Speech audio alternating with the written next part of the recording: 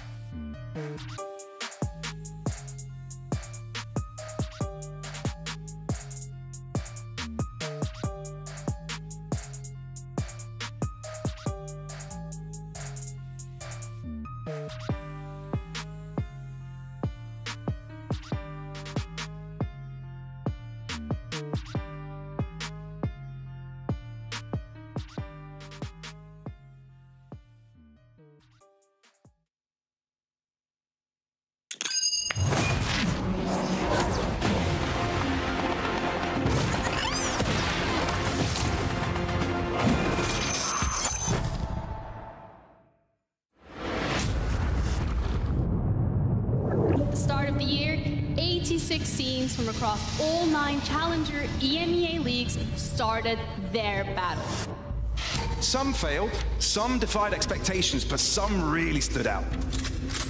We've been working 8 months really hard to make this happen, and if they want to win, they're gonna have to work really hard. We are here to win, we want to win, and we're gonna give everything. I really want to go to the final, but this time win it. I want to be friendly with the opponents. Mechanically, we are on another level to every other team here. All with the ambition that one day they'll be able to compete amongst the best in VCT EMEA. Kills 3 on the side of Augustus. A double and triple at.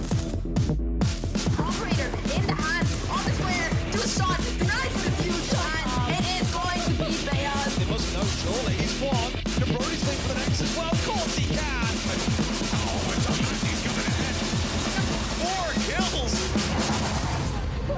It's gonna be to find it onto Batty, and surely Ascend can close this out from here. They are 5 versus 2, 5 versus 1. Are they gonna do it? And Monster finds the final kill. Ascend ascending towards the end of Ascension's group stage. Being part of Ascenders, it was crazy. When they first approached me, obviously everyone knows the name because they were champions. They've been at the top. It was super exciting to join, and obviously the team I get to play with, it was perfect. It was really good. We are a team, a real team. We are not just 5 individuals that come here to play. I think that's a difference from other teams. Also, we have NDS, which is one of the best coaches in the world, probably. Yeah, I think the combination of both, it just makes us a strong team. We saw here with us today, and they were probably the most surprising team for me.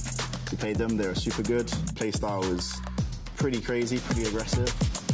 We knew we were a strong candidate to make it through, but since we didn't have a league, people would assume like us being underdogs. I mean, it's crazy. Like a few months ago, I'm just watching the VCT League starting, and I'm like, man, it's so cool watching the players like get on stage. Then I'm here now. Like it's not a dream anymore. It's reality. I can be up there as well with them. The teams that are gonna be heading to VCT Ascension EMEA playoffs are locked in. We have Ascend as well as Saw, joined by Apex Gentlemates. Apex being the only undefeated team. All eyes are on us, especially the fact that we and Enzo and Magnum have already been at a top level before. People expect us to win, so we believe in ourselves, and all we can do really is just show up on the day. I'm looking forward to face everyone. I'm also looking forward to face Gentlemates again. They're a really good team. And every time you face them, you have to create something new. You have to adapt to something new because they're also adapting. We are a team that is hard to analyze because we change our game style often. Like, if you want to be a really good team, you need to be able to change to surprise your opponents. And I think we are doing it well. We have the best coaching staff in, I think, the world VALORANT scene, and I think they deserve to have like a team in VCT because they're working so hard for us. I want to play against Ascent because my ex-teammate is there and I want to show him what I'm worth. So, first match of the Ascension, and here we are going to play versus each other. I cannot wait for that, and Nathan, I'm waiting for you. We expect to win. Like, we expect to give it our best. Like, every game, every match, we come in with the mindset of, if we give our best, we're gonna win. We are gonna fight until the end, until the last round. We came here to win. We will fight them really hard. We will adapt to everything they do. We will just leave them no chance, you know. We are here to fight. C'est le dernier tournoi de la saison. Donc là, on va se donner à 5000% et on espère pouvoir ramener le titre.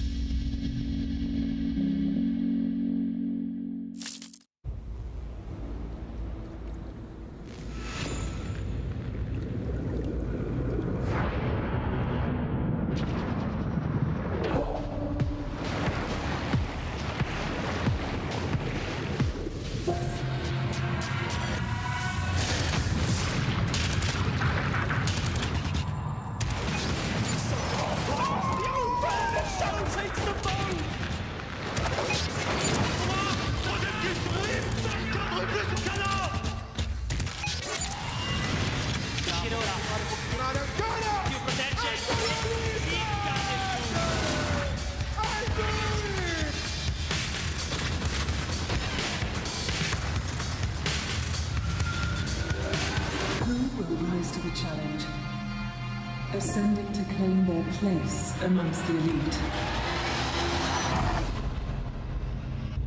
The journey to VCT EMEA has begun.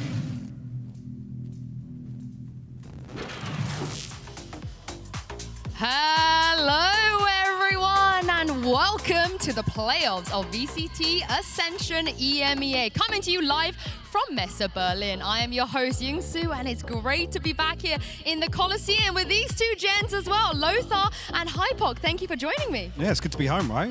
Well, it's been a while. Yeah, and also it's the first time with you on the desk that I share with. It's a recipe for disaster today. I'm gonna be honest. It's going to be a long day, Lothar. We're used to that.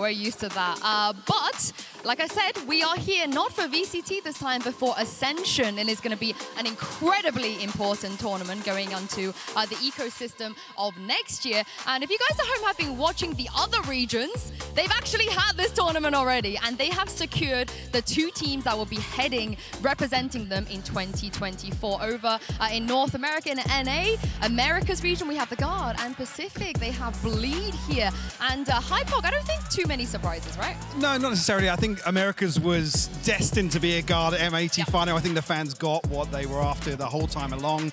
Obviously, the Guard's still carrying the flag, obviously under this name and this brand, but an incredible series of matches, and actually the final coming right down to the wire. I think maybe a little bit of an upset in terms of the final result, but I think we got the expected outcome that most of the world was looking for here, Lothar. I think also both teams really deserved the spot, and it was an exciting final to watch, and specifically this clip. I know, the Hyper, you chose this one for a specific reason. Yeah, absolutely. I think this was probably the moment where Guard had felt the momentum really coming to fruition, and finally dragging this one across the line. I mean, Trent and Valen, these are names that we've had in America's region for a long time now, so it's good to see them really get that validation once again, I guess, in punching their spot into VCT. Yeah, great clip that was, but Lothar, not quite scary though, is it? What a pun. Pacific was exciting to watch. The Ascension, that region, I think many people expected Bleed to just go through the entire bracket with ease, but this clip that we have here, one of the best clutches, maybe the best clutch ever in existence of our game so far. And I'd say at any level, to be honest with you, with this, the stakes here in this series, obviously it being the opening map, regardless though, to close out like this, I mean, everybody's been talking about this one, unless you've been living under a rock and missed it here. Scary, showing who he is, to be honest with you, and what he's shown on the international stage previously as well. He's a very smart player. You can see here how he understands that he is in a 1v2 situation. He needs to be aggro. He plays it perfectly, and he clutches this round in a really awesome fashion. And he's one of the players that actually didn't want to play in the partnered league, so he chose to play in Ascension. Well, he got paid a bunch, you know? Yeah. But his hand was forced. Yeah, but he definitely made it work. I mean, next year he'll get an opportunity to play on the international stage once again as well. But let's bring it back to the best region in the world. Let's be honest, it's EMEA. Save the best of last, right? Yeah, exactly. And we've had a group stage already here of VCT Ascension in EMEA, and we also had a lot of highlights, clips, and so on. The reason actually Zesh didn't turn up this week is because he was so heartbroken that Focus didn't end up making it. It was so close though, Mike, nearly. Second time around. We were talking about Focus last year, just about knocking on the door of VCT and getting into that, kind of breaking through into their tier 1, and I still think back to that opening series versus G2 last year, where it was the finest of margins to finally get their break, but it's heartbreaking to see them come so close once again, because I think from the outside looking in, this has been one of the most promising teams to follow throughout this format this year as well. It's a brutal competition in the Ascension League, and even though we had many teams that I think looked really great, and Focus is one of them, as you said, they fall short a little bit. I have a personal connection to Yabu Lewis. I played with him many times and ranked, and also met him in a tournament actually when he was a spectator, and he told me that he will be in VCT at some point, but it's not this year. I mean, we will see. But obviously, Vincent wasn't the only person that was heartbroken. I was also really, really, really sad, and you guys could probably guess why. The Turkish team, DA, they also didn't end up making it, but they've been really consistent this year as well. And Hypo, the Turkish players, they're always up there. Yeah, absolutely. I mean, the talent pool runs so deep within that region. And even just individually, we've seen so many different players pop off and even take that across to the tier 1 competitions as well at the top of VCT. So it's always exciting to root for a Turkish underdog, whether or not we're still going to commit to calling them that. But yeah, just falling short as well. DA for me is like the perfect encapsulation of the Turkish scene, because it seems like every single team coming from that region really makes huge progress to how we perceived this region 3 years ago. 3 years ago, it was very one-dimensional. Now, Turkish teams are actually keeping up the pace. Yeah, we got to talk about Apex, though, don't we? They didn't drop a single series, and I think most people, Mike would say, are the heavy favorites in this playoff stage. Yeah, I think definitely for the community perspective is leaning towards, obviously, the pedigree, the history of some of these players as well. I mean, we were joking as well about this kind of being a Fnatic Academy roster with the amount of crossover here on that one organization alone, but they've definitely shown that actually they're able to put up numbers and consistently deal with the top of the VRL format. You could also argue that because of the amount of experience that they had, there's a lot more pressure because the expectations are higher for this team, right? So there's not an easy task ahead of them, specifically in this 4-team tournament that we have here. But definitely exciting to see them back here on stage performing once again, because I think this is going to be the big validation for all this hype that's been around this Apex roster. It's going to be emotional. I really, really think it will be. They're going to be playing later, of course, but as you guys can see, this is the standings after group stage, and 4 of them made it through to the playoffs. And Lothar, I think most people argue that the 4 strongest teams definitely did make it through. Yeah, I would say so. From all the teams that we have seen in the group stage, I think the results were actually going through the way that people were even like trying to predict them, right? So this is actually a pretty cool outcome. Yeah, and let's talk about the playoff stage here. I'll give you guys a quick format breakdown. We are going to have a double elimination bracket with the 4 teams that made it out of groups, and the winner will be getting, in my opinion, Hypog, one of the greatest and hardest to get prizes in all of VALORANT. Sure, yeah, we'll park the the cash to one side, but really the prize here is actually getting the promotion through to VCT, and again, understanding how it's looked in EMEA and how wide and vast actually this VRL format has been. For it to come down to this and the stakes still be raised once again is absolutely mental. The grand final that we're going to have here, I cannot imagine the amount of pressure that the players will feel, the nervousness that they will have on the stage, because in my eyes, apart from playing for the World Championships, there's no other match that will come close to the stakes that we're going to have on Sunday here. Yeah, of course. Golden ticket, literally.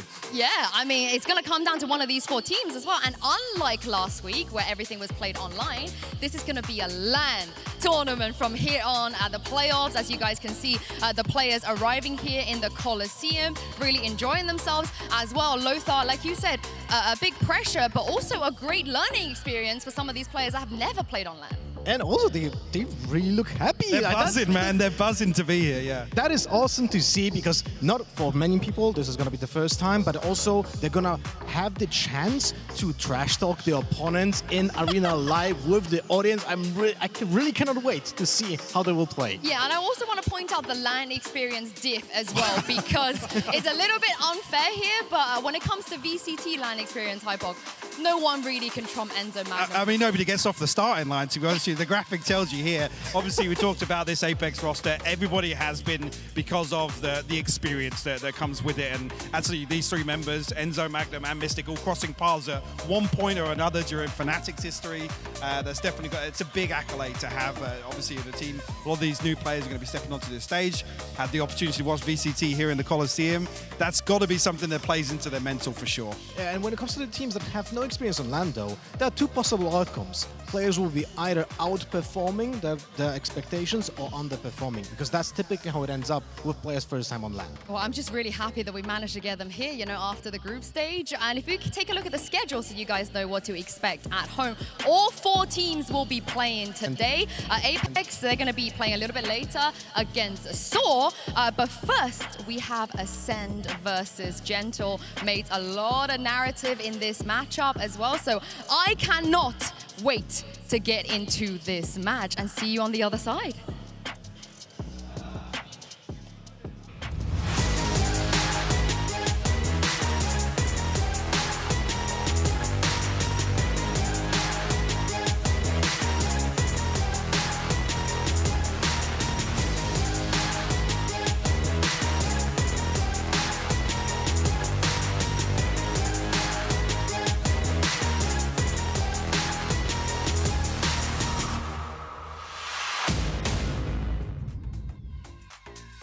Ascend, they're going to be taking on Gentle Maze today. I am joined by someone who is no stranger to VCT. It is Batty G from Ascend. Batty, welcome. It feels like a homecoming for you. You've played VCT a bunch of times, but how does it feel to be playing in this arena in Coliseum?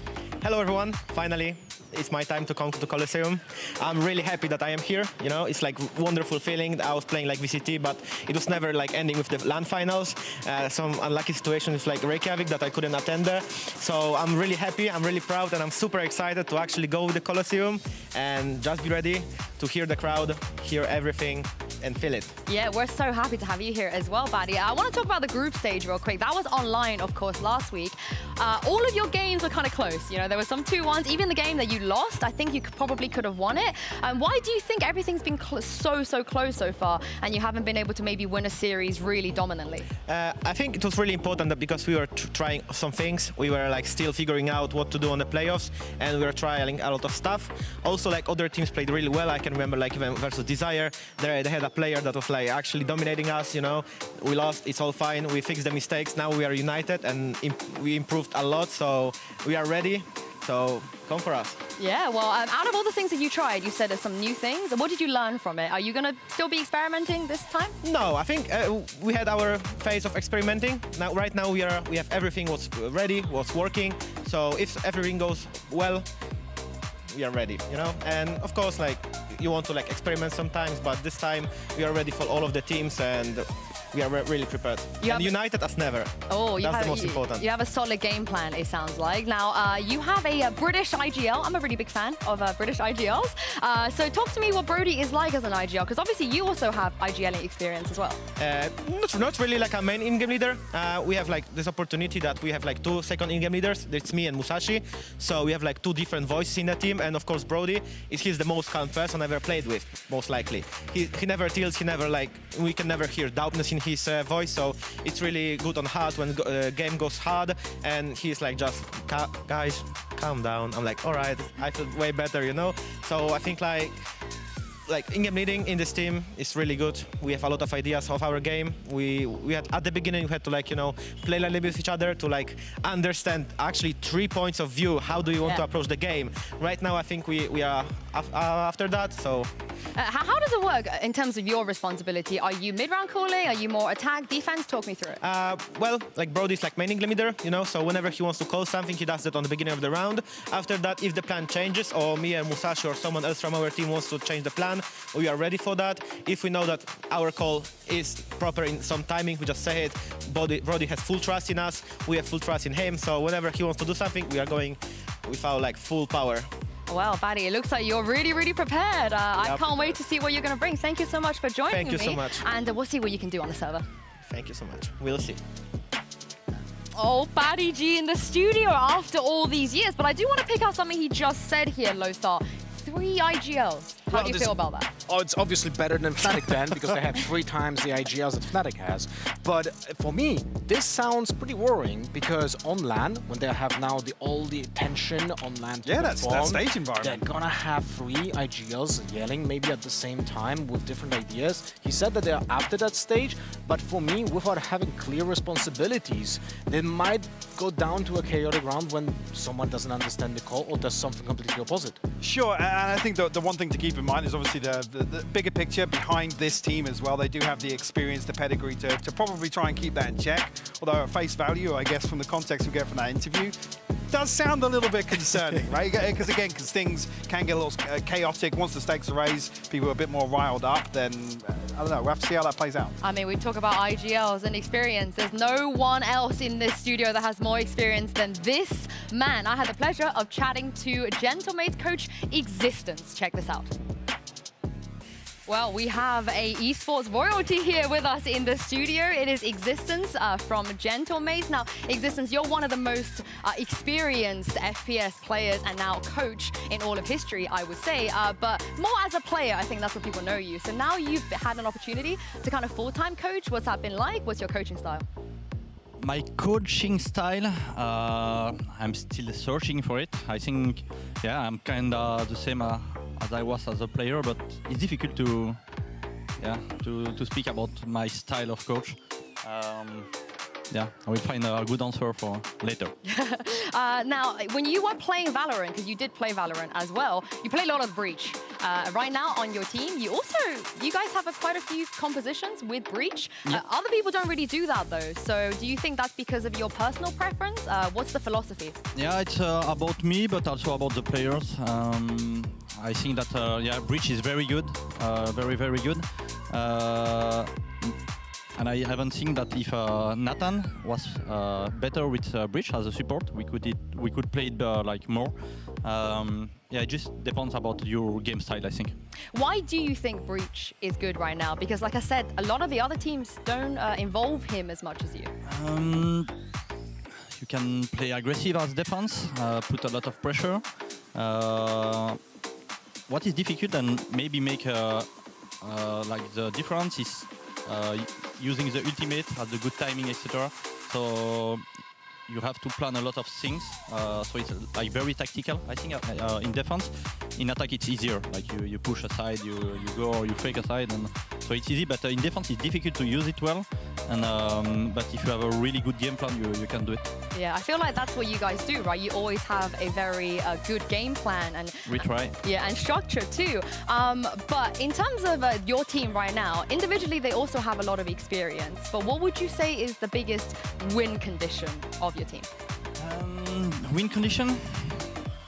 I think it's about the preparation, but no, we don't have too much win condition. I think we can win, even if, for example, Takas is not playing at his best. Or we have 5 good players. I don't think they have too much experience, to be honest. Like Whalers is very new to the game. Nathan is still very young, still doing a lot of mistakes, but he's also very he's insane about skill. If we speak about skill, yeah, Biaz has some experience. That's true, and yeah, Logan has experience also. Takas a little bit, but not too much, like he's average. Last question. It's a pretty high-pressure tournament. You know, there's 4 teams left, and the winner gets to go to VCT next year. How do you bring your personal experience into this and help your players not to feel the pressure? Yeah, I told them that anyway, if they don't go to VCT next year, I think they will go, you know, the year after or in 2 years. It's a question of patience, I think. So yeah, we will probably all go to VCT. The only question is, do we go together or separate? And it's like I told them, it's not the most important game of your life, or let's just play. Yeah, we're gonna have pressure, but don't put too much like it's my most important game. No, it's not. There is always more important game after. More opportunities too. Yeah, thank you so much for joining me. I look forward to seeing you guys on the server. Thank you. Wow, I never thought we'd get the chance to be able to actually speak to existence here in the Coliseum, so that's a tick for me, a dream come true. But I do want to quickly mention that Mike, doesn't feel like that his team has a lot of experience. Yeah, maybe because he's been around for so long. Sure, yeah, but you look at this, and for me, certainly, Mitch isn't here, but Takas and Logan, for me, were the 2 highlight players for that BDS roster. And they were the ones that were constantly making waves early on. It's great to see them still actually putting up here. Alongside that, to have somebody like the Tank as well, who's also had quite high level experience as well. It's interesting to see, maybe that's some inside context that we're maybe missing here, or the internal dynamic that's maybe a concern for Existence, or maybe that's just because of the amount of experience that Existence has. Maybe there's an anomaly there. It's certainly a little bizarre to hear that. From his perspective, everyone else is inexperienced. Yeah, you know? Yeah, exactly. But I have exactly the same type of perspective as you have, because for me and Logan and Takas are the veterans of the VCT scene. Yeah. And one of the most memorable clutches that I have in my mind actually is with those 2 players from the BDS roster. So I'm a little bit confounded. And they're still playing similar agents to this day as well. They've just been grinding in that role. They've been doing what they've been doing this whole time. Yeah, but I do want to say, when it comes to experience, though, there is a significant diff if you compare Ascend and Gentlemates in the coaching department. Yes, Existence has been around for a long time. I think he might even be older than Lothar, which I don't think that's possible. I don't think I've ever met anyone that's older than Lothar. But as you guys can see from this graphic, NBS, Lothar doesn't really need to prove anything. He's won champions. Yeah, this is actually super cool storyline, because NBS has the medal to prove it, right? Existence, even though has the vast experience in many games, and you would have very high expectations of him, he didn't prove yet anything to just prove to everyone that he's a good coach. Sure, and I guess we saw, if you talk about the early iterations that NIP roster that Existence competed in, certain elements of that innovation were his brainchild, right? We talked even mentioning the Breach in that interview as well. One of the first teams to really play around with Triple Initiator on Ascent, and they're the ones that actually made a name for themselves. But we never saw that really amount to much. So Existence hasn't necessarily got the tick in the box here for Valorant. I guess that would be the caveat to that. I think that's why he said in that interview, I'm still searching for my coaching style. Absolutely, He doesn't quite know yet. Whereas, like you said, Lothar, for NBS, this is a redemption arc. This is the guy that literally won champions, and then it felt like everything just crumbled after that. Well, it's definitely a feels bad moment to be a coach that has the highest of title and possible in VCT so far, and now battle to be back in the leagues. I think this is both sad and like exciting at the same time, because if it happens, if it comes to fruition, like he will be able to maybe fight for the 2nd title. You know, it's awesome. It's just awesome to see. It would be an insane comeback story. Yeah. Literally, with and again, not to beat a dead horse, but with how steep the drop-off was, because I was the biggest Gambit fanboy, then Ascend coming out of that, to then see what happened the following year. was a little heartbreaking. I feel like there's a lot more on the line from what you guys are saying than just being promoted back into VCT. I think everybody has almost like different motivations, because we even saw in the beginning of the day trailer, Natank and Batty G, you know, there's some even ex-teammate stuff going on. Yeah, there's lots of names. We talk about this throughout VRL as a whole, and obviously coming into Ascension, there are so many names that have kind of dropped out of that tier 1, the upper echelon of VCT, to still be doing what they're doing. Loads of these players have crossed paths at other times. We talked about obviously Apex as well with the former Fnatic boys, but some of the rivalries run real deep in Ascension. I mean, Batty G, talking about Fnatic, Batty G also defeated Fnatic once on the Haven front. Remember, it was a very memorable match.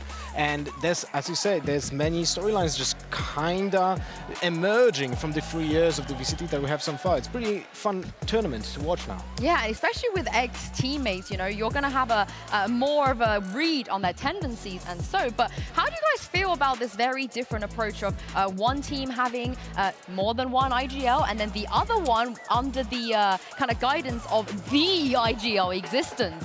I mean, I'll stick to my guns. There's certainly concerns in terms of how things can become a little chaotic once you first step onto a stage like this and the stakes are raised, but the proof is in the pudding for me. If we see kind of strategic control, then I'm a little bit diffused like that. I don't know how you feel about it. I feel like there's two ways of being a captain in VALORANT. One is about the way that you try to synergize with your teammates naturally and play with each other, or the one with a strict playbook. And this is gonna be two different teams, I feel like, when it comes to that perspective. Well, this is going to be an exciting matchup for sure. And what is even more exciting is the pit here in the Coliseum has been empty for the last few weeks, but it's finally time we bring some players onto stage. Give a warm welcome to Ascend and Gentlemates.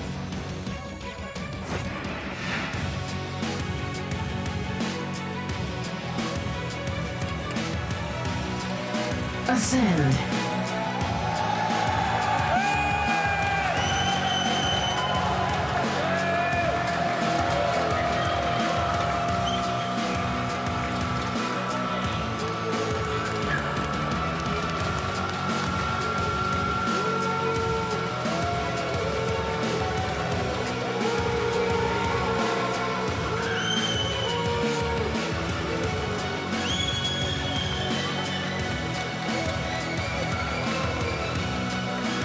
Gentlemates.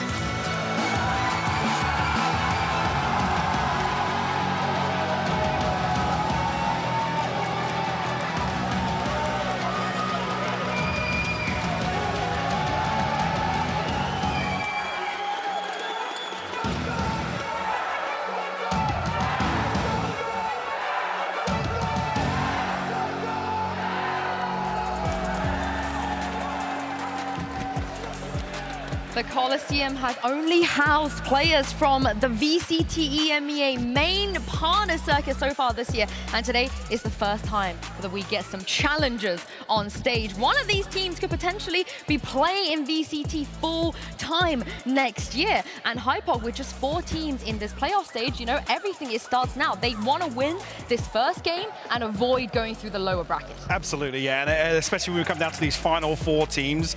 We've already talked about the stakes raising constantly, but these are the best of the best that we've got here this weekend. Yeah, and let's take a look at the map vetoes here. Both of them have somewhat of a permaban, Lothar, so I don't expect us to see Ascend or Pearl come up today. Yeah, I wouldn't be surprised if those bans are going to be the first things that we're going to see here in the map veto, but the map picks from both of the teams are actually going to be something that I'm looking forward to, because not only both teams have a very similar map pool, that's something that we in general can say about the 4 teams that we have here. Yeah, it's quite top heavy actually in terms of the map pool that we do see, yeah. Yeah, there's like almost no teams play Peril, so no surprise, we see M8 ban Peril here, but we have Ascend picking Fracture. That is actually pretty spicy, because I would not say that will be the pick from Ascend against mates here, because this is one of the maps that I actually play well. Yeah, but we also haven't seen them play a group stage yet, so maybe you feel like maybe Ascend have something? Sure, I think maybe there's an element of bringing something new here to this weekend, maybe digging a little bit deeper, into the playbook, but it's definitely an interesting choice to start there. Yeah, and mates, they had the opportunity to maybe go to Bind for here. And after seeing Ascend's buy-in, I know they were still running the old Ascend comp, but it didn't look the best. So I thought maybe Mates could abuse that a little bit here. Yeah, I was actually thinking that we're gonna see Ascend just pick Bind against Mates in the first thing, and now the Fracture just throws everything out of the window, for me at least. Yeah, it does, which is why, again, I'll come back to it. I wouldn't be surprised to see maybe some change-ups here coming into this series in particular. I'm just excited to see Split potentially as a decider. I'm so excited. Again, any BDS player that I see play on Split once again, that's where I want to go. But also Phoenix Lotus, like... Yeah, I'm that's gonna be a breakdown for us for sure. Yeah, a mental breakdown for you, Lothar. Yeah, tactical breakdown. You know, we're gonna have to like talk about that. But first, for me, this might actually end up with it being a 2-0 because the maps can go either way. And specifically, the first one will make it. Yeah, let's talk about that Fracture real quick because Lothar, I know that you wanted to break down a couple of things on this Fracture, but obviously, I know you're a big fan of Breach. On this map, though, I feel like it's a pretty standard pick. Everybody plays Breach here.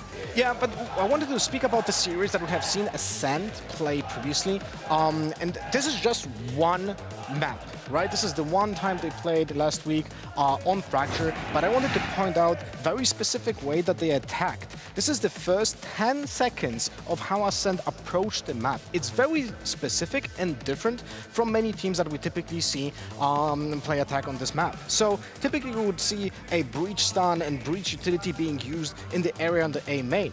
But Ascend approached it actually very differently and used the Fade Prowlers to make sure that they can regain or create a little bit of pressure on A main without actually using any kind of player's presence. Instead, the player presence was heavily set up for Dish and B main, and because of that they were allowed to build up a lot of map control because the opponents were still trying to have the control over A main after those Fade Prowlers were being used, and that created a lot of pressure, and that was very instrumental for Ascend to actually benefit in the first moments of the executes, because we have seen Alive just attack completely unexpectedly from Dish towards side, and because of that a lot of the attacks were resulting in a good first opening blood and catching the opponents off guard. So not your typical way that you attack on Fracture, and now because they pick it specifically against Gentlemates, I'm expecting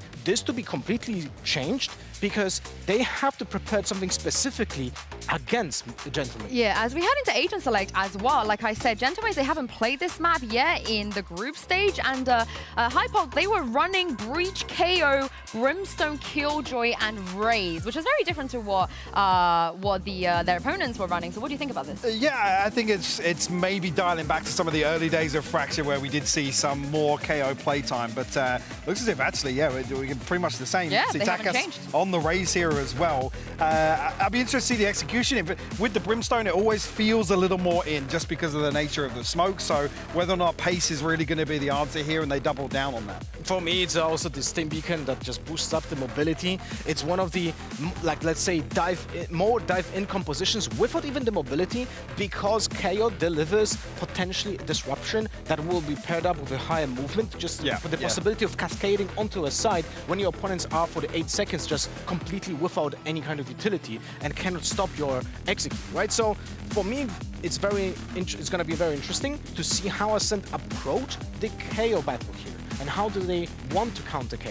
Yeah, I think it is, like I said, if pace is the answer here, then I'm hoping that actually Ascend are going to be well equipped to deal with that, because it's been a long time. When you see some of these quirky picks, I guess, outside of the traditional VCT meta, that it does kind of throw off some of those early round protocols. So it's definitely going to be something that Gentlemates could play to their advantage. Yeah, and I'm looking at the post plants as well here, Lothar. Ascend, they have to stop this post plant. The mollies, the nades, they've got like 5 million ways to be able to to just hold that post plant. So I want to see him to be able to read that. Look, the 5 characters, all of them have damage and utility. Yeah, exactly. Absolutely unreal. And now, also when you made the comparison, as Hypok actually said, Ascend have a Jet instead of a Duelist that presents a very, let's say, zoning utility or damaging utility, right? So they're missing out on the potential stuns and pulls from the Astra and Breach to cascade on, to benefit from that. So there's, in my eyes, I think Gentlemates have a more complete composition than Ascend. I think as well, if they can get away with some of those clean executes, get a plant down, and actually even creating an early advantage will make it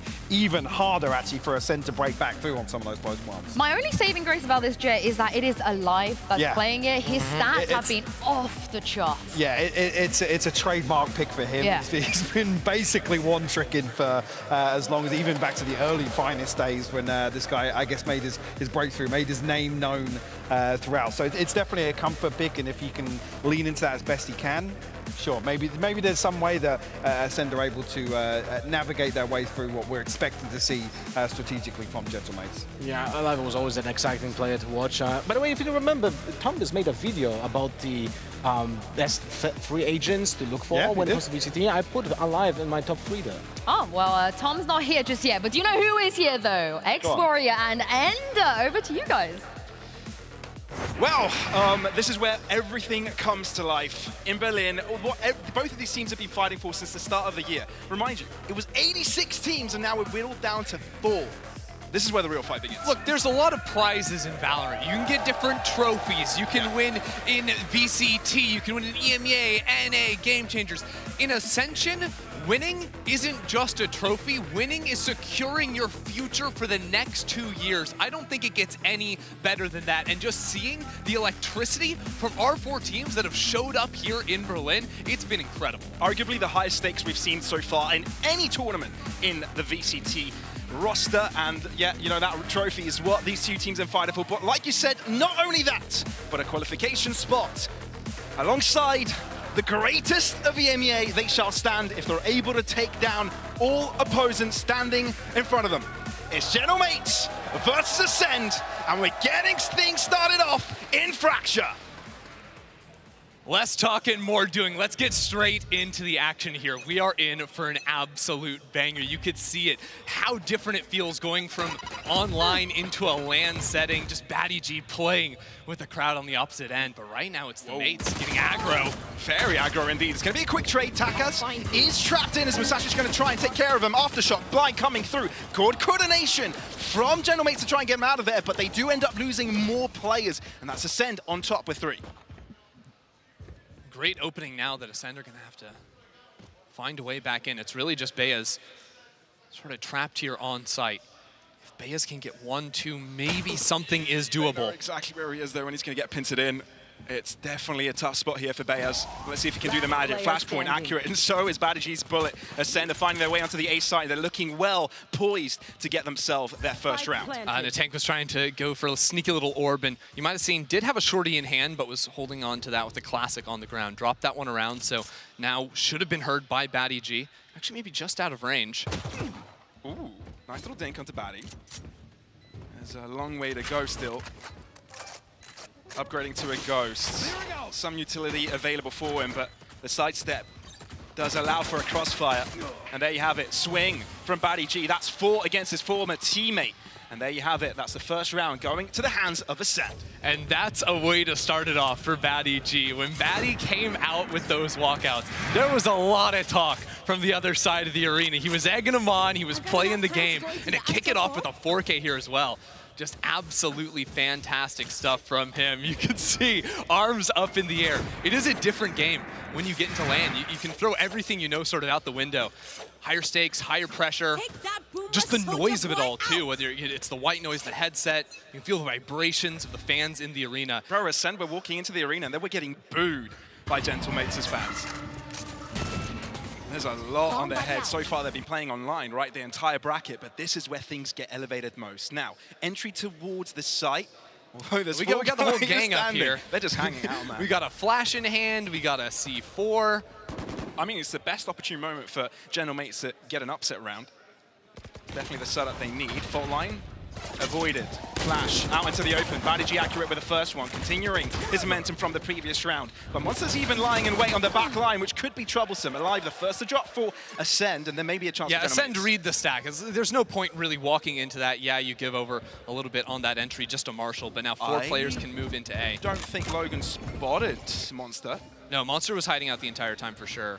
And now the switcher over to the A side. Takas, beautiful shot! Make it 3 from Takas! We were talking about this man all day, and now starting things off with a bang. It's a triple in the bag, and a clear way to a first round for Gentlemates. Just can't be stopped. Monster left in spawn. Takas going for another one. Can't quite finish off the kill, but you have to wrap this one up, although maybe not. 1 versus 2, 25 seconds. A Spike still in a terrible position. And Monster just drops as quickly as that. Logan had put a bullet between the eyes, and oh my god, what was that triple by Takas? That was just sick. I mean, the first kill's the headshot, second player low enough to find that one. And it all started off, their stack paid off. They trade 1 for 1, and I mean, really, they still should have lost the round if not for the incredible work of Takas. Just insane he's able to get those. It's crazy. In that position, you thought, okay, he might be able to get one, but it just kept on coming. One after the other, and that definitely puts Ascend in a difficult spot because they thought they started off their game strong, but a tech pause is going to have to put a pause to that, especially right after a win for Gentlemates. They're going to have to dwell in that loss. I think what we called the pause so that the green suits over there can take a breather because they just lost their mind, you know? Need a big, deep breath, fresh air, get back into it again. They are loud, they are rowdy over behind the Gentlemates. And, you know, we're only 2 rounds in, but you can feel a little bit of the fun that's entered the arena today. Yeah, you absolutely can. It's Fracture, Ender. So what can we That's the expect map from we're the on. true compositions, right? We've got sort of what we expected generally, but I want to hear your thoughts in regards to the pacing of this map. I mean, honestly, I think Ascend's comp, they do play it. It is a little bit whack, right? Playing the Astra instead of the Brimstone, I think could be considered slightly suboptimal to some people. I think a lot of people will play Brimstone or double smokes, mainly so that you can have 3 smokes instantly when moving in towards that A spike site, right? So you can block off CT, you can block off drop, you can also clear over towards rope. The Astra can only put down 2 smokes. You're a little bit more limited in that regard. That might encourage Ascend to look for more split takes for A, so they don't just all go through the south side through main. They also have some players coming in drop, so they don't have to smoke off that angle. But on top of that too, they're playing the Jet instead of the Raze, another staple of the map that is almost always going to be there. So there's definitely a lot more pressure on Alive, especially on the defensive side of things, to be looking and taking fights, as opposed to playing sort of those util trap plays that so many teams, and you're going to see it from the Gentlemates, will play with the Raze and the Breach utility. There's so much available for them, right? And that's the beauty of this composition. We'll be seeing quite a bit of variation coming from both of these teams. And I want to kind of get into the mindset of these teams into this best of 3, right? Because Fracture is our first map, and that's Ascend's pick. Now, considering Lotus is next and the interesting, compositions that they've come up with this, how they differ from the general consensus of how this map is supposed to be played, how do you feel, how important is it for Ascend to pick up this first map, do you reckon? I mean, I think that Gentlemates play a wacky comp on Lotus, and I almost can't favor it. Just like, in my brain, I can't, for context, if you're just tuning in, they play Jet and Phoenix on that map. Just the Astra for smokes. It is some wacky, wacky stuff. So I think Ascend can definitely battle back over on Lotus, regardless of who ends up picking that map up. But I think, like the Desu was kind of talking about, a lot of these maps can go either way. So I'm not really looking at any must-win maps, but the series is going to be tight. It really is. It really is. And it comes down to the battle of the wits as well, the battle of the brains. We highlighted both of the coaches in the on the analyst desk. It was Existence on the one side, a very famously known player in the FPS genre, coming now to coach this team, doing a splendid job so far, getting them on the top of the region. But on the other hand, we've got a world champion, right? NBS, literally winning champions with the same organization in 2021. Now, of course, he doesn't have the same star lineup of players, but he's been able to bring them to a really nice point. Their tactics are clean. They've got some good protocols in place. And generally, you know, they were definitely one of the favorites heading into this tournament. For sure, for sure. I think Ascend are definitely strong map to map. To sort of touch on Gentlemates too, I feel like you can almost see it a little bit in the way they play and the way they like think about the game. They're a little bit less focused on, I think, the ability combo utility aspect, and it's all about like setting up individuals to take a ton of fights. You're gonna see a guy like Natank that's just always fighting, even though he's like not on the duels, he's on the breach. He's gonna go take those fights anyways. It doesn't matter. They're willing to fight without flashing themselves in, but they're so talented they can just make it work themselves. Well, everybody, if you're wondering what's going on with the technical pause right now, there seems to be an issue with the coach PCs. They are being fixed as we speak, so have no fear, but we'll be back after a short break when it's all ready and done.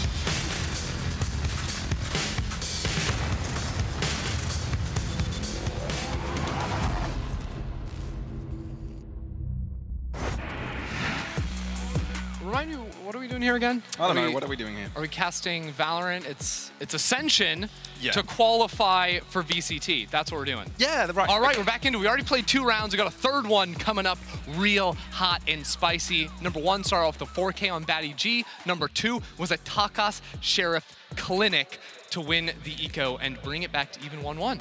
Absolutely, and I think this is a perfect start for the day. Not the tech pause, but the first 2. Right, yeah, okay. Just to clarify, the first 2 rounds, right? They've been explosive, they have been dramatic, and we're So already dramatic. seeing, emotions come into play. But we're getting right into the matchup. Have no fear, we are here for Fracture.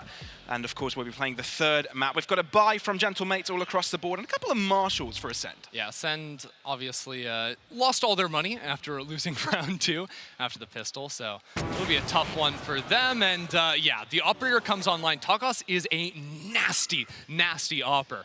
The man, you just can't get past him, so no surprise to see it come online this early with those kills he got. Also has the showstopper unlocked, so he's in a phenomenal position for the next couple rounds. Yeah, not too bad at all. Although Ascend will be getting themselves a plant here. That's exactly what they would like. A little bit more damage as well would be going well for them. A couple of kills. It is really hard to play on site though versus M8's comp because you have so much damaging utility, right? The KO, the breach, paint shell's an option as well once Takas gets in range. So you can see they're only playing 1 player on site. That's Brody. Yeah, there's so much available for Gentlemates, though only now using most of their utility, and it's just going to be overwhelming everybody. Brody holding on to his stun for a little bit, but not quite accurate to find the first shot, so Whaler's opening things up nicely. Onto the spike already, alive, trying to find some pot shots, but I'm afraid it's just all too far away. Maybe holding off of it for a bit, not even diffuse halfway, kills. A couple of them going to the side of Ascend, but that's all she wrote, I believe, because of the spike is being diffused by the tank. And the round goes to the French side of Gentlemates. Yeah, any damage Batty G could get here would be nice, but in the end, not meant to be. Does get to carry over the Bulldog, I suppose, and that'll actually kind of turbo his economy up there. Because they get the spike plant down. It doesn't matter if he survives or not. We'll still be getting the full buy in the next round. So now we get to see our first real look at an actual rifle round. Kind of funny to see it saved all the way until round number 4, but this is the world we end up living in. And the big question is going to be, how do they get past Takas off? I think I just noted a tap on another person's hand. It wasn't quite a fist bump. That's a new way of communication between rounds. Is that a new tactic? Is that the meta? It's a more sensitive way to approach the fist bump. Just a tap on the hand. Just reminding them you're there. Turret will remind Gentlemates that Ascend are up in arcade. Yeah, there's a heavy presence here from them. Aftershock forcing Logan out into the open, which puts him in a great position for Alive to pick him out. So quickly Ascend find their way on site. Barely any trouble for them, actually. They just walked in and the spike will get planted. But look at Gentlemates. So close onto that rotate. Ball comes out on the attack, and that's going to keep him sort of stuck behind here for a long time. Pretty tough to flash out there with the breach past the wall. There's going to be a lot of effective stall. Yeah. There's no flank options either coming in for the Gentlemates. 3 up towards... I mean, they might save this entirely. Like, they have an operator on Takas. They can't actually play this round out. They've called it. They're dropping back. No fight taking place here, and that's going to be a round for Ascend. Wow. I mean, honestly, the entire round is just 1 player on that B site, right? It is the Killjoy. A lot of times that's how it's going to happen. Alive's pathing was really nice. It's one thing you don't see unless you are rocking the jet, but the smoke dash to find a wider angle when you're getting out on site as opposed to trying to just blitz your way up towards tower every time. That was very nice from Alive, and I think you may end up seeing this a lot, sort of how problematic it can sometimes be if you're not finding any opening kills on your anchor and you're retaking with the Raze operator. If you've lost paint shells already, it's just not going to happen. Yeah, I guess they place a lot of value onto Logan's life there, how much he would have been utilized. Wow. Of utilization. Where's my English gone, man? You're just trying to be like really trying to be fancy with my words. Verbose. Verbose would be the word. Nice. Well, Gentlemates do fancy themselves a timeout. And it comes straight off of, the decision of them dropping back. They're just trying to put us to sleep, man. We have a tech pause. They play 1 round. They're like, okay, let's call another timeout after just 1 rifle. Actually is a little bit surprising, just straight up there, calling a timeout so early, because you don't really have anything you can really communicate as far as like a read on your opponent, right? Like unless you're looking at like the jet pathing into the site, trying to figure out where Logan's playing, so you're not just taking that open fight and you're trying to sort of support your utility a little bit more. That's a bold call to make this early in the round, I feel, out of the coaching staff. Yeah, you do use your timeout very early. You don't end up having much for the latter stage of this half, and they're just going to hope it works well, because as I remember, Ascend have been really good with these timeouts. Whenever they take one out, for some reason, NBS has got the magic words to get Ascend going with a streak of rounds. So let's see if General Mates have got that sort of magic themselves. Yeah, I will say one thing they may be communicating here. Because Ascend are playing an Astra as opposed to a Brimstone, that B site is a lot easier to hit with only 2 smokes. So we may be expecting a lot of Ascend attention over towards that side. You can see they also play pretty heavy towards the north side of the map, looking for some early dish presence where there is going to be a bit of a stack from the Gentle Mates. It's a bit of a scouting play here, and with that dagger, I believe 3 players were suppressed, so they know of this presence. Yeah, are going to quickly fall back. It becomes kind of tough to play the operator from Takos in A main, though. As you can see, as soon as you lose dish, if you run up dish, you actually have an angle into that A main position, so they have to continue scaling forward. Bayes is going to hold for there as it's quick orb farm from Musashi. I love seeing teams take it slow and play for orb maximization on Fracture with the 4 available. Monster playing an underpass can guard for any early aggression, so they can retake into Arcade and take yet another orb. You can already sense the fragility of the matter. And there is still a potential lurk option with Bad EG. Playing global smokes, he can play on the opposite side of the map. Another benefit you have with that Astra. And it'll be a full retake setup with a double flank on the south side of the map for Gentle Mates. The bot from Ascend spotted the double rotate coming in from the south side, so they're well wary of this rotation, which is why Monster's looking in this direction. Spotting that one, does he expect one to be close by to the left? No, he does not, so Bayas with first blood. Badigi behind the enemy lines on the A side, while the rest of the team take over the B side. So much pressure now in spawn. Badigi continuing to heat up. Actually holds on the flank for just a moment. Brody's too far forward! He just doesn't care. He wants to go for the pincer because he knows Logan is right behind him. And just like that, Gentle Mates get disenfranchised. All on different positions around the map, get isolated. And this leaves Logan all by himself, barely standing at this point with 5 points of health. But what he's got going for him is that he's a position, doesn't have any health. But he just made some noise. They know exactly where he is. And Badigi will be peeking, but Logan reads it. Brody turns around, and that's just enough to put him to bed. 99 and Ascend find the lead. I really love the way Ascend played that round. From embedding and leaving Badigi over towards dish to playing for the early orbs and pivoting back into it. Just a very nice execute. Looks like Gentle Mates are going to continue to leave this B site fairly light, committing into double flanks to try and make that happen. I think if they hadn't run into any players north side too, they would have gone for that push as well with their double flashes. Instead, after they found that, they went down A main, looked for the push in that guard. And that's something Gentle Mates do on a lot of their maps. Usually Takas isn't playing with the team as much on defense. He'll post up with the op, and it'll be their double initiators looking to get really aggressive somewhere else on the map. And Takas is known to be really good on defense. Try and peek him, you'll most likely die. My ult is ready. But hey, if Ascend can just force you back with a Prowler, take an orb, you're not going to be too unhappy. I mean, that ult, they've got ults on Brody and Musashi. It's really important for a take. It's the exact same setup from Ascend, right? They still have underpass control from Monster, who took that. Gentle Mates have switched things slightly, though. They have Bayas up towards heaven and a really early lockdown. This isn't going to do too much. I don't think Ascend have to bail out of this. No, they just got to delay it a little bit. It's only really a problem for Monster down here on the south side, but even he can get out and now turn into flank watch. How does it mess up the timings? It's been a while since they've shown presence towards the A site, so Gentle Mates can already rotate now that the Nightfall has dropped. Bayas avoiding the fault line, but there's a Prowler right after him. Does he go for the peek? It's so fickle. Oh, he goes for the peek eventually, and it's alive to pick it up. So, an attack trying to bring his team right back up before Ascend gained full access over the site. Smoke deteriorated. Logan out into the open, doubles up before he drops. Alive comes alive with a triple of his own, but we're down to 2 and 2. And Badigi is in the fight. A bit of a rough spray, but gets the job done eventually. And now it's all down to Takas, the star piece of this team. Interrupting the plant, there's a chance. Alive is low, so low, 7 points of health, are you kidding me? 10 seconds on the clock, Takas doubles up, and that's the clutch by him. Gentle Mates right back on the case. Takas lights up the Coliseum there with the clutch at the end, switching into the rifle and just everything he does, from the delay on the planter with the paint shells, coming around the corner, isolating those fights. What a performance from him. These rounds have been down to the absolute wire. And it's Takas on top.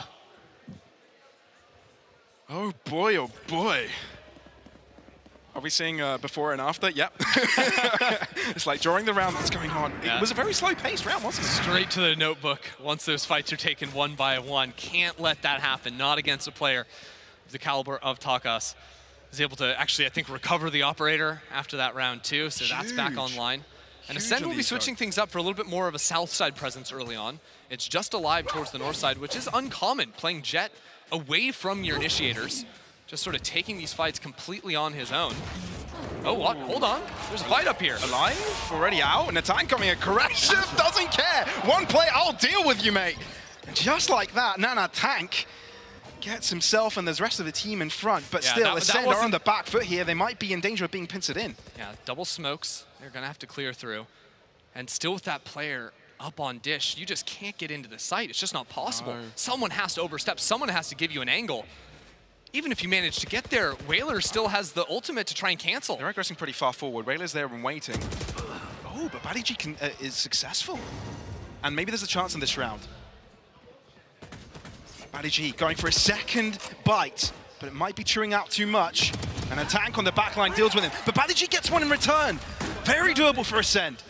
And it's a 2v3.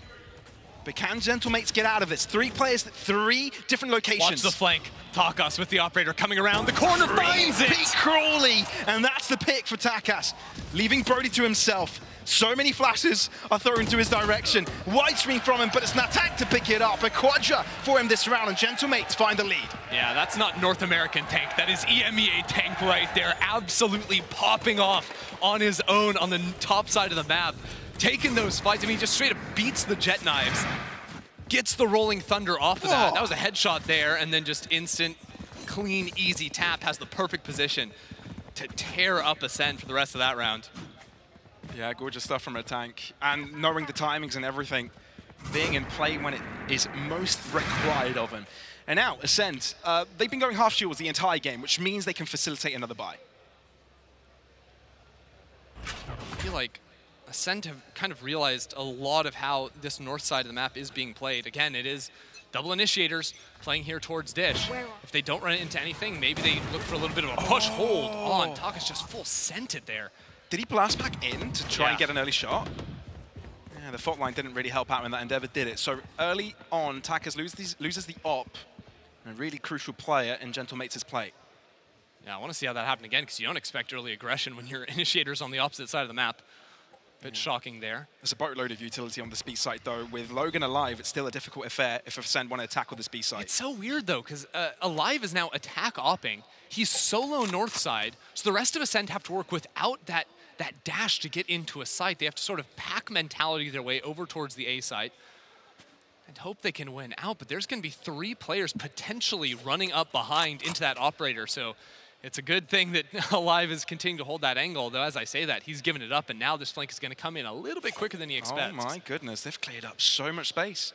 And Alive has no idea. Turn around, mate. You're about to get run over. Musashi entering the site. Will he turn around in time? Oh, maybe a footstep was heard there for him to turn 180 degrees, but not in time. So Ascend, they've got the numbers, they've got the site control. And with just 30 seconds, Whalers has the ultimate. He can cancel this plant if he wants. BadiG, careful of a back line. Logan there, but it's BadiG on the case. Plant down, and now Gentlemates with half the amount of players alive than Ascend do. The ult never came in.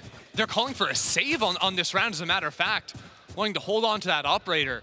Gentlemates, their protocol on this map is if down in numbers, don't even try it. Giving up almost immediately on that. I feel like the clock might have been low enough they had an option, but they would have had to commit a lot, right? They have to commit the Brim ult. Then, you know, potentially you risk losing the operator. You're going to have to take some kind of a fight. Their money is good enough, right? Bayes has money to go into an op next round if they died here and got the full money. So, I don't know, feel like maybe a little bit less proactive than I would have liked to see, but they're going to have those tools heading into the next round regardless. Ascend, square things up. Coming into the day, man, I knew that the arena was full of electricity. All of these players are standing on soil that they've been trying to get to throughout this entire year, and now they're here. You know, I was talking to BadiG earlier on, and he was like, man, I can't believe I'm here, but I want to make sure I can stick around. I want to be here next year as well. And you could tell he really meant that. There's a lot of emotion behind this. There's a lot of hard work behind this. VALORANT in particular has been a player I've been watching since early last year as well. Just absolutely carving up this scene. Off to a fantastic start already, 11 kills on that Astra. And, well, this round, it is fast up towards Dish, but they're just farming for orbs. I don't think Ascend are always fast committing off this. Stars come in, though, so they have the option. They're using the orbs and taking down important Killjoy utility, but they are going to commit to it. Now Tank going for aggressive push. Or Double flank topside. Denying the push, but that means they're pincered inside. Monster picking up the pick to alleviate the pressure from the site. They can start pushing forwards, albeit the rotation. BADG's got it all under lock and key. Eventually taken down, but there's fights on many levels here. Alive holding at an elevated angle allows his teammate to get the spike down. And they're again, just gonna save again. Gentlemates with 2 players against 4, just like the previous round, and likely to save it all again. Killjoy ult, maybe a little bit of a cherry on top there to wrap up the round for Ascend. Gentlemates were gonna play regardless. That's the protocol for them. And it looked a little bit, I don't know, frantic from Gentlemates. They're sort of sending individual players out on their own. I think Bea's trying to flash himself through the wall, take a fight, didn't end up working out. Same with the Tank. The Tank, that's who I was talking about, of course. And yeah, it falls a little bit apart for them. Feels like they're relying a little bit more on their gunplay to try and find the shots that open them up when they have more options to sort of group up and play for the util game. Right, they had the null command, they had the showstopper, they had so much going for them that a retake could have definitely been possible, even at a 4v5. They didn't quite want to go for that route, so maybe, you know, they don't have the timeout anymore either, so that's another level playing into it. You can't bring out Existence and start talking sense to the players. This is all them. And you can see Existence right there being like, I wish I had a timeout right now to tell you what you're doing. Exactly. He's frustrated on many levels. Can someone translate that for me? Yeah. Any French lip readers? I could use that. Regardless, now we're at a point, Gentlemates have really fantastic retake ults.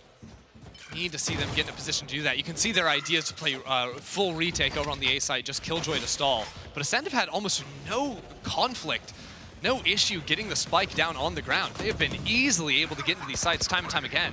This time they even have a flank through spawn from VALORANT. Now Tank going aggressive this time around. It might be working out for him. Takas with the first shot through. But Masashi needs to hold the line here. They know he's there, but there's so many right after him. But he repositions, and now he's got friends, and they've got other angles covered. And it's a crossfire all of a sudden. Alive moves forward and tramples over his opposition. And just like that, they take over. Yeah, forget the rest of the round there. Just blows up. Takas was still alive, but it's another save. You know, like, what do you think they can buy with all this money they're saving? You know, like, are they saving up for like the Lego set? When I was a kid, you know, I'd take my my $2 I got a month, you know, and eventually I'm gonna get that big Millennium Falcon Lego set. Bro, I swear, I go to you know, a children's birthday party for, you know, it's like a niece or something, and I'll just get them Legos, and then I look at the big set, and I'm like, wait, I can buy that myself. I can buy the Millennium Falcon. I make money now. I can do that. Something that I couldn't do. And then you realize you just have a Lego city inside of your home, and you're like, what am I doing with my life? Anyways, hopefully the Gentlemates can save up and buy themselves a round win, because it's been a bit of a drought for them on that front. Look, they're playing like heavy retake because they have the ults to do it. I think the idea is right. Batty G being quite the batty with a trash talk.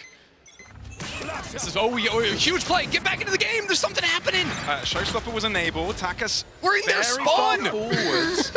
And Rolling Thunder is used in retaliation. Now, the suppression comes through for 3 players, meaning they can't really play too aggressive, but Brody underneath gets baited out by Beaz. And now site control is for Ascend, but this time around, Gentlemates do have the numbers, so they will have to go for this retake. Yeah, it's still Takas though with an up down here. Double kill potentially, no. Traded out by Natank. And here's the Rolling Thunder. It seems like they know there's 2 players up in tower already. They know where Batty G is, but Alive comes in right on time to save his teammates' his ass. And now they're just moving forwards. Masashi, out of nowhere, 2 players from Ascend drop. And now it's all down to Batty G on the back line, delivering kill after kill. Gravity well onto the site. Spike, defusal, denied. Touched again. And Batty G just moves little by little to find a better angle. And when he's on the clutch, you can relax. It's Takas with the clutch.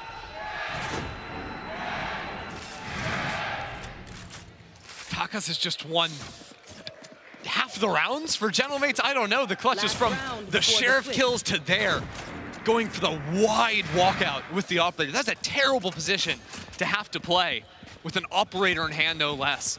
But he plays it calm. He knows he has time, sees the head over the little box there. That's what he's playing for. He's playing for the elevation. See just the tip, and he gets it. Oh, man. Quite a change of pace on the defense as well, considering how aggressive Gentlemates were the previous one. So keeping Ascend on their feet. Yeah, Gentlemates got tired of saving on their ultimates. They just sent them all at the start of the round. They wanted to take the fight to their opponents, but look at this. Gentlemates again, over in main. Nightfall, avoided by a couple. But still caught. Beaz might be out into the open here. Blaze come out from alive. He doesn't realize one is on site, but it doesn't matter because Monster's got him covered. Ascend, take control. Logan, he's got the lockdown. He's going to have to use it. Without, it would be quite the waste, but alive still with the blade, still accurate as ever. In the faces of his opponents. No knockdown, no Logan, and no more Gentlemates this half. Because Ascend want to close this out with a bang, and we're looking at a 7-5 score as Ascend head over to the defense. You are divided. Switching sides. Ascender just on it, playing together here. They have been absolutely on fire throughout all of this. You can see it just in the exec, into the side as well. The knives up, playing off of the deafened so perfectly. Well, we'll be throwing to Yinzu, who is on the floor with Milan, who is a former Ascend analyst. That is right. We have a lot of storylines here in the Coliseum today. I'm joined by Giants current analyst Milan, but you used to work at Ascend. You're wearing your Ascend jersey today. Is that who you're rooting for? Why? I mean, I joined Giants at the beginning of this year, so I was pretty involved in building this current Ascend roster. Obviously, I worked with Monster for the last year, with MBS for a little bit longer, so for me it was very easy to decide who to support today. How exciting it is to see your former teammates being able to play here in the Coliseum. I mean, I've seen them a couple days ago. We had some drinks, we hung out for a little bit. I mean, I'm super happy for them that they're here. I think they deserve to be here. And I think that they're going to take everything, honestly. Yeah, you guys didn't see this, but Batty G actually just gave you a really cute wave and a little heart, and a Monster just blew him a kiss as well. Milan, you're very popular here, but I do want to ask, though, for MBS, obviously you were the analyst, so you would have worked very, very closely with him. I do feel like for him, this is a bit of a redemption arc, after everything that happened after Champions. So talk me through how much pressure you think he's under and what kind of coach he is. I mean, I think I can speak for the both of us when obviously winning Champions in 2021 and having a pretty rough year last year, we both want redemption. I think everyone will want redemption after that. I know that he's worked very hard on this team, and I think he's proven that he can repeat his success, basically. So, yeah, that's it. I think he should be very proud of whatever happens. Yeah, you believe in him? You think they can do it? I think they have a very good chance. I mean, all 4 teams that are here are pretty strong. I think it's going to be pretty close, but I think they can toss it, yes, for sure. Well, I know who you're supporting, Milan. Thank you so much for joining us here. And I'm going to throw this back to you, Ender and Exporio, and see if Ascend can close this out in the second half. It's going to be a close one for sure. So far, it does seem to be quite the banger. 7-5 is the score, with Ascend taking precedence. Now, Gentlemates have been chewing back at Ascend. It hasn't been, a one-sided show. So coming into this other half, and what do you think we can expect? Well, I think we're going to have to see a lot from Takas on the entries. He was absolutely on fire on the defense, of course, and that's sort of his bread and butter. Now on the Raze, it's just 5 players coming instantly up through drop. But without main control, it might be hard to hold on to the site. Great Knife just tells them that no one's actually here to hold, though. Well, Takas entering straight away. Ascend right there. Vacate the site. Oh, Batty G with an interesting angle. It's going to be checked or not. Yes, it is, but it's a lazy one. Flash coming through, but Batty G is down accurate. And now with Brothers in Arm, pushes forward. And now Bears alone. What can you do? You've lost all your players. No assistance, tries to go for trigger discipline play, but now dealing with 4, all on site, all staring at your direction. Yeah, you got the spike planted for you, but what else can you do? Bullet to the chest, and that's Ascend getting the second pistol round of this game.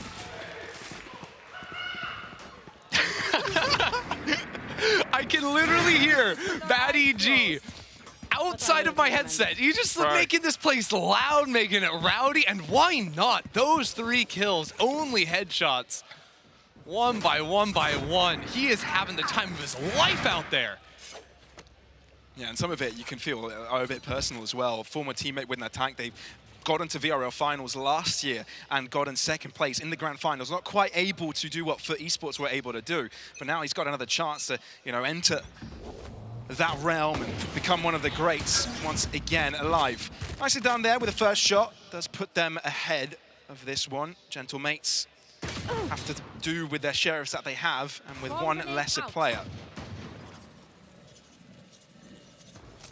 Grenade!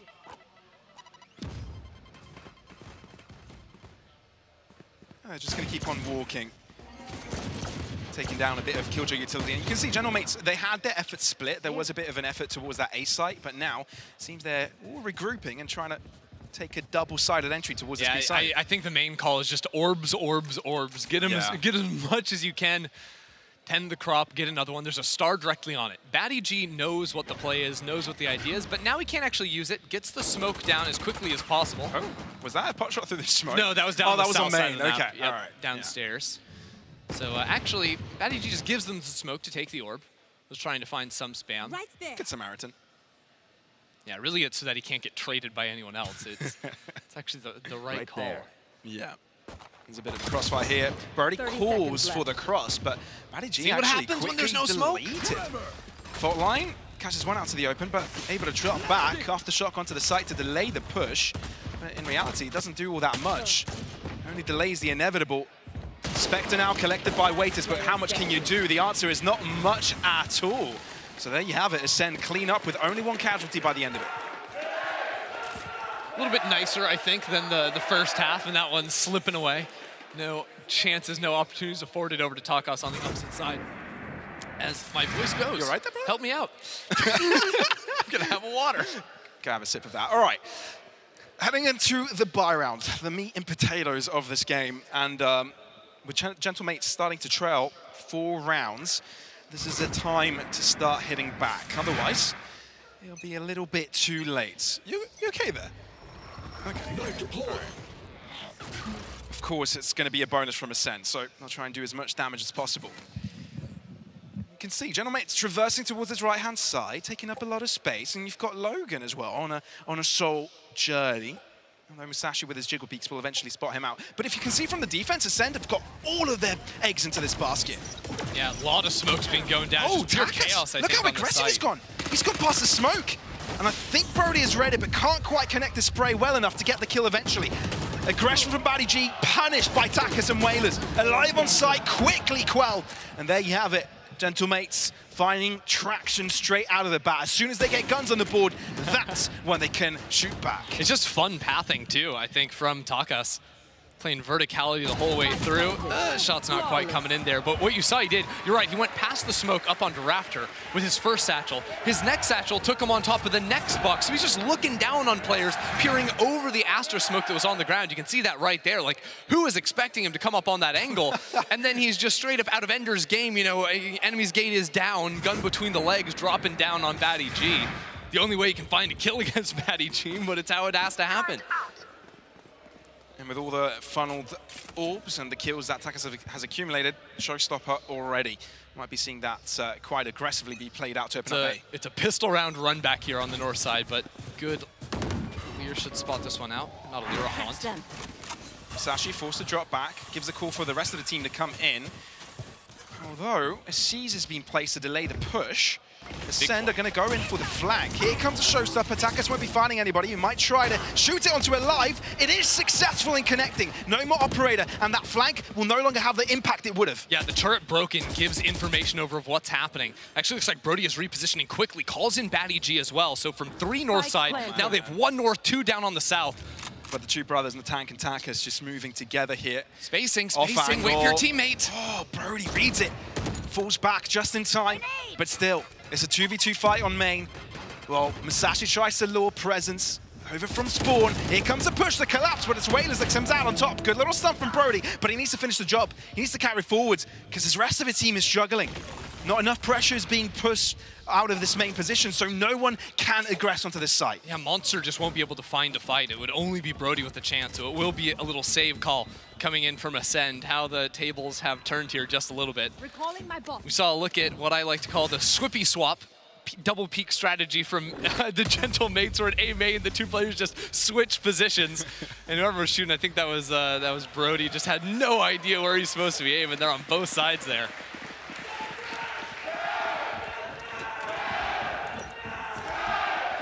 Yeah. Quite the fan base Gentle Mates have. Yeah. Yes. Right. +1. +1 on that. Upvote. Affirmative. 9-7 now for Ascend. The gap has been closed just a little bit, and you can't have that breathing space you did. Yeah, it's just the 2 rifles saved over from Ascend.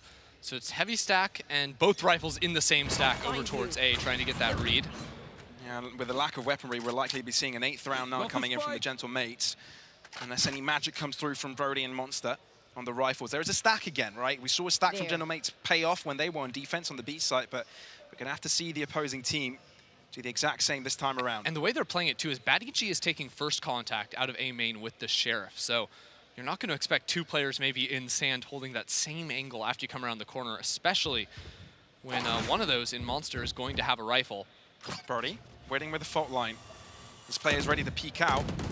Oh, Monster falls. The fault line not coming in right on time. Alive with a pistol, though. Makes the wonder work happen. And now he's got a Vandal in his hands. They've noted that he's dashed forwards, so they know he's nearby. The wall just drops and allows Alive to get one before he drops. And now, equilibrium. A 2-on-2 and the spike in the enemy camp. Both players coming from CT for Ascend. Buddy system. Logan approaching.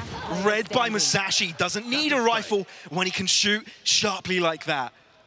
Whaler still has 2 smokes, and he can hightail it over towards that B site. He's got an orbital strike as well, so he could stick the landing if he gets a spike planted.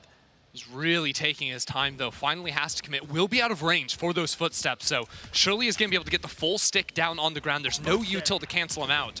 Just the fault line for Brody to play with on this retake. Okay, they might delay the push a little bit. Once they hear the spike being planted, they're going to collect a rifle from Musashi. Exactly the right call. Fault line, actually, wait, why did Brody just use the fault line there? So what Ascend need to do here is touch the spike as soon as possible, bait out that orbital strike, because they'll be running out of time. Yeah, but now all they have is the one haunt. Previously, they could have used the haunt, then the fault line behind it. Now Brody just walking in, trying to take the fight wherever it comes to him. And Whalers even has a guarantee. He's got an incendiary, and he definitely knows the lineup for this B site. Musashi aggressors, they need to take him out right here, right now. Orbital strike will be the first line of defense of the spike defusal, but Musashi wins it out in the end. Whalers caught off guard, and that would allow Ascend to get themselves to double digits. A 3-round lead, and a happy BadEG. Round's getting real chaotic. I mean, Ascend Alive starting this one off, using the smoke to open the door. Absolutely love it.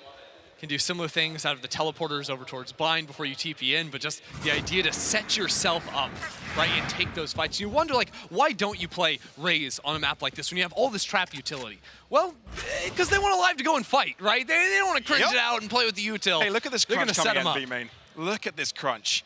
It's building up. The thing is, they won't be finding anybody. Yeah, they're going to be crunching into nothing. Yeah. But, and they'll be vacating the sites for Gentle Mates to move into Arcade. Look at this up drop from Alive. Really not taken account of. And he doubles up as well. Who is this guy? He's just getting kills everywhere on the jet. Unreal. Now the only hope for Gentle Mates is to come from the north side. Oh my God, stop it, Alive. It's just disgusting and now at this point. BadEG's up in tower. You just can't catch a break. BadEG and Alive are unbeatable. 5 kills, 4 headshots. Doesn't get much cleaner than that.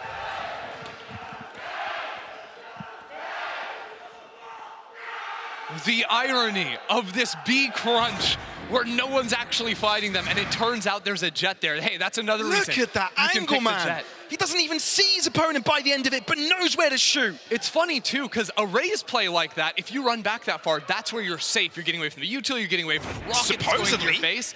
When that's a jet on the other team barreling down at you, you have those updrafts you can look for. Over on the defense, the one you'll commonly see is a double updraft by Sand to peek into spawn, but that one you can see. I'm trying to jump up on the box with the first updraft, second one to see real deep on that top angle into spawn. And now squeaky bun time for the Gentlemates. Timeout, their last one this game, unless they get into overtime. And you know, this is 2 rounds away for Ascend's victory on their own map. And given the pace that's being given to them this round, they want to make sure they quash it. It's a tough round to play too, because looking at the ults that Ascend have for retake, they have the Cosmic Divide from Bad EG, and they also have the Fade ultimate. Cosmic Divide tells you that you don't want to play off-site, right? Because you're not going to be able to, you know, actually fight those angles. But then the Fade ult makes it so hard to actually play on-site too. You're going to get tracers on the ground revealing exactly your location, and then Ascend are going to be able to follow that up with util with their pathing to just crunch you down. It is not a fun position to be in. No way. The one saving grace, I suppose, that Bayes does have, look, man, the null command, but you're likely using that on your initial take, so all Ascend have to do is wait it out, and Gentlemates are back to this full 5 players up in the dish. Do they have an orb they can play for? Not really. Quick. Oh, they're going to wait for the fault line for Monster to just sneak past it. Alarm bot coming through. That's Monster with 1. Does he go for the repick? That's over-aggressive. 3 players concussed, but none of them collected. No command now enabled to deny any Ascend play. But they're not going in. That was to try and jump onto the site. There's already a flank on the way, though. Musashi trades 1 for 1. No one currently on the B site, but Alive is hightailing it there with his operator. Gentlemates have to rotate over quickly. They don't collect the spike. Instead, they leave it behind. What? Are they trying to get a pick out of this? Don't they realize the spike hasn't been collected? Keep in mind, high-pressure situation. I think they may have just not... I genuinely have no idea what's going on here. Logan has the ultimate. They're trying to fake it with the ult. Oh, well, thankfully, it was an attack that had the spike. So I figured out. They were trying to fake the ult down in underpass. If those 2 players died, then the spike is still recoverable, but I think they were always going to try to run over into A, into this lurk that Bayes was going for. That's still the idea, going back to pick up the spike and now come into sight. But Bad EG hasn't left. He still has a position in main. And at the same time, Brody still has util to rotate over, so with 25 seconds left, you are walking into an absolutely unfavorable position, except Bayes finds the kill with the insane pathing he took on the site. That was a must kill. And now they've opened up the site. With limited time, they barely get the spike down. And now it's a 2v2. And Logan, in the post plant, has that ultimate. Slam it now, he could buy some time potentially. Slow peeking on the one side and patience for Brody. All utility available. And the lockdown from Logan is just going to complicate the matter. Bayes off angle for him. Alive has to clear it. Pressure is on. Brody wins his fight. Alive loses the other. And Bayes is now left to himself with new space. Found! Brody cannot expect that for the life of him. And Ascend drop it. Gentlemates. What a glorious traversal of that map. There are a lot of ways to play a clutch like that.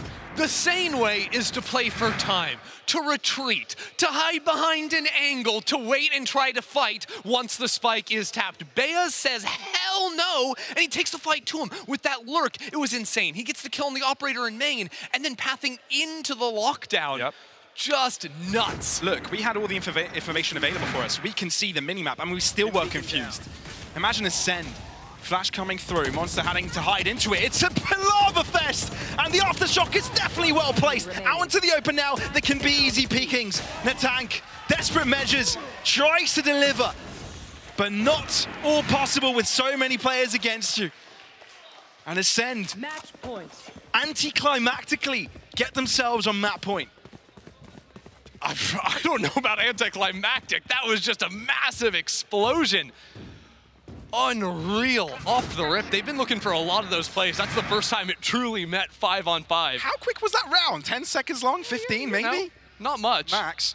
And now it's a complete pace shift, right? Alive back with the operator. They went with an operator round into a fast aggress. Now they're into an op and a little bit of a slower piece, but they have every ult they could possibly ask for. Ultimate galore, honestly. And Ascend amp up the pressure for a second time, running towards Arcade while leave main exposed, and that's exactly where Gentlemates will be heading towards. Rolling Thunder expended, but no one affected. Sight is free for the taking. And there's going to be a counter Rolling Thunder coming in very quickly. They've even got a Nightfall. They've got everything they need. Spike planted. The one thing that is tough is Alive with the operator. Yeah, and Logan has to be dealt with underneath. It seems like they're wary of it. Monster allowing Bad EG to stay alive outside of Astral Form, but Logan doubles up. simple spray transfer gets it all done. Brody through the wall, gives Ascend another chance. Here we go. Rolling Thunder, waiting until they get past that molly. Disabled, holding it out. Spray, not accurate. Oh my God! Topsy-turvy. Ascend get destroyed. Use all the ultimates you like. They get stopped in their tracks. Oh, whoa. What just happened there? Musashi can't find those up in tower? It was still going to be a close round no matter what. Because of the work Logan put in. You can't forget Logan down in underpass. He gets 2 kills, 2 critical ultimates, stopping the lockdown from coming on through. That looked like it had wrapped the round up. I mean, that is just unholy. But from there, Brody gave him a chance with that ultimate, but the follow-through was not quite there. We didn't get a look at it, but that instantly pivots it back. It's another 5 players into Dish. How many times have we seen it? From having 4 ultimates, they now have 2. From having a lot of economy now, they're 1 round away from recession. Takas has his back. He's ready to just blitz into the site. And he's done it before, he'll do it again. Ascend, are they expecting this though? They know there's a showstopper available, so they'll play it further back. No one picked off early this time around, so it allows Ascend to play a 5v5 retake. He knows the off likes to be in main. He's trying to peek forward, but he doesn't quite tick into Alive. Yeah, Alive not going to be falling for that one this time around, but Takas is going to be aggressing forwards. He doesn't care. Musashi catches him off guard though. Nightfall available. Alive with a peek and Ascend gaining pace, moving forwards, disrespecting Natang, but Badi G to save the day. Bayaz, 1 HP, replenishing. Logan on site has to come with the magic again. Barely avoids the lockdown. And it's a 2v4, it's so tough. Smoke conceding the position. They can tap the spike. Can they close it out? Nano Swarm to delay. Gentlemates need a miracle, and Bayaz is starting to bring it to fruition. Spray down, can it come through on time? Diffuse upway, and they keep on sticking it. Brody with a spray, but that's the diffuse, and that's Ascend closing out map number 1. Badi G reminding you it takes 13 to win a map of Valorant, and what a map it was from him. From start to finish, the 4K in that initial pistol, to just clutch after clutch, insane anchor performances. That guy on another level, Alive as well. The knives play from him was just sublime. Look, this is Ascend's map pick. They managed to conceal it, and Gentlemate's coming up with Lotus, a unique play, right? So we're looking at a potential fest of fights coming up next, We are right? looking at Jet Phoenix Lotus next. Right, that's what I'm looking forward to. So Ascend better watch out, because not only the Gentlemates are very capable on Lotus, they've got a whole stand behind them, right? A whole set of fans cheering them on, so they're definitely going to be getting right back into the action. Stay tuned, everybody. We'll be back after a very short break, so I hope to see you there.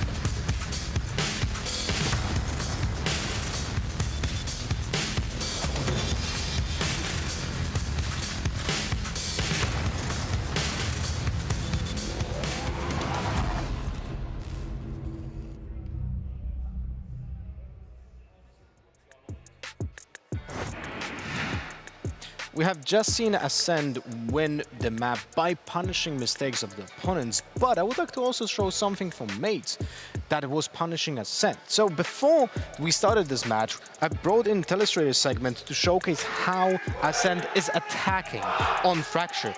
I don't know if you guys hear that in the background, but that was some really loud players in the background. But what Ascend is doing on Fracture is that they typically didn't take the space on the A main with the proactive utility, but they made presence with like the Fade Prowler here. And that's something that we have seen being read by Gentlemates. So in round 7 right here, we have Gentlemates on the defense and Ascend on the attack. Ascend is going to try to take this again with the Fade utility at the beginning of the round to create pressure. But when you're going to play the play round, take a look at the defenders. They use the Breach Stun to control the A main and then reposition towards Dish. And that's exactly what is being read from the positioning of the previous Telestrator. The Dish control is being taken by Ascend many times in the previous series. And now when you see it, there's a risk being taken by Gentlemates to position the Breach with the ultimate over here onto Dish and trying to get into that position to punish the Jet that is just rushing towards Dish while doing noise. And this is perfectly like showcasing how reading the tendencies of the opponents can benefit you when you know how to expose those mistakes, because literally just as the Breach gets his 50-50 and then uses his Breach ultimate to get another advantage, the smokes from the defenders are being put in a way that makes sure that the opponents are being stopped in their tracks to not go onto side, because they're being stopped by those smokes, but very, very deep towards the side. It was really well played by Gentlemates.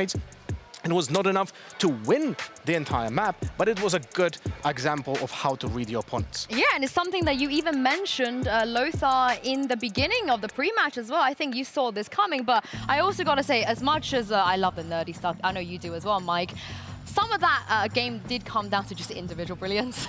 It really did, yeah. I mean, we were talking about some of the clutches early on as well, and then I guess in that regard, Ascend maybe tracking behind Gentlemates a little bit, but there were some really good examples, I think, in the second half. We saw back-to-back rounds from Alive where we set up on, what, 2 saved rifles and a ghost in hand for Alive, where then he's stringing together, actually being the tip of the spear in a trap play towards Sand that actually was a turning point in that half, to be honest with you. It was just about when Gentlemates were looking to establish themselves, and this is exactly the round I'm talking about. And even just little pieces here, like the flash comes through, pops the smoke through to open that up to seal the deal on the 3K, gets traded out, but spike control garnered here, and then the follow-up round as well. And even in the background, you can see the C's coming through outside of A main here. Just some really, really well-coordinated little trap pieces from Ascend that time and time again we're finding value. Yeah, I really love this smoke being used as an extension of his hand to reach exactly, the door. Exactly. You know, it's really awesome to see those plays, but it's also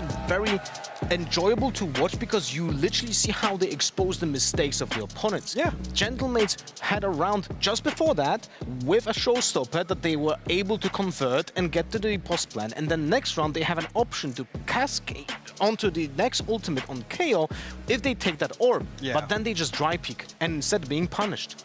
Yeah, I know we had a really good time watching these guys as well. Their first time here in the Coliseum, and I think a lot of them enjoyed themselves as well. I think particularly Baddy G, he's hyping the crowd up literally after every single round as well. And Mike, it's just so nice to have them be able to play a LAN in the home of EMEA. It is, yeah. We were talking about the energy and some of the player walkout and the intros and stuff earlier on. That's translating across the stage, and obviously the big discussion factor with some of these guys stepping up to, I'd say, the next level. Obviously, we're still within the same level of competition, but in terms of coming onto this stage, being opposite your opponent, it's great to see this sort of energy. Yeah, also, of course, I did that halftime interview with Milan, the ex-analyst of Ascend, and you guys can see right now, this is our halftime. They're supposed to be listening to MBS, but they're just waving at Milan Lothar and blowing kisses to him. I just hope they can multitask and listen and you know, blow kisses at the same time. Has NBS seen that footage? That'd be the real question. Don't snitch, Mike. Fine. Don't snitch. Fine. Yeah, no snitches here, no snitches.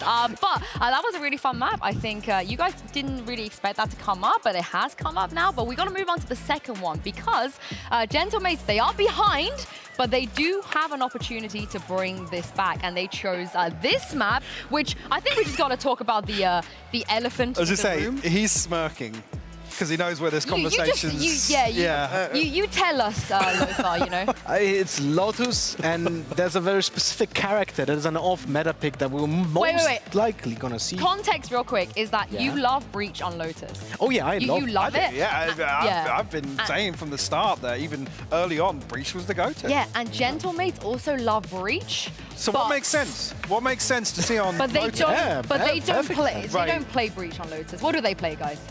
They play Phoenix. Right. That's not even the worst thing, because they could just play Breach instead of any other character that they have in the composition. The Phoenix, I always like off-meta picks, because I think they can catch your opponents off guard. And Phoenix is a raw power character. It's like one of those characters that can literally you can see the value out of his utility when being used. His ultimate, I consider to be best in the game, on par with the Brimstone ultimate. Pure value, pure raw power. An extra body and trade in it. Exactly. And also reload, so you don't get, you know, the nerf of ammo doesn't count for Phoenixes. But the telestrator that you can see here in front of us is the positioning of the Phoenix on defense in the first 6 seconds of the rounds. I chose 6 seconds because it showcases to you if he makes an advancement early on the round or not. And you can clearly see that every single time, almost every single time, the Phoenix takes space and hugs the wall. Why Hyper? What do you think that is? Probably for the flash thing. Exactly. Yeah. So this is educational. We've dived into educational. I also I assume that this B area is because they're trying to go for the orb. Is he farming the orbs here? Great point, Yansu. There are 3 orbs here on this map, so you can just farm those orbs, maybe ult 5 times per half. It's of course easier on the attack, but the B orb is very easy to get for the defenders, because otherwise the orbs are not really, let's say, positioned for the defenders and instead for the attackers. Yeah, I have a question for you, Mike, because, you know, we see a lot of double dive, that's not new. Double Jeweler seems to be really in right now, and we also questioned a little bit of synergy of some of these players. How do you feel about the Phoenix Jet? What does that mean? What are we going to expect? I always look back at the Flash. I think for Phoenix, it feels a lot more self-sufficient, right? It's more self-oriented than setting up the same way as an initiator would do for another duelist. But I think in terms of early space denial, forcing people off early angles, great, yes. But in terms of hitting a site, that Phoenix Jet doesn't feel as if it's very synergetic, unless there's something crazy they've cooked up behind this that I've not seen yet. I will let you speak, real quick, because I know how you feel. Mike, do you like it? I'm gonna disagree with Lothar. I don't generally like Phoenix, full stop. Yeah, you don't like the Phoenix Jet. Okay. I mean, it kind of, to answer your question, how much value it brings when it comes to pairing up Jet with the Phoenix, it kind of feels like it's almost the same way that a Jet with a Reyna works, because the Phoenix trails behind on foot, doesn't have the mobility, has kind of similar utility with the flashes. Yeah, I guess as well with the ultimate, you can get a body in front of Jet, and Jet can then trade off that first one. But again, it's Phoenix, just for most aspects, feels very feast or famine, and a lot of it arrives around the value from that ult that you can get. Well, as you guys can see here in Agent Select, they will be playing the Phoenix, but let's quickly talk about Ascend's comp, because I am such a big fan of the Viper, and I also like the Fade too. Fade, great synergy with, of course, Raze, very basic stuff that we have seen. So, like from Fnatic on Fracture, one of the best combos with Astra as well. So I'm kind of missing the Astra here to make even more combos here. But Omen is just such a stellar character. And BaddyG's main, that is the BaddyG's main that he is very comfortable with. Yeah. What do you think, Mike? Do you prefer this comp to the other one? Sorry, which one are we talking about? We're talking about Gentlemates or the non-trolley one, the one that makes slightly more sense. Well, I mean, I'm here for it. They're obviously whether or not TACAS is going to be done in the operator as much. Obviously, the question to be without playing the Sky, how difficult it's going to be to force them off some of these angles and deny some of that value, particularly on the attacking side. Obviously, there's only really the paranoia to force off, but from some of those deeper angles, I guess deeper points of contact, that could be something that Gentlemates could play to their advantage. Yeah, I would just love to ask Existence, why Sky Sky over the Breach. He loves Breach so much, you know, and the Sky on Lotus struggles a little bit with the value of the ultimate if the doors are in the way. Yeah, I mean, maybe we'll get to speak to Existence again and see what he thinks. But for now, it's time to get into game. I can't wait to see what your casters make of this comp. X-Warrior and Ender, do you like this? Look, I think we'll judge if it's good or not by the end of this match, shall we? There's a difference between whether or not I analytically like it, or as a viewer, I'm like, hell yeah. And as a viewer, I'm like, hell yeah, give me the Phoenix. That is just some wild... I mean, look, hear me out. Yeah. Phoenix and Viper, the same agent. They both have a wall, they both have a molly, except Phoenix also has flashes. How could he be worse? How could he be worse? I don't know. It's just not possible. All right, I'll leave it at that. But coming back into the game, though, Ascend is up one map, their own map pick. Now, technically, Gentlemates will be moving into their own map pick. Now, Ascend obviously have seen Gentlemates play this out during the group stage and know kind of how to approach it. Gentlemate's going to have something new cooked up here in order to stay alive, because Ascend are notoriously good at Counter-Strike. That's sort of the thing. I'm like, do they actually? Because I think a lot of the way they play is how a lot of teams play the map, which is like a ton of aggression over rubble, mainly. You will see a lot of the time later on them sort of pairing up the Phoenix and the Sky to control areas, but I think in this pistol, it is looking like a big rubble fight again. They are happy to 3 or even 4 stack the side of the map. So here it is, everybody. Gentlemates on defense, Ascend on attack as we enter the second map of this series. And this is the classic. They dash up here, usually going on top rubble. They committed the Phoenix wall as well, just to get a very fast flank option. Now, this does leave B a little bit weak. It's just Logan here, playing off his turret. Oh, it's Logan and Timmy, but it's Takas on the other end to pick up monsters. So no more Viper in regards to defending this B site. But there's a lot of threat of a flank coming in. That turret that even Ascend have in mid doesn't watch their spawn. Wailers is aware. I don't think he's quite spotted Brody, but now he may have the chance to know. Brody comes out on top, and that's a massive flank. Another lurk in spawn, too. BaddyG pushing through spawn, and that's definitely surprised the Gentlemates side as Logan tries to decipher the situation onto the side, but it's all so tangled up and so difficult to untie. Right click, point blank distance on the spike already. Not diffused halfway as Ascend increase the pressure onto them. Bayaz aggressing forwards, but BaddyG on the back end alone. If he dies, there may be a chance on defusal, but I don't think there is enough time, and that puts Ascend on the 3rd consecutive pistol round win. Ascend on fire there, again playing for time, and it got a little bit close, but I think Ascend have figured out sort of the gap in the way and EMEA like to play a lot of their rounds. They show so many players on this flank, even though they get the kill, it leaves so many holes open in other areas of the map. So they have the lurk onto C, they have the other lurk all the way into spawn from BaddyG. I think they're going to continue to try and take aggressive lurk timings around the holes that are shown in the Gentlemates defense. Yeah, dispersing your powers to obstruct your positioning from Gentlemates. Even this wall from Ascend is trying to show some threat. If the Killjoy is playing a B again, it blocks off potential deep turrets towards Baby Door, blocks off that angle too. So many players looking at Alive's direction there, but BaddyG is going to make easy work of them. As they line up for him, he triples up. And yeah, you've got one casualty, but it's also the round for Ascend. You don't think Logan wins these? Oh, no. Okay, that's a very level-headed thing of you to say. Yeah, okay. Yeah, and especially when Musashi has his number, and we'll be able to upgrade to a Sheriff as well. Know? How did you know? That's just impressive. That's just impressive. Okay. What can I say? So, Gentlemates now get an option to fight, and the 2 main setups they have, obviously they're just going Rebel again, but they can fight for Mound, just like most other comps. And then they also have a setup where they put both Natank and Bayaz in mid, like right outside of B, where Natank will try to go behind the box, get that forward angle. He also has the nice little pop flash. He can wind around from that. But again, it'll just be a wall up, sky flash, jet dashing over here, and it's just meant to keep all the players trapped back in main. So we'll see if Ascend can actually fight back against this. Usually if you want to scale out, you have to commit either an Omen teleport or a or some kind of satchel play from Alive.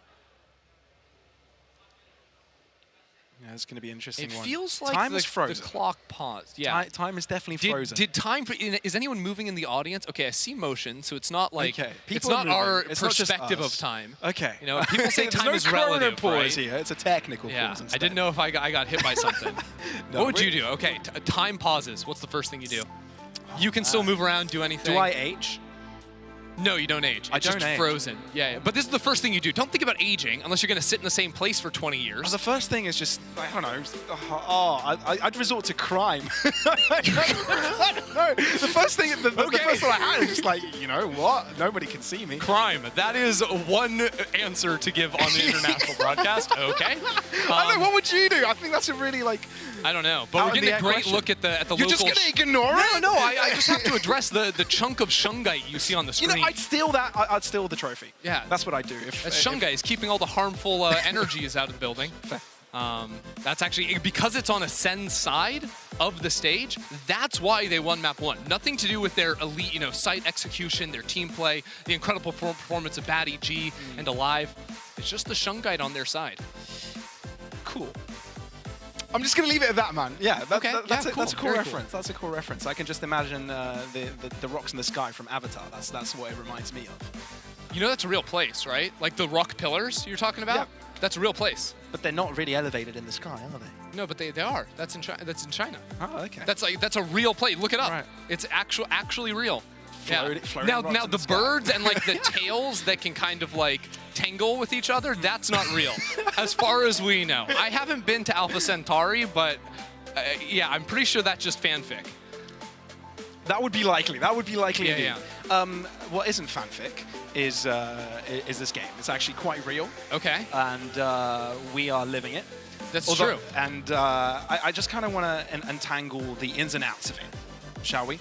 Okay, let's go in first. All right, well, let's go to the attacking side first then, right? Okay. We've got Ascend, they're 2 rounds ahead, and they actually, for a bonus round, they've got a ton of rifles going for them, right?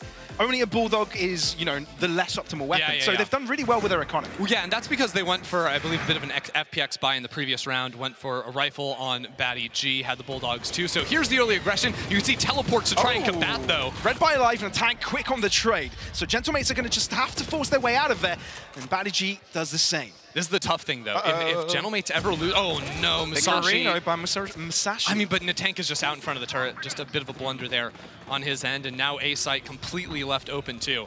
It's really hard for the Gentlemates to hold on to A if that opening gambit ever fails. Even if they don't lose players, if they have to fall off that space, because they don't have the permanence of a Viper Wall or something to block off Tree and block off so that no man's area outside Baby Door, you just get completely relegated to playing retake, and something tells me. I don't know if you watched Fracture, but on defense, the Gentlemates went for quite a few saves. They did. And they might be saving again. They're doing it again. What is that accent, man? I don't know. It was funny. All right. But still, yeah, that is another save by Gentlemates.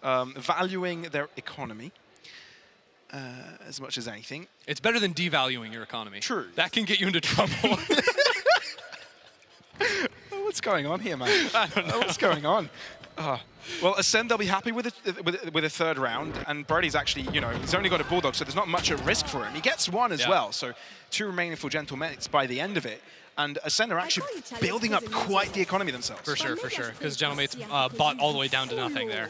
Anything you get is valuable, but yeah, fighting back against the opening gambit, you can see the raise pathing was to just satchel onto this box, which is cool. I love that we highlight that on the observer feed there, because there was also the Omen teleport onto the ground outside Rubble. So you have sort of a dual threat there, trying to fight into the jet smoke, because in the VODs I watched of this team playing on Haven, they were always jet smoking on top of Rubble. So when you have the ping as well coming through from the fade, like, you just have everything you need to punish. All I know is I want to highlight reel of Batty G's comms at the end of each round. He seems like he's trash talking or speaking quite loudly. Hey, this is the setup I was talking about in mid, by the way, where they're ready. The Sky is holding first contact, and then once Sky sees someone, the instant pop flash around the corner comes from Natank. But unfortunately, that doesn't come underway in this particular round, as Ascend don't move into mid early. Instead, they show presence onto A, and now doubling back over to B instead. Yeah, they're trying to get a little bit of a read here because it is a half buy. They're playing a little bit more mobile around the map off of information, but this can sometimes get you into trouble on a map like Lotus, because Lotus, the site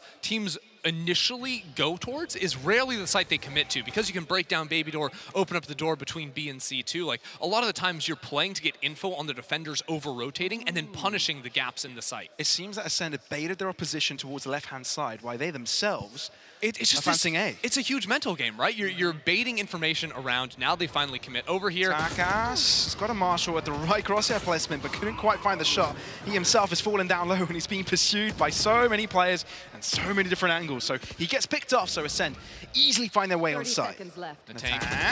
No, Musashi's there. He's aware that this lurk timing is being taken by Musashi virtually every single round. And that's not something that will ever change. It comes down to the patience of Musashi and how you can sort of mix that up round to round to continue keeping players on their toes, because the fact is, Tank can't sit there forever, so he wants to push and take that out. Finally, Musashi goes for it. He thought 15 seconds was enough, but Gentlemates realized they were losing this round regardless, so we're definitely going to hard hold that.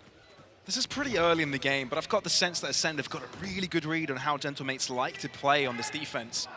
I also just think Ascend just fundamentally understand how to play these maps really, really well. Like, you saw it on Fracture, how they had a lot of pace changes on their defensive side, whether or not they had the op in the hands of Alive or not. You saw it, too, in how coordinated their utility was on the executes into sight. Whereas I think the way Gentlemates play is they have a few set pieces, especially at the start of the round, and then they just have really good shooters.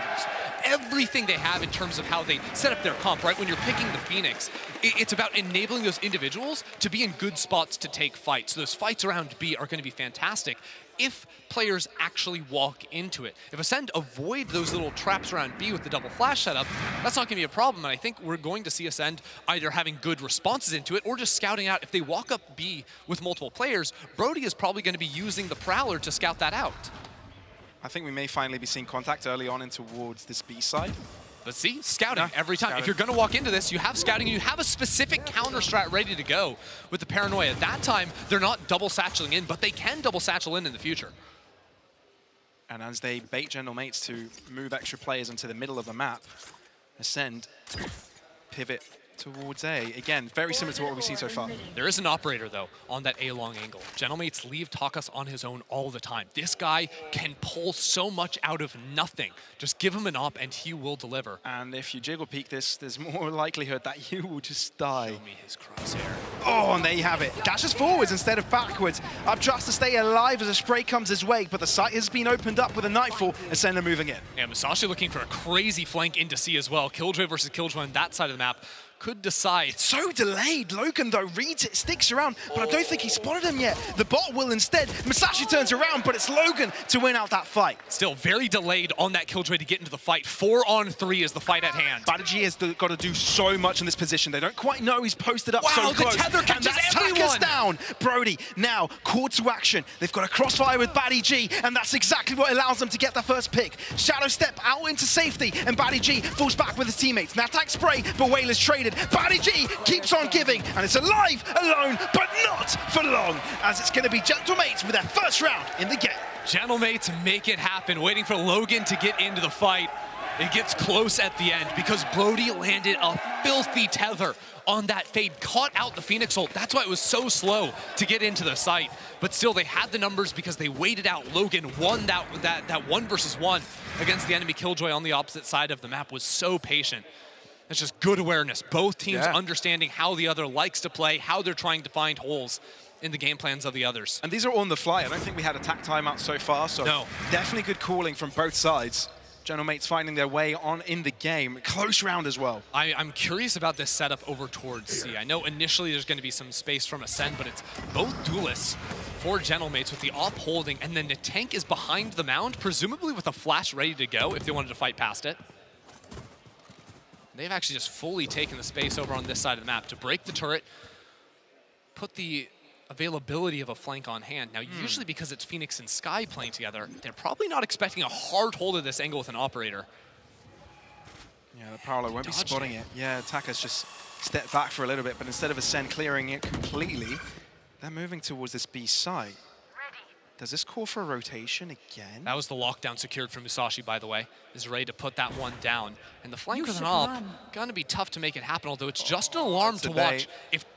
If Alive turns around, this could be really problematic. Takas inching his way forward, tiptoeing on the back line. He hasn't been spotted, and there's Badaji gone.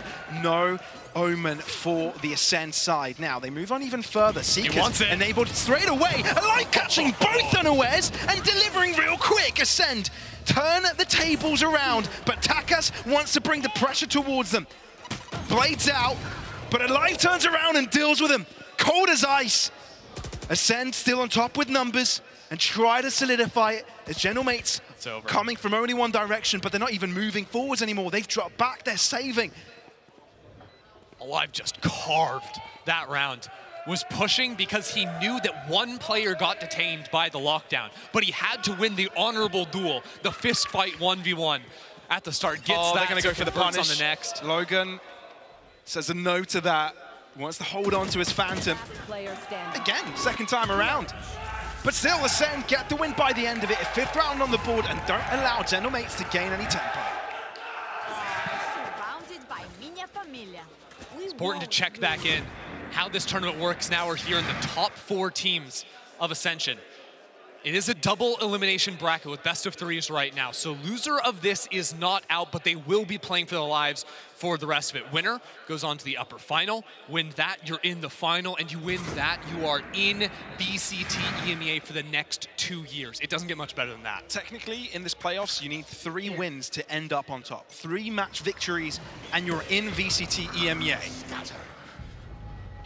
Is BaddyG going to commit here? He does, all the way into B. The rest of the team is coming here after seeing the attention outside of A, outside towards Rebel. B side is completely theirs. That obfuscation was amazing, completely turned the tide. And now Gentle Mates need to figure out how they want to tackle this. Paranoia out from BaddyG, they're going even further forward. No, they're just baiting it, trying to make their opponents unsure of pushing in that direction, baiting out utility as well. Just demanding utility be spent the other way. Gentle Mates now taking the fight. Logan's been on it. But Logan, yeah, he reads so many of these positions, ends up on top on so many of these trades as well. Brody attempting to save the day, but he doesn't have much health on him, and attackers to deliver. Masashi all by himself, up against so many players. They're all low, but it's Logan all day in this round. And Gentle Mates find themselves a 2nd round this game.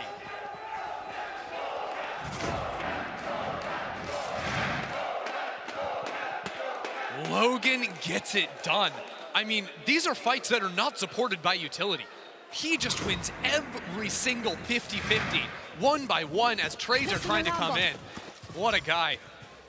Right back into it, though. Gentle Mate's going to take every round they can get on defense. Lotus is a map that just drastically favors the attacking side. Because defenders have to really commit into rotations over towards A, towards C, it becomes so easy to play the map and get huge numbers advantages when you're actually executing into a site. Yeah, we've seen massive turnarounds on a map like Lotus, right? And this is where General Mates will be aggressing very early on towards the right-hand side, respected by Ascend, not taking this fight. Util they're sending back there, the Killjoy Mollies, Astra Stars potentially as well. They invest so much on that. It leaves them really light on the retakes, so you have to have a guy like Logan just popping off. Ascend only have the 3 rifles in this round. Musashi is not one of them. But if he gets a kill with the Sheriff, it opens up everything. Oh, man. Attackers holding that position is just always going to be scary. And that Poison Cloud clears him out. They start to walk forwards. There was a lot of early presence from General Mates towards A, now there's only 1. Yeah, they abandon it, trying to, assume Ascend won't walk back into it, just leaving the operator here. There's a resmoke from BaddyG if they want to commit that, and they will be able to escape. It's a very passive angle being held by Takas. He doesn't want to walk into a Sheriff or something on the opposite end. But now the rotation's coming into 3 players. General Mates have a very good read on this one. Beaz has a Sky Flash too, so we can get some information early potentially. No signs have been shown. Nothing outside B. Guarantees no flank coming in. They can just fight here on site. They try smoking off A for the fake, but no, they fully guarantee that the push is on C now, but they don't have much time. They need to start getting these kills. Logan caught outside of a smoke, and that's Whalers trying to wait out, try and do getting everything. But they're winning every single fight. Ascend fully in command. And even though they had a couple of players with Sheriffs, doesn't matter. They get the crucial ones. No over-aggression either, and that's just going to call the save for yet another time here from Gentle Mates. Ascend to guarantee a 6th round here. That is brutal. I felt like Gentle Mates had everything they needed. 2 players ready to go on C with the Sky Flash out of B. They knew they don't have to worry about a Musashi flank through that for the next 15 seconds, something like this. Effectively gave them a 3-stack, but no one could find their fight. It was the overwhelming utility of Ascend, the dive on in from Alive, and it slipped away from them. these slight missteps on defense are very reminiscent of what we saw in Fracture as well, right? There were moments where, you know, this the whole defense was a bit disenfranchised, right? There were players that weren't on the same page with each other. And it's costing them these numbers. Little by little, they get dwindled away, and there you have it. That's Ascend gaining a lead. It's a bit different because I felt like on Fracture it was because a lot of players were just isolated on site. And here, as you're right, it is isolated fights. Even though there were 2-3 players here, everyone's taking their ones on their own. There's no utility to get them back in, so they're relying on the individual rogue. You saw a guy like Logan on the retake previously. They need that in the anchor performance. A lot of times on Lotus, to be fair, you need that, right? You need that anchor to find 2, maybe 3 in order to secure the round. Otherwise, just so many things you have to worry about clearing when you're coming in on the retake, but it just hasn't quite been there so far for the Gentle Mates. The stands of Gentle Mates have also been silenced. It's been a while since they picked up something. Yeah, I need to be careful. Maybe I'm trying to rile them up, trying to see if they can get their team back into the game so we can see a close game. That's what we all want. Timeout for them this time around, and it comes in at the right time. If they lose this round, they'll be in a difficult spot economically, so quite the crucial one for them to collect. Yeah, what they often do, especially once Takas gets that operator, he is sort of playing almost as you would like in a chamber of old, where he just is hard anchoring on a site. He's not going to early rotate. He's going to hold that line, you know, whether it's for a lurker or anything. You saw that in a way over towards that A side. All the aggression comes around their flashes. We're getting that again over towards the A side, but because they don't have the jet to smoke dash on top of Rebel, it's going to be a little bit of a slower approach. Still probably using the tank's Phoenix wall to get that cross over, but if they want to scale here, they don't have the mobility. They're going to have to walk it all the way up. Similar to how we highlighted on the analyst desk, very aggressive from a tank, but this time around walks even further forward. Are they just going to post him here? I mean, usually it is the jet here, but without that option, he's going to be this guy here, ready to be this guy here, ready to go with the pop flash. If there's a little bit of utility, maybe. Come on, let's go. He can be that guy. Oh, I mean, you're just getting paint shelled? And paint shelled and seized and paranoid. Goodbye. That's what we cooked up in the timeout. Whoopsie whoopsie. And now Ascend, superiority over this A site for sure. Gentle Mates got to respect it, allow the cross. Try to put your forces together. Bayas taking a fight early. This time it works out though. You got to take their ones. 4-on-4 now in the post plant. Not too much, but there is a lockdown from Logan. Gonna try to get over to baby door outside tree, maybe to use that, but there's 2 players potentially ready to fight outside of door and just crunch into no man's. Oh man. Ascend nowhere to take this fight. Cloud burst out, alive right in the middle of it, but Takas point blank kisses alive to death. And there you have it, Musashi and Brody and Baddy G all line up at the right moment. And Ascend clean it all up. The succubus there just taking the kill. Oh, brutality inside the jet smoke.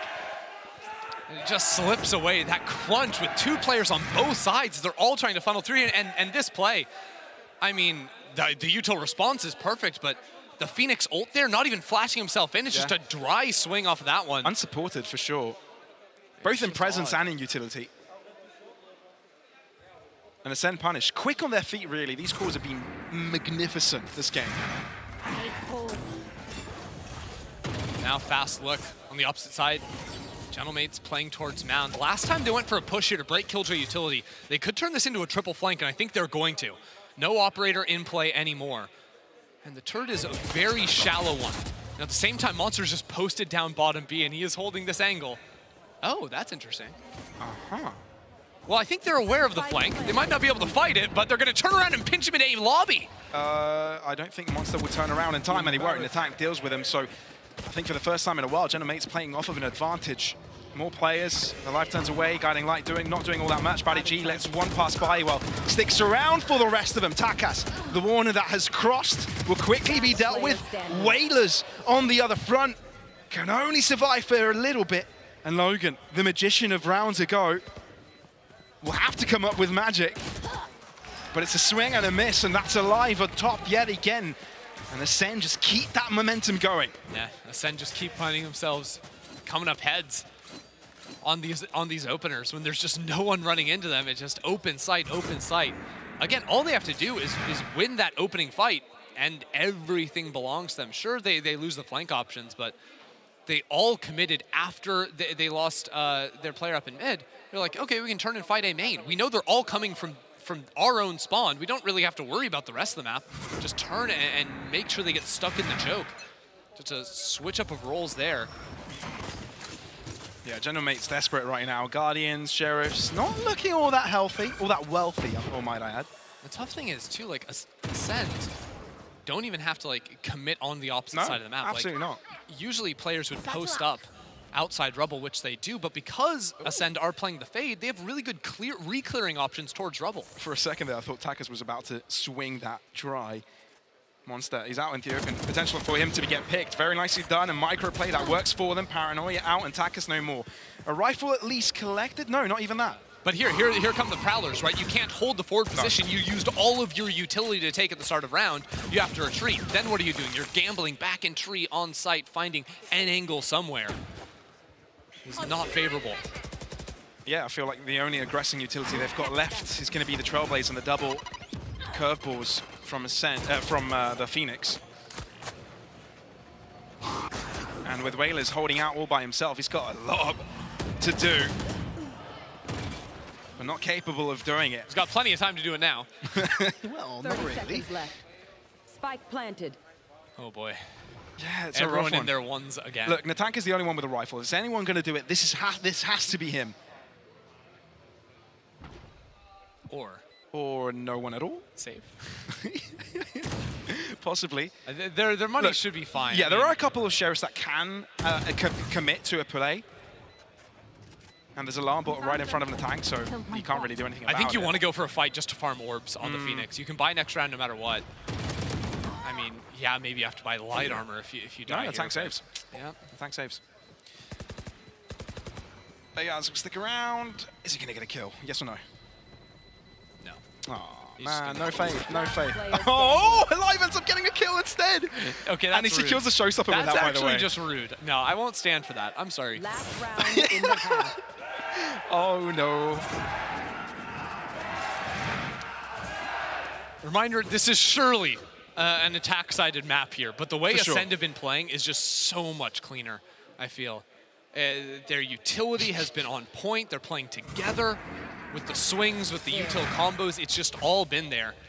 That has not been the strength of Gentlemates. And they could be potentially on double digits if they secure this round as well before the halftime comes underway. So look, aggression from Gentlemates again. They've shown it time and time again to the safe side. Expecting this to just go from 0 to 100 real quick. Yeah, there's Killjoy utility to stall. There's a lot of it. Here we go. Alive, only one blast pack. Oh, he might be in trouble here. Finds himself a gap between the two Nano Swarms, but they might expect where he can be. At least he's alive. Trailblazer are after him, but Ascend gains site control. Double flank from Gentlemates here, coming around the corner. Batty G holding. He's all by himself though. One curveball could be all that is required. The bot, signs of this attack. And Batty G not to be checked. Spray down comes through, but attack saves a day. Takas as well, and Ascend are in trouble. Curveball and attack follows through. Alive tries to go for the fight, but Takas cleans up. Monster all by himself, and he's within his realm, within the Viper's pit. Tries to make it all happen himself, but it shall not be happening now. And we'll be seeing a third round falling into place right before the end of the half. Takas and Natank waking up there at the end of the half. A massive flank. Natank had to do the double take there. Didn't really full clear, but didn't end up mattering at the end of the day. Comes on through with it in 3. Okay, we can work with 3, right? That's where the knife recurse comes in, Ender. Oh, gee, you said the funny. I said the funny thing. But yeah, I mean, the truth is, though, it's still not going to be simple for them. And they have to find a lot of different ways of sort of enabling themselves. Again, the way this Phoenix operates can sometimes act like a little bit more selfishly to like flash himself into angle. So if he wants to work up B with, you know, solo or just with a teammate, they can do these sort of 2-3 spreads when they're trying to accomplish some space around the map. At the same time, you do have that wall that can operate as a quasi-neon wall sometimes that you can fight through a little bit more aggressively with your own wall. So a lot of options here when they're trying to scale on forward, but at the same time, the way Ascend have been playing with their util combos, it has just been absolutely deadly, and we're going to see that at the start of rounds, sort of trying to lock down areas outside Mound, outside Rubble, but also in the retakes too. That is something that Gentlemates are going to have to be fully aware of. Yeah, and I'm just considering scenarios here. Obviously, this is attack-sided. Obviously, Gentlemates are expected to bring back some sort of a comeback. But given Ascend are able to close us out early, if we're looking out a very successful defense here and, you know, get the pistol like they've been doing 100% so far, right? Getting every single pistol this entire game, we might be looking at a very quick close from Ascend, which could be dangerous for Gentlemates, but also quite the confidence booster from this team from the East region. Right, and you know, heading into the upper bracket with the confidence that they'll have from that is going to make wonders for them this tournament. 100%, because I mean, next match we got going is going to be a fun one too, but I think everyone's sort of eyeing like Apex as being obviously a very scary team.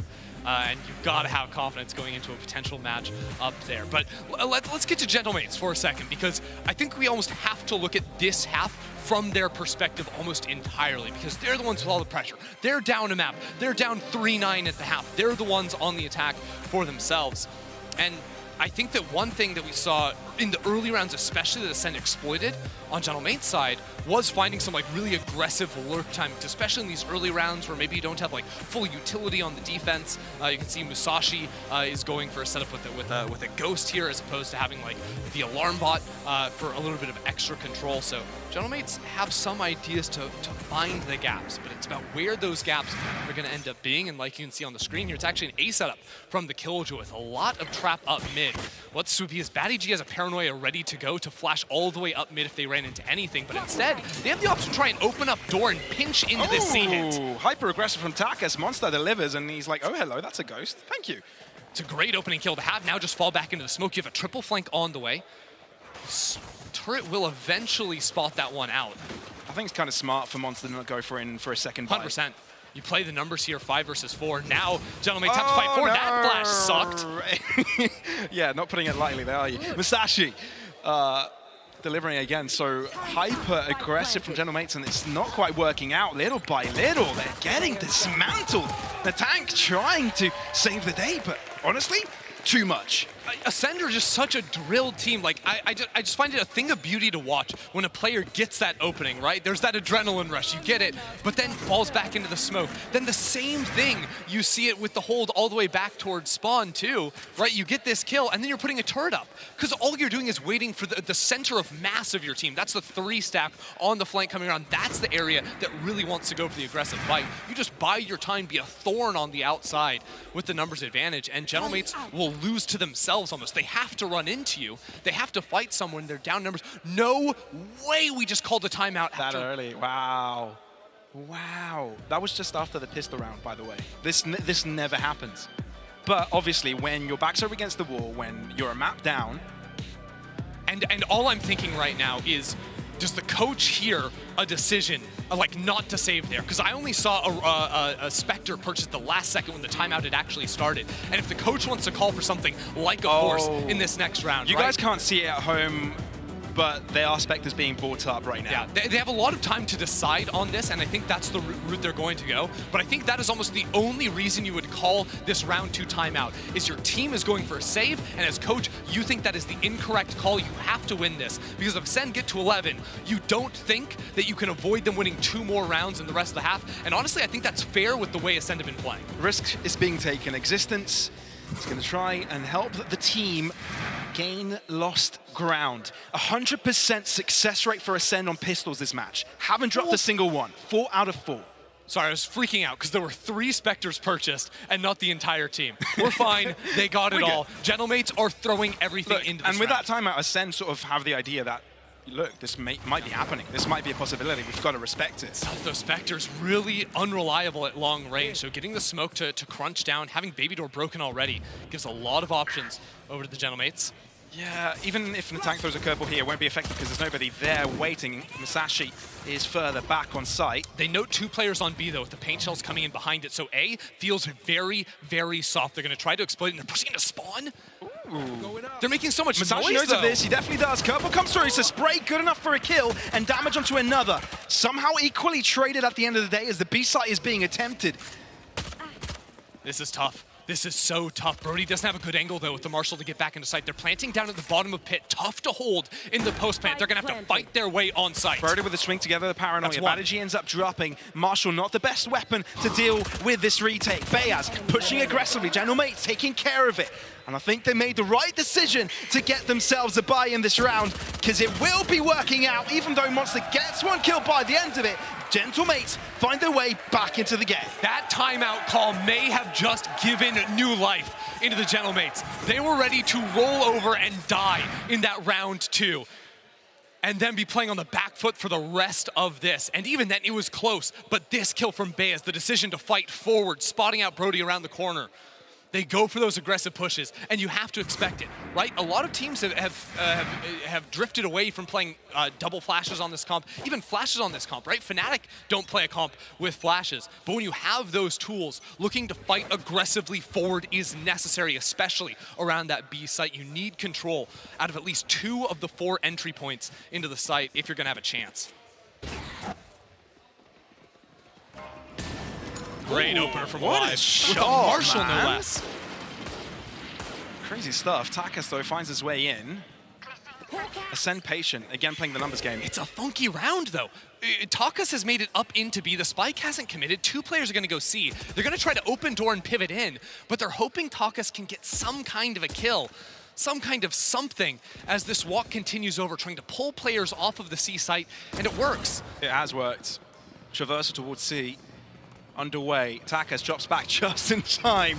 Oh man, Ascend swang that out. Takas got to get away from that. Spray down, no! He says no to danger! Alive? What? Alive found 3 How? with the Marshall. The How? paint shells too. How? Alive! Stop it! This shouldn't be feasible. No way! Alive! Pulls it out of his pocket. Alive out of the pocket, Batty G out of his seat. Ascend will not be silenced. My God. There is no way he just pulled that off. Look at that shot. Headshot coming around the corner, a full Ferrari peek. Another one, that one, he'd gotten the paint shells out after his 2 kills. Uses it to chip out Bayaz. Man. That lets the body shot work out. I wish we got him to see the last couple of kills that come out with a Marshall, because I believe it was a double headshot. Oh yeah. It's stacked up against rifles, by the way. Because too, like, Ascend had all been pulled off the C site. Alive was the only one that was gonna have a chance, and it worked somehow. And all the hope Gentle Mates had in coming back into this game and putting it all back in their favor just quashed. Hurt, Takas aggressing. He's left alone, so he's gonna have to wait a second until he's got friends with. Still hard to continue scaling forward here. Aggressive Viper wall makes it really challenging to get into tree. Even if you open the door, you're still walking through that wall. You're still getting chipped out damage a little bit on the decay. And at the same time, Monster's taking a very forward position over towards Mound. So it allows Ascend to maintain the 3 stack on A. They're so ready to fight for their lives once the hit comes through, and Channel Mates are scattered. Natank needs to get a forward position so he can slam the ult and clear this side of baddies. Come on, let's go! I've got your trail. Natank leading from the front. Got one. Crossfire, eliminated one end of it. But double back, decision onto B. Flank's now been spotted by that Viper. Another one about to be spotted here too, but Baby Door's down. They know already it doesn't even matter. It's clear entry. Masashi is going to have to wait, trying for a few pot shots through the smoke. Pressure is on. With that door open, though, there's so much threat in main. They have to fight forward. It's always forward pushing for into Gentle forward Mates. spawn. Batty G, though, finds Logan, and that's quickly. They're pushing right again. on top. Whalers trying to double back on the rotate, but still they've got to deal with Takas. The Monster is there on time. Ascend on top in numbers, and this could get them onto map and series points. Dropping Gentle Mates to the lower bracket would be simple round away. Whalers out of the smoke. Well dealt with. Bayaz has to do it by himself, but no. The diffuser stuck with, and Ascend on 12. It all slips away. With the Marshall round from Alive, after winning out in the Force, Gentle Mates should have secured their economy for the rest of the game if they were going to keep winning rounds. But the fact they lost against the anti-eco, are on it. Oh. And then here too, they have to get aggressive. These are chaotic rounds. Oh my goodness. But that molly at the end, dividing the 2 players in a 2-on-3, it's just not going to happen from that point on. Look, Ascend can do anything. They can play a control style, they can play an aggressive and chaotic style attackers. Able to skate away, but not for long. Can't run away from that paint. Completely destroyed by it all, overwhelmed. And now General Mates, they've got a decision to make, right? They're down in numbers. Live isn't playing Valorant, he's playing Splatoon.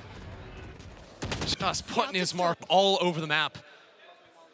General Mates, what do they have? They have one flash, that's it? And they've got question marks all across the left-hand and right-hand side of the map. They've got no idea where their opponents are playing. If they pivot into Mound with the door open, the game ends. Monster has the gnarliest spot ready to turn straight into that. And the clock is winding down. General Mates are hoping Ascend overstep, make a mistake, capitalize on that. They're trying to wait for this next cycle. Curveball through, an attack, inwards, lockdown. For defense on Ascend. They can't plant the spike? They cannot at all. They've the got to lockdown chokes it. They're or going push into on Monster. A life They're triples going up into yet Monster. Again, and heading towards the seaside. Monster is there, lying in wait, and eats them all. Ascend with 13 rounds to 4, close out the series, inching their way closer to victory, to Ascension. Continue their journey on the upper bracket. While General Mates, with one loss, they'll be out to the lower bracket. I mean, their team name's in the tournament name. How can you not believe in this team? The crispiness in the way they played, the understanding of the map. I mean, just toying with General Mates. The positions they're able to get off just the early utility in round, knowing when they can creep up to get that position at the end for a Monster. That wasn't the first time he'd done it, but it was the first time they walked all the way back into him, and he just turned the lights out. I think it's the ability of Ascend to be able to play multiple playstyles that got them where they are, right? They're able to play the game of their opponents and play even better than them. Oh, yeah. And that's what got into General Mates' head. They were like, wait, this is supposed to be working for us, but it wasn't. 100%. I mean, the calling round to round from Ascend is very good, but also they are so instantly reactive with their utility, and not just in one person. It's not just like one person throwing paint shells. Like the round the Phoenix ult happens, there's a molly, a paint shell, there's a tether coming out from the Fade 2. Just everything is coming in, and it felt almost too simple from them, right? Because everything they did with such grace, with such ease, carving on through.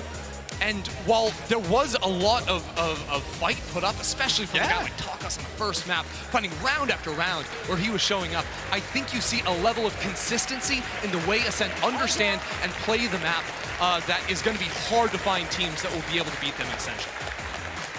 Ascend stands strong in the pits, the huddle. Very happy, I imagine they must be after that one. General Mates gave it a fight, but it wasn't good enough. So, paving the way, the first victory in playoffs goes to them. One of the two favorites coming into this tournament and now posing to be just that.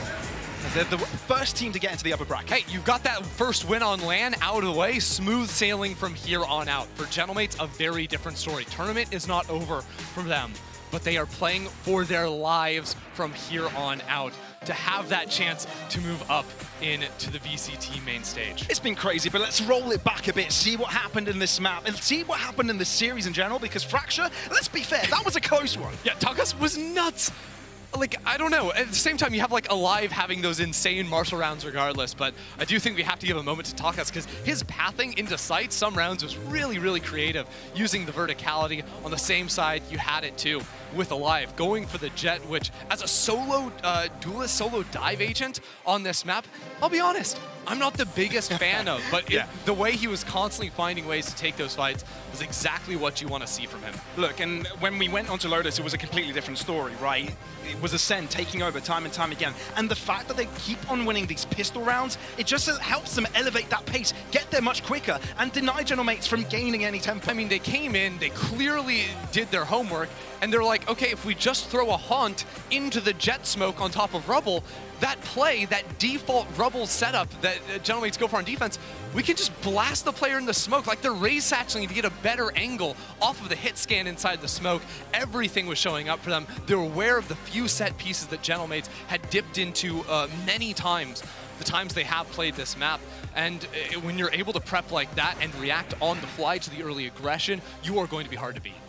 Man, what a series. It was a brain of the wits, and we've got on the brain of the wits. I agree. Yeah, a brain of the wit. A battle of the brain and the wits. Yes, 2 + 2 = 21. It doesn't matter. That's just math. This guy maths doesn't ain't lie. mathing. He But there's a doesn't guy lie. that can do maths. There's a guy with all the brains in the world. There's Brody on the pit with Yinsu. Thank you very much, guys. Yeah, I bring the wit and he brings the brain into this for sure. I'm joined by Brody, the IGL of Ascend. Now, first of all, congratulations on your first win here at playoffs. The energy I could feel from you guys was absolutely electric. So talk to me how it felt, you know, to play on this stage and to win as well. First of all, thank you very much. I think we've been preparing pretty hard for this playoffs. You know, energy was a super important thing, and I think we kept it at a perfect level the whole way through. Obviously, you heard the team huddle before and afterwards. I think that's a super key part of our preparation, and you know, it gets everyone in the mood, in the zone, and yeah, it was great. Yeah, I just heard you guys do the team huddle here. It was so loud. What are you saying? Like, what's the teach me? What's the mantra? So the first line is, what do we do? Win. How do we do it? Fight. Who are we? Ascend. Oh, that's cold. It's pretty. Yeah, it's good. Who came up with it? It was pretty much everyone. We had our own, all had our inputs. We changed it a bit a couple of times, and I think we hit the perfect spot. Yeah, it is definitely cold. I love it. Now, in terms of that preparation that you guys spoke of, I think the fracture pick was a little bit of a surprise, especially against your opponents here today. Why did you go for the fracture? I mean, building up to it, we're feeling super confident on the map. I think it's one of our strongest maps. Everyone's feeling good on it. So it was just pick our best map into them, don't really care what they do, play our game, and we win. I mean, that's exactly what you did. And on map 2, I think that was kind of a bit of a domination, which so far we haven't seen it yet, right? In group stage, every game felt so close. So how great does it feel to dominate them on that Lotus, but also Phoenix? We had a bit of question mark about Phoenix. We definitely thought they were going to change comp. We had a really good preparation for that game on them, and it was pretty easy read on what they do. So we were expecting to change a comp. They didn't. They got punished for it. And yeah, no Phoenix, no party.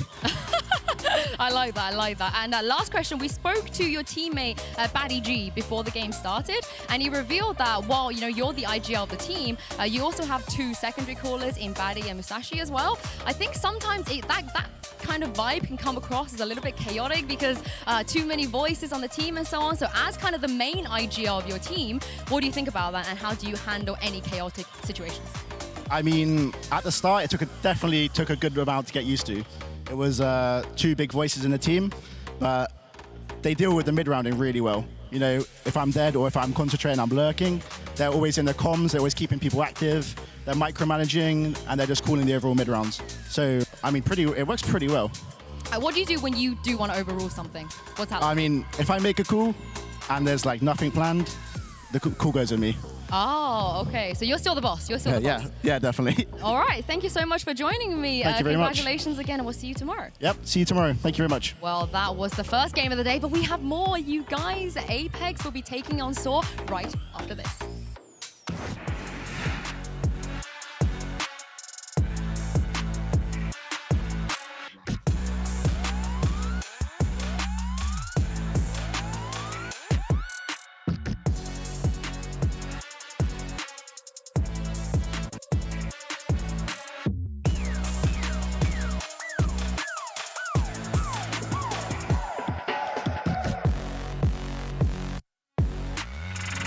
Ascend.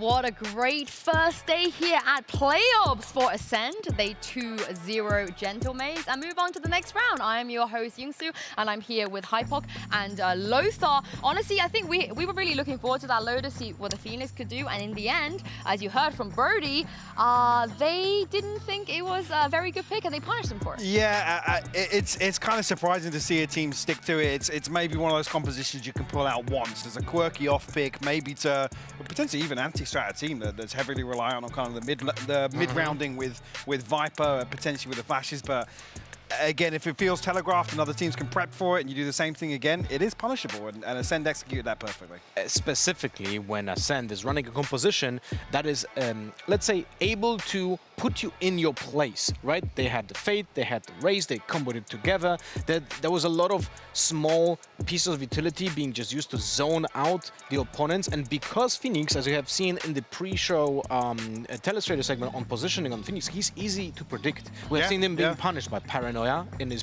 typical positions many times. The Painters were pushing him out.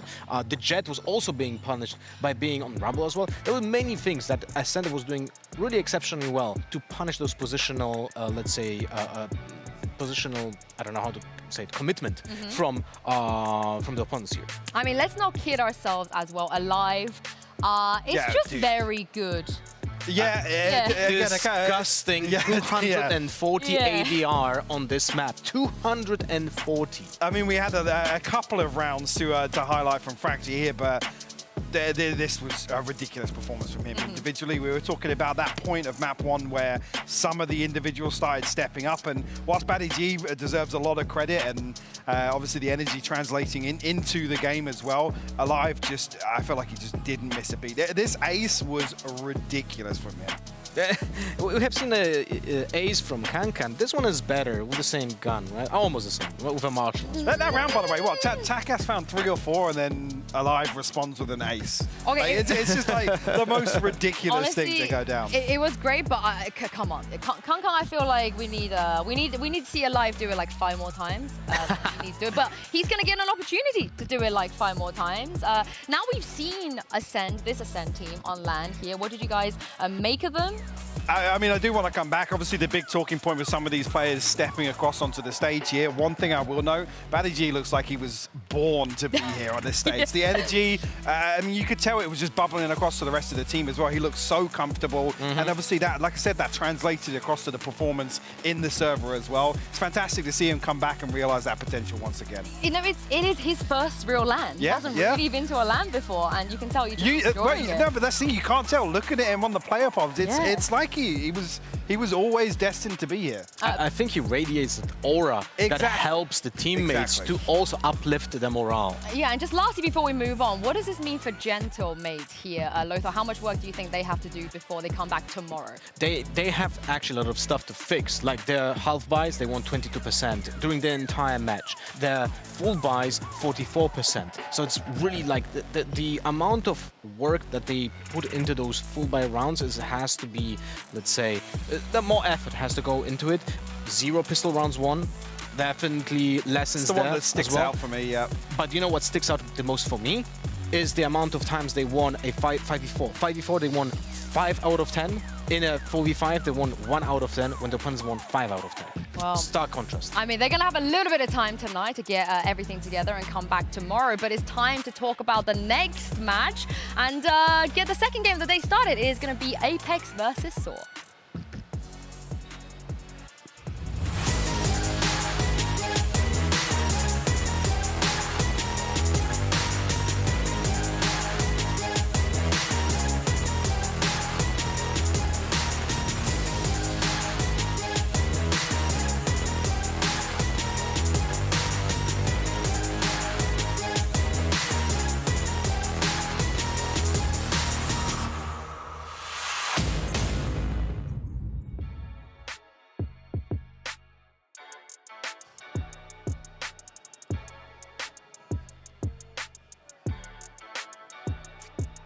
Well, it's time for Apex to take on Saw. They're in the building, and Mystic, welcome home. You know, it's been a while since we've seen you here.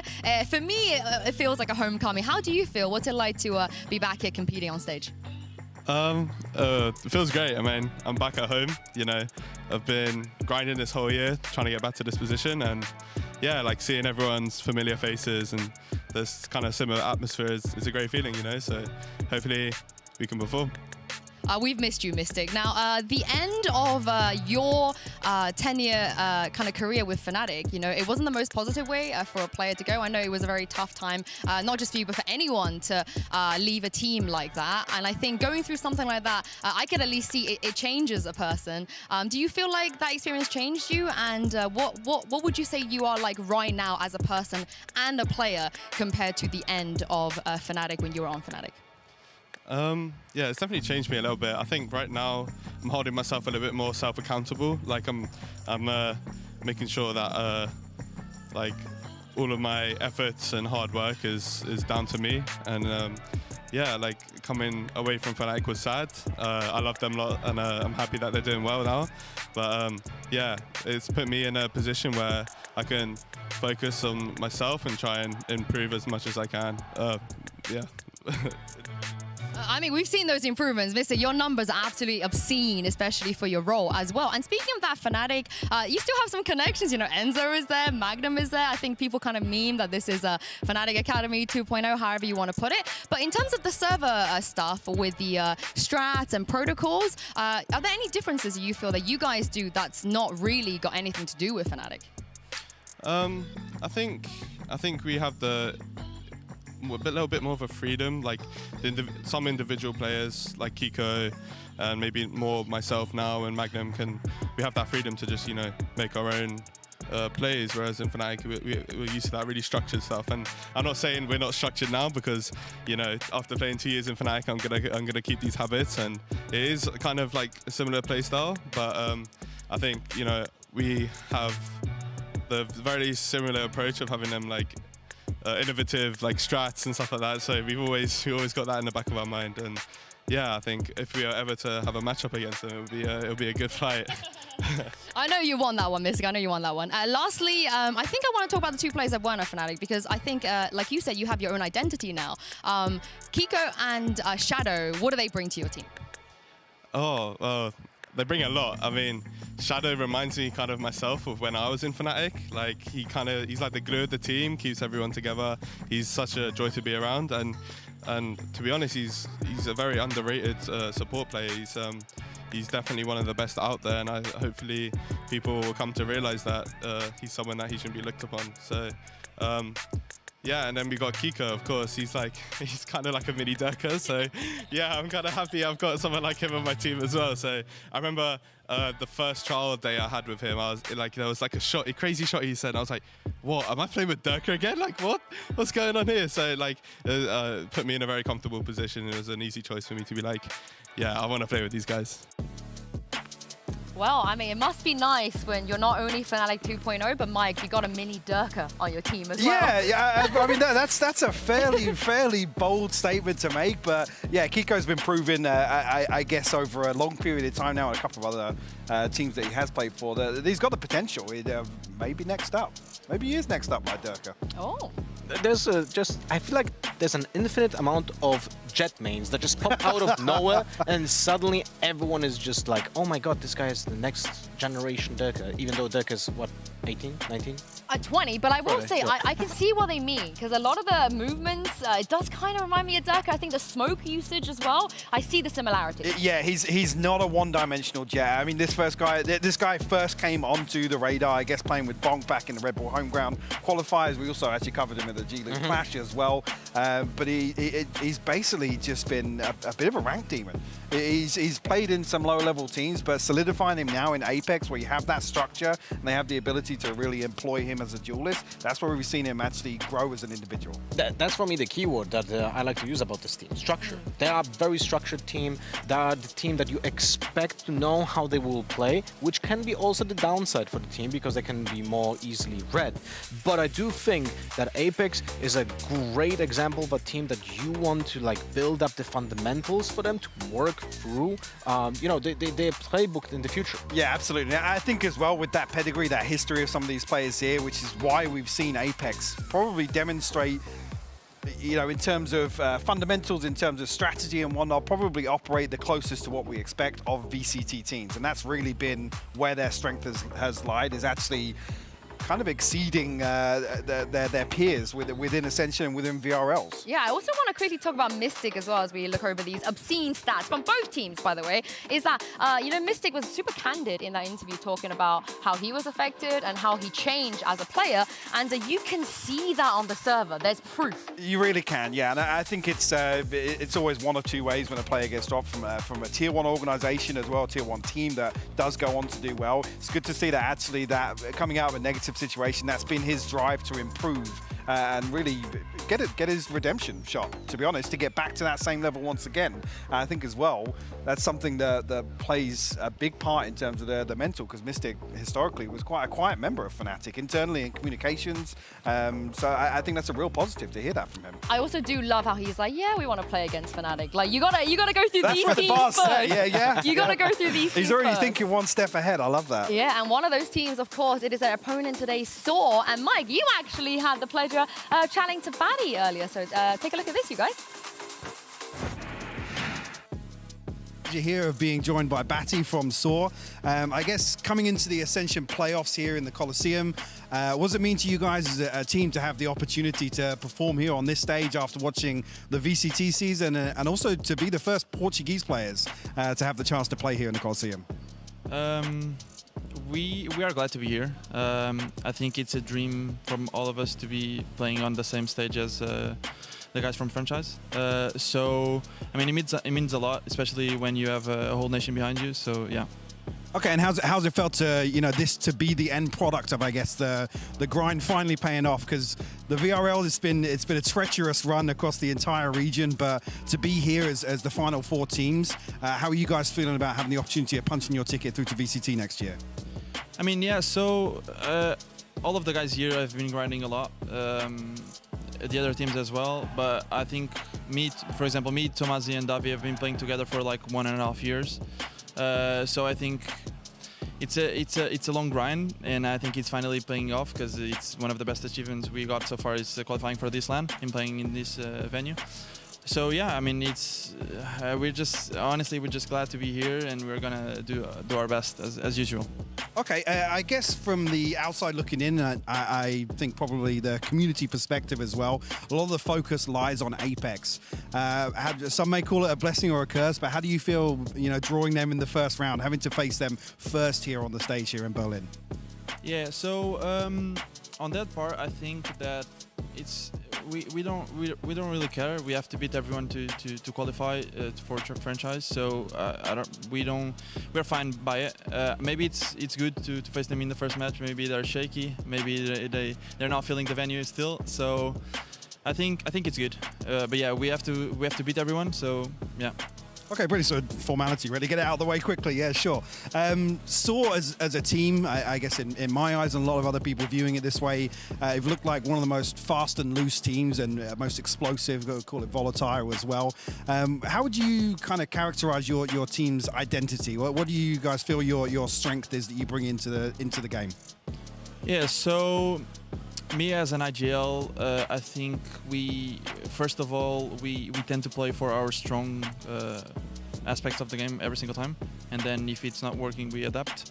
But I think since we have young players, we just like to just aim, to be fair. I think, yeah, we are fast and we are volatile. So yeah, on that part of playstyle, we can play both. We can play fast, we can play slow, and I think it kind of depends on the game and how we adapt to the game. But yeah, I think it's our playstyle and we like it. Okay, and just I guess as a teaser, a sneak preview, you're going to show us anything new here, kind of develop from that playstyle, anything? Maybe. I don't know. Okay, we'll have to wait and see. Well, best of luck in your game, and obviously I'll catch you again hopefully further on in the weekend. Great interview. And Mike, yeah, you're trying to fish the info out of him towards the end. I really commend that. Yeah, trying to get something out of it, yeah. But I really like the way that he owned we like our playstyle, Lothar. They got an identity, and you can see that they are they have a lot of commitment to the identity. It's the exact opposite of what they're gonna face today, because they are the... Like it's a clash? Yeah, it's a clash of playstyles. A great interview, by the way, Hypok. I love the way that he gave you the answers, because you're gonna see this team, super explosive, first and seconds, they're already in your face. Thomas, when he's on the Neon, he's blazing fast. The team supports him, although the spacing is not going to be ideal. They have this playstyle that is just kind of making them shine. They will, as he said, try to out-aim their opponents and catch them off guard with unexpected stuff. And that's why also the win rate on defense is below 50%, while the attack is over 60. And the exact opposite happens for Apex, below 50 on attack, above 60 on defense. The win conditions from those teams are completely the opposite. I can't wait to see the telestrators. You guys are going to have a great time with this one. But I also want to say that obviously these two teams, they've never faced each other, but the individual players throughout the history of this tournament. Remember Alliance? Anyone? Any Alliance enjoyers? But they have... Whereas Mid when he's needed, he's someone. These players, like kind of dotted around through history, have indeed faced each other a bunch of times. And it's not what you think. It's not always been, the Apex boys winning. The SOAR players have also come on top a couple of times. Yeah, Fizzy's crept his way into a couple of headlines along the way, and I think think this is a player that actually, those are the historians, I guess, watching this, will know Fizzy from some of these performances because he was an explosive player. That was how people really took note of him. So it's brilliant to still see him, I said this earlier on in the broadcast, doing what some of these players have always done the whole way through. So to get their shot once again, it's fantastic to see. Yeah, I also wanted to quickly level the playing field a little bit because, you know, on paper you have one side of players that have reached grand finals of international LAN. On the other side, you have the first ever Portuguese players to step foot in the Coliseum. But chatting to Batty a little bit earlier, even though they haven't played, you know, big VCT LANs, the core of Batty, Davi and Tomasi, Lothar, they've played 10 LANs. Yeah, they played 10 LANs locally. Of course, a little bit smaller venues and so on, but still with an audience, with the raw behind their backs, and they had to perform there. And that experience definitely will help them out in today's match. So that's pretty cool to have that feedback, that answer from them actually about it. Yeah. Also, I thought this will be leveling the playing field because looking at their records, Apex and Soul, this iteration of their rosters have only ever lost one best of 3 ever, but Hypoc, as you can see, Soul, they usually play best of 1s. They haven't played that many best of 3s. It's tipped slightly in the favor of Apex in this regard, but I think as well, when you talk about some of the adjustments, I'm glad you touched as well on some of these LANs having audience. For me, the big thing is stepping onto a stage, getting out of your setup in your bedroom, your home office, whatever. And as well, the other thing to consider is, you know, some of these players getting some best of 3s or best of 5s behind them, because that's a different mental process altogether as well for the team as a whole to go through, you know, a map veto and have a much more, I guess, targeted approach to that. Those are the 2 big steps for me to really address as a team to develop into. And the playstyle also, I think, is something that benefits from best of 1s. The more explosive, like aggressive allow playstyles. the enemy to get into a groove of reading the game correctly. Exactly. They cannot react properly for the next map, so that playstyle that they now experience in the first map.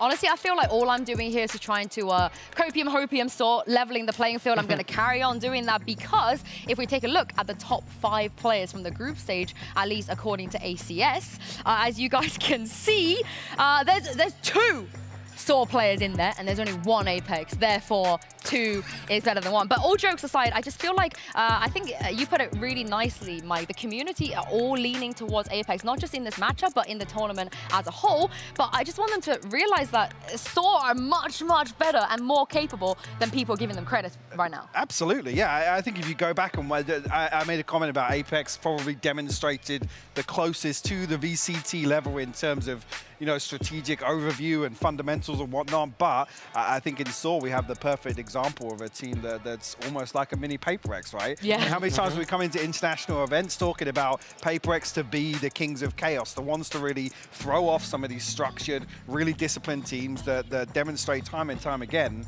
there are weaknesses, right? There's one problem though. Ascend had 3 IGLs, PaperX has 5, and Saw has only 1. Maybe that is a concern, yeah, actually. What I will say, they're missing a trick there, yeah. What I will say is that Mystic and Enzo did lose to PaperX. Like, they did not handle that PaperX. Could be their kryptonite, that plays yeah, off. Could be the kryptonite. They did struggle a little bit against a team that played like that. But this is the thing, because are you guys also in the camp of that Apex is the favorite of this tournament?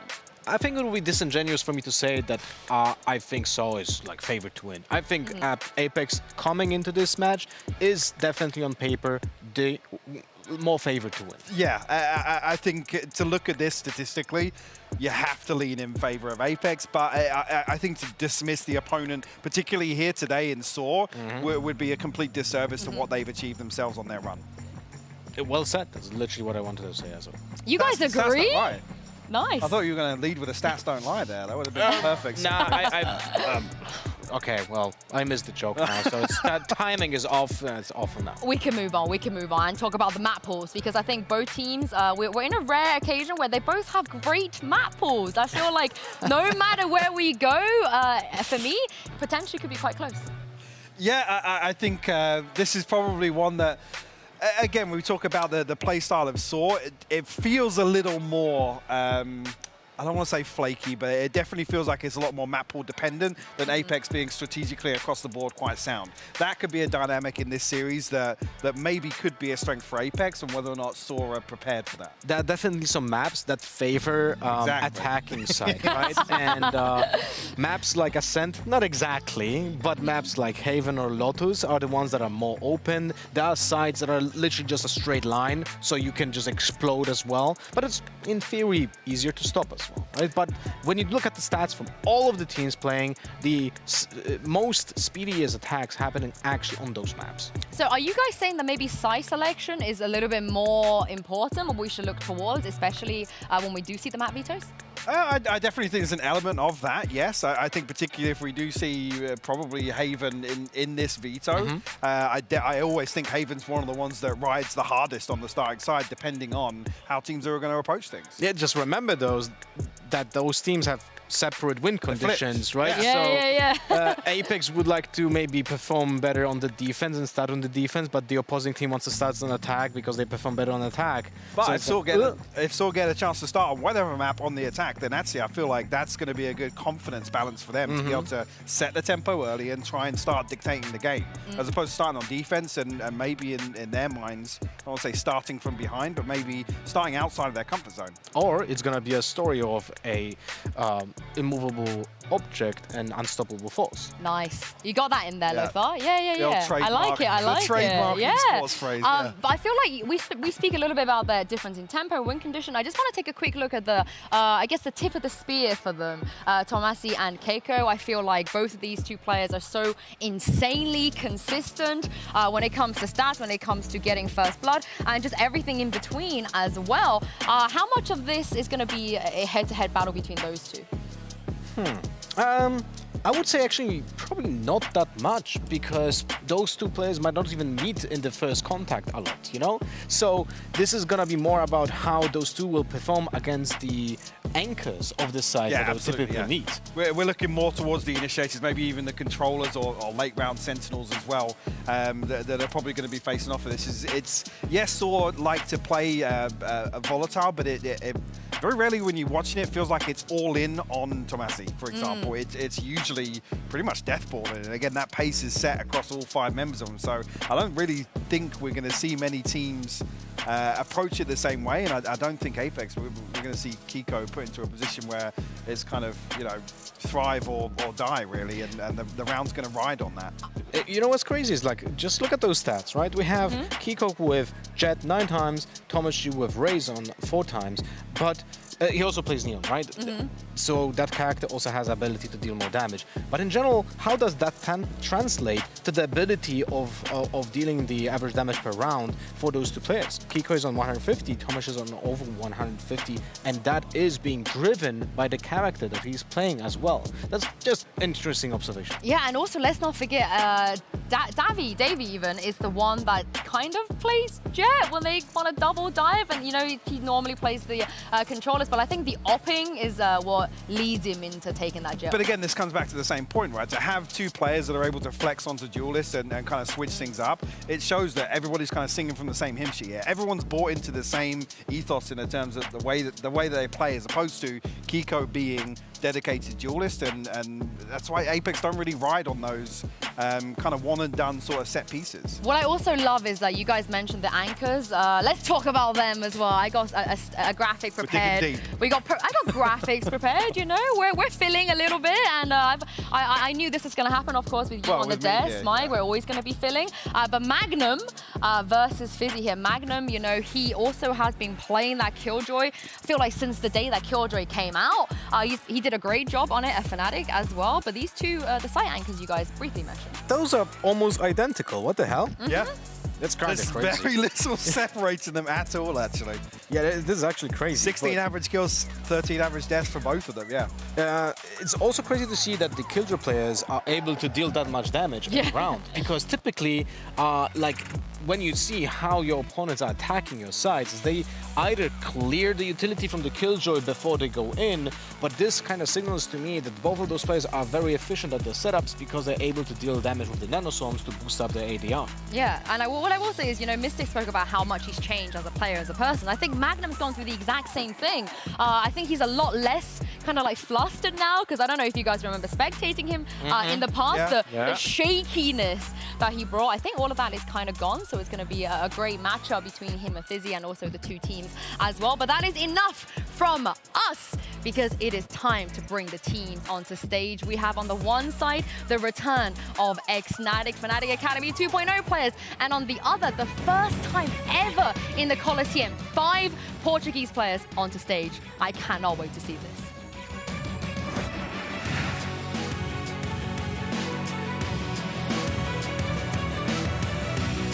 Apex.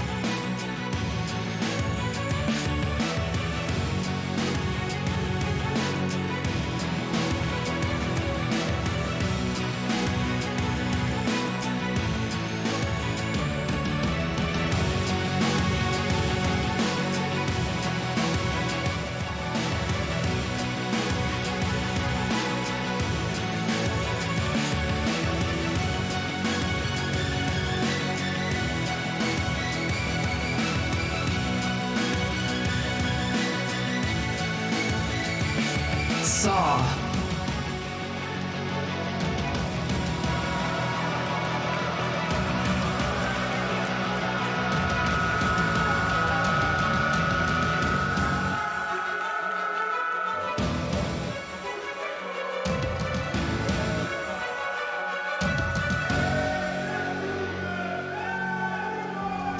What a moment it is here. Apex taking on Saw. We talked about the pressures of both teams already, and in that interview even, Hypog, you know, Batty said it's a formality. They got to beat all the best teams if they want to make it through, and it does really feel like they're the team playing with no pressure. Nobody's expecting them to beat Apex here today, and sometimes that could be a win condition. Absolutely, yeah, to come in and sleep a team. I love the mentality that is, hey, it doesn't matter who we're playing or when, you know, we have to beat everybody that's here this weekend to punch our ticket through to VCT. And again, to not attach that stigma, I guess the outside perspective has been, which is all eyes on Apex. What are Apex going to do this weekend? So absolutely loving that, and I think as well, that definitely doubles down on the kind of their ethos in the game to be able to translate that confidence and bring it here to the stage in Berlin this weekend, even though they're opening versus Apex. Yeah, let's take a look at the map vetoes here. Lothar, you know, you said that like that for Apex, on the side of Apex, they have a lot more options when it comes to the map, so we're not really expecting anything out of the ordinary. Yeah, we're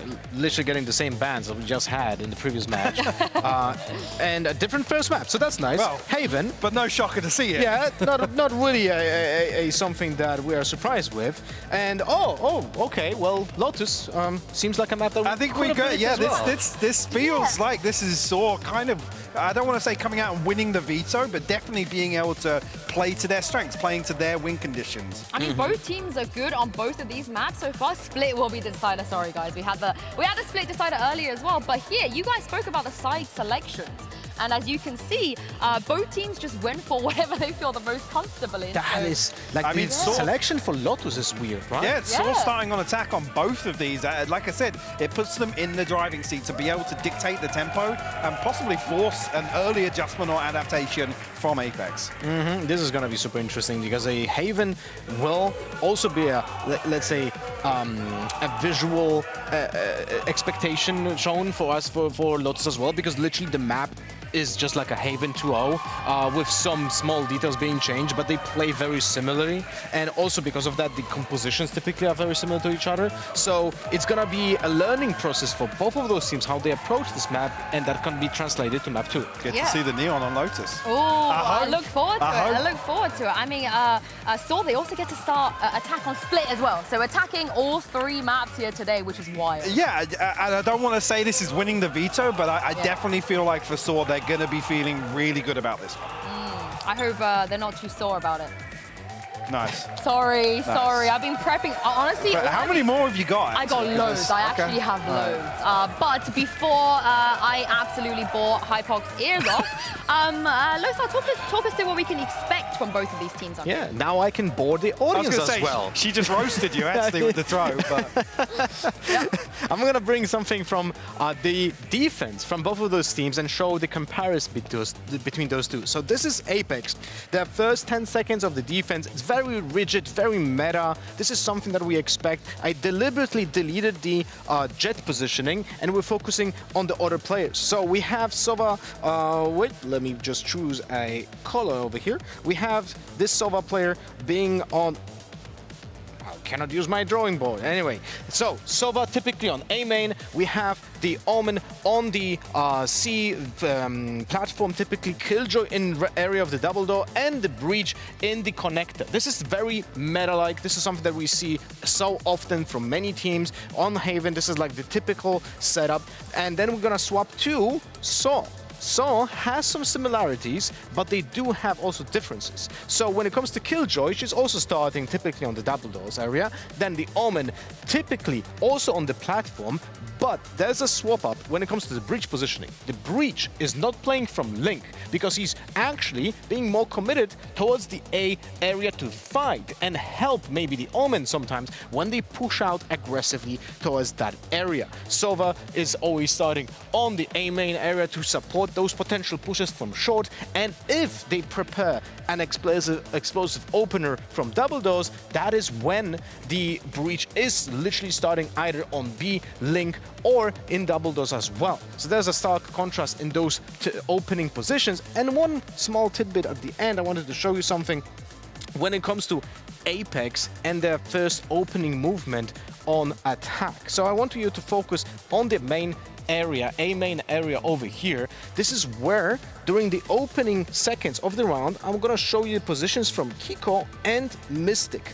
They have a very similar movement in the A main area that can be punished by spams, because typically you're gonna have a smoke open up here to make sure that you can slid into this area, but that can be spammed, and this kind of pattern that is being presented by the attackers here can be easily punished.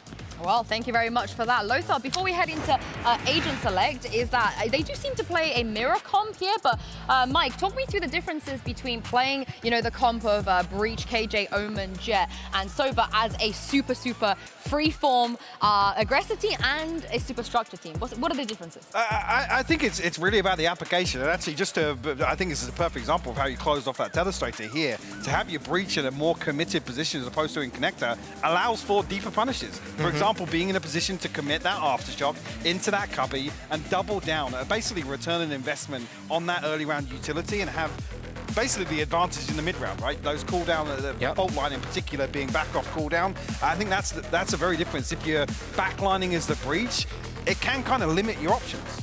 Yeah, it's like it's kind of similar to how you play him on Fracture, right? Because you control the A main lobby and then rotate off.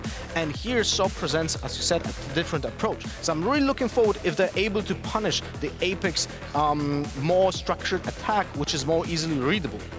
Yeah, and in terms of both of these comps as well, what are the counters? They both know what each other do. They would have done the preparation. They know one team likes to play very aggressive, then the other more structured. I'll be honest though, it comes back to a conversation I said that I don't think will be very often, but the variables become Kiko and Tomazi, honestly, and what they're able to achieve. I don't think it all rides on them, but they become kind of the anomalies within some of these setups and whether or not they're able to find value. For me, the question will be on Apex side, when they play on C, we're gonna see anchors being there just positioned on this side, or will they literally just fall back whenever there's an execute on C happening and play the retake? Because that typically sets a tone for the attackers of what to expect on the sides, and we typically also see on Haven that people just don't like to fight for the C position. If they see like a Breach with the utility just smashing everything, Paranoia coming in. Disengage call, basically. Yeah, they just go, oh, okay, we give you this side, you planned, we play retake with the players from the A side, and that's for me something that I would like to see resolved from Apex on that defense, to see how they approach it. I also mean this in the nicest way possible. She's going to flame again. No. I mean it the nicest way possible, but I like to see Saw drag Apex to their level.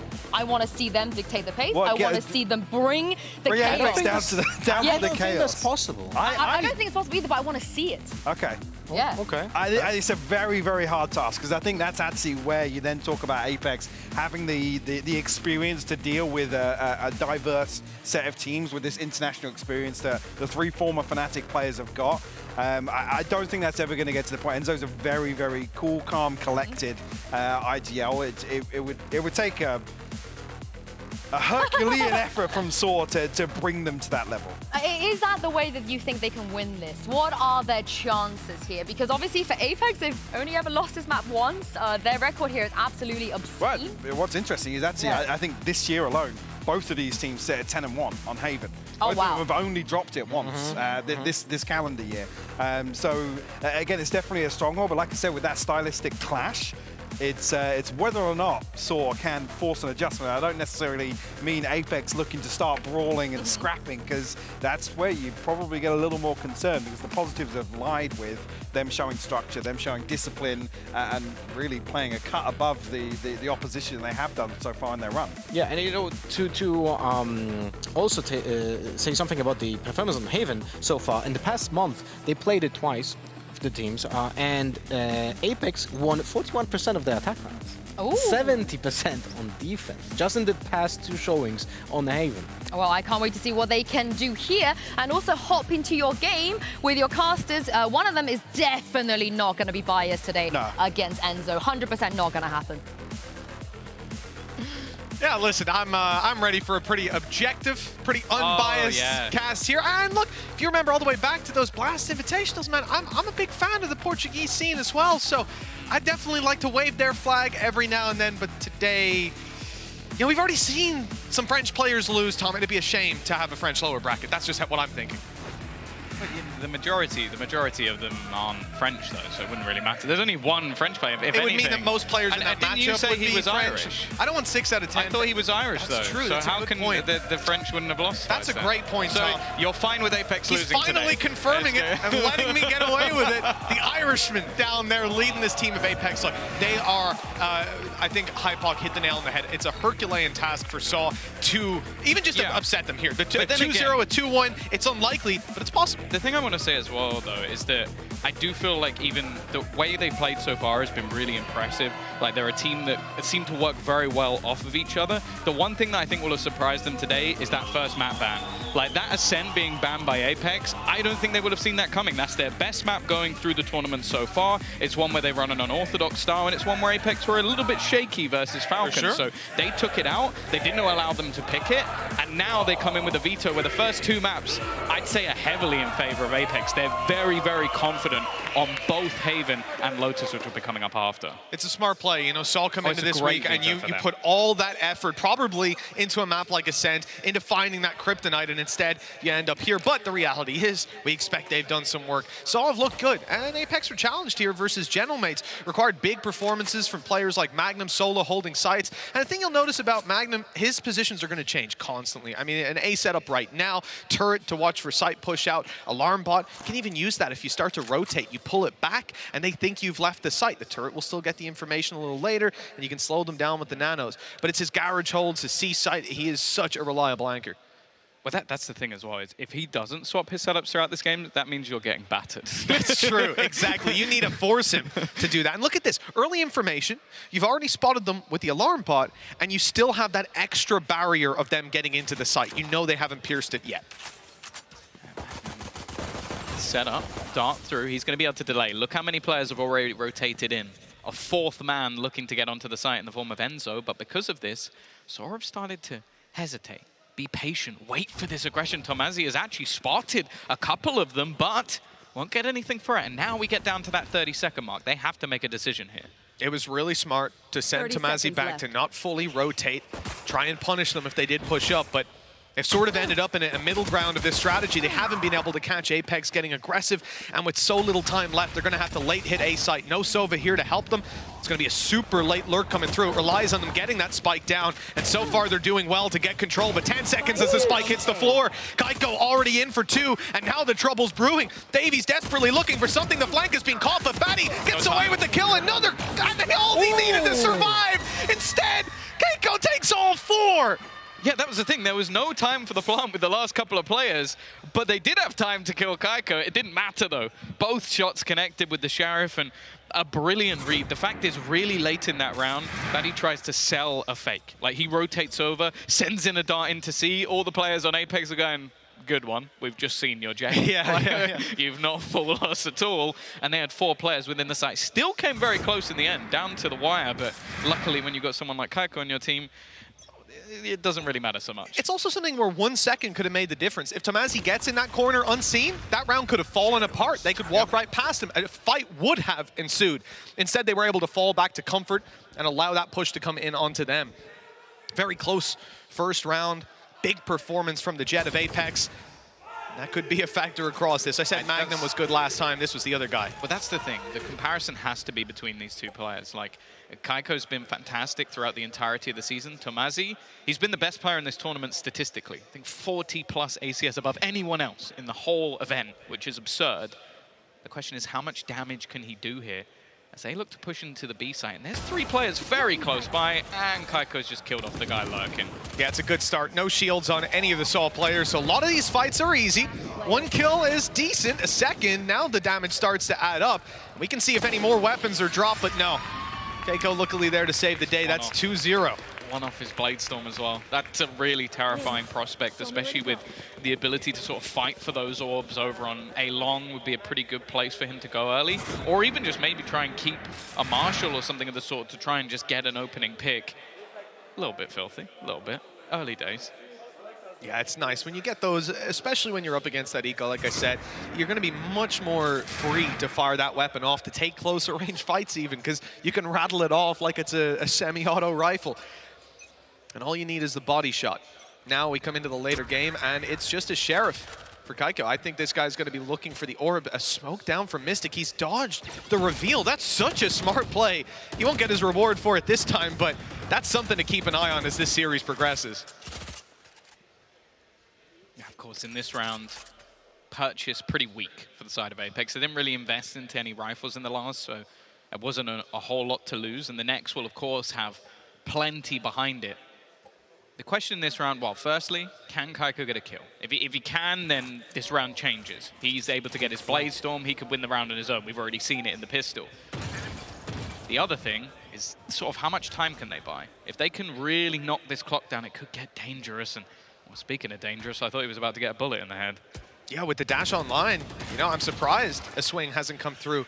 I guess the lack of contact, that they start to think that maybe these players are waiting for a play like that. And here's the contact eventually towards the A site. Plenty stacked up and ready to go. The rifle of Tomazi a little too strong in the first fight. Blind was perfect. Although Magnum holds on, how much longer can he survive? Mystic coming through to help. Just the one for him. Still so much pressure on Magnum. And with it alleviated, I mean, we're going to at least have Blade Storm online for next round. We'll see how much better this round can get for Apex. Yeah, 1v3. It really would put his name on everyone's radar. I think it's already there, and only a first kill. Again, still making things nice and costly, and well, he gets the Blade Storm in more ways than one. Even still, though, it's good for Saw to get on the board early. Like, it was said on the desk, they get to set the pace when it comes to this attacking side. You don't want to allow the defenses to really build up that economy, and I'm already seeing an operator being brought up. You do have to bear in mind, though, last time out they played this map, they lost the pistol and the second round. Won the half 10-2. Yep. They also then went 13-11. Their attack was a little bit shaky. That's the other side of it, right? Probably It's the calling, you know? Swings and roundabouts. Probably the call. All right. Watch yourself here, buddy. Not today. Not today. Little recon in. It's caught him. Dash used up. Oh, no. He hit the wall. I mean, they have a good idea. He's still here. Yeah, oh, yeah. He's not getting out. Oh, hold on. That piece of utility giving him a small gap. They might think he's moved. It doesn't matter. They'll hit the shot. Anyways, the reaction's way ahead on that one. Yeah, I think tried to get out of there, clips the wall, and that's enough to just leave him stuck in the mud. That's an operator down on the ground. Mystic on the other side is going to put some doubt in their minds. Destroying that alarm bot. Extra deep control. They've got the drone should be able to clear out Magnum. He's just going to try and retreat, almost caught on the way back. Incredibly low on HP in this round already. Yeah, and they think that they forced out a lot of this control from the hands of Apex. You can see Mystic, though, filling in. They realize that there's no need to rotate off A. This isn't a hit on the other side of the map, and now the contact comes through. They're starting to realize that SAW are making their way to A site. All the players have rotated in. I mean, Apex have the read, but the execution is something different. Tamazi firing off already. 1 kill to come in. So many players rushing into A, and they just cannot stop that Portuguese wave. 3-2. Possible now for SAW. Yeah, I really love the sort of protocols from this team. They're going to like eco. being able to sort of start things off with just pushing, probing on one side of the map, having those late lurks, taking control elsewhere. They're trying to play with the minds of their opponents, but they're also very aware of sort of destroying the utility that's sort of going to be in the way of them just being able to take that space later in the round. And then you just have the sort of timing and spacing of their trades. I think they're a team that structurally looks incredibly good when it comes to this attacking side. So this is the eco. Bladestorm, the one good thing they've got going for them. And it didn't go too good, let me tell you that. It's out of here real quick.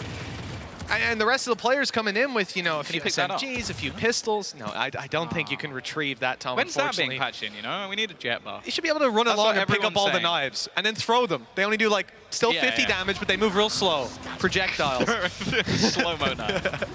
But yeah, no, look, for Apex, this is, as we said, even at the end of the last round, it looks like SAW are going to walk away with the lead. And for them, you know, something Hypoc mentioned on the desk was that SAW, they get to start on the attack, they get to set the pace, maybe force those adaptations. And I think it's going to be a great confidence booster to have stolen that lead away so early on as well. Yeah, I think it's always going to be an uphill battle versus Apex. I think everybody has had them as pretty much the favorites to ascend pretty much since they made their roster. Definitely. Went, oh, that's the team that's probably going to make Ascension. Yep. Them and obviously Ascend is the other one. They're the two teams everybody's been watching. I think Gentlemates were definitely a pleasant surprise, and SAW was a shock, but a pleasant one at that. They've been very exciting throughout this tournament so far and continue to be in this matchup.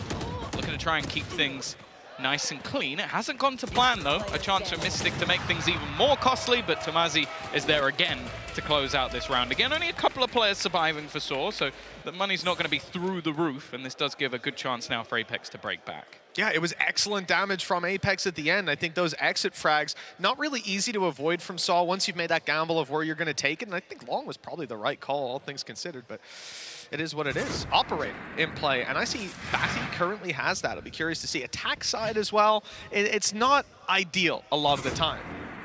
But I think on a map like this, where there's so many long-range angles, so much open space, it could help out. Yeah, Batty is going to be using that right away towards C-Long. Yeah, especially when you have someone like Tamazi to just take the space away. Like in post-barn, it could be so impactful. He just got all the way over the top, trying to do some damage, but both players shut down on the entry. Shrouded Steps to dodge the Hunter's Fury. Great trade out of utility for an ultimate on the side of SAW. But SAW have a reward. Even though they've lost 2 players, they have gained the site. Planting, you know, almost uncontested.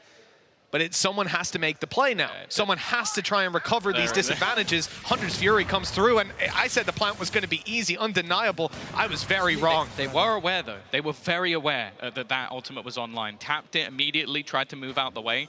Doesn't actually connect. And now they're going to get that plant with an additional kill coming through from Batty. They put themselves in a much better spot than they were in.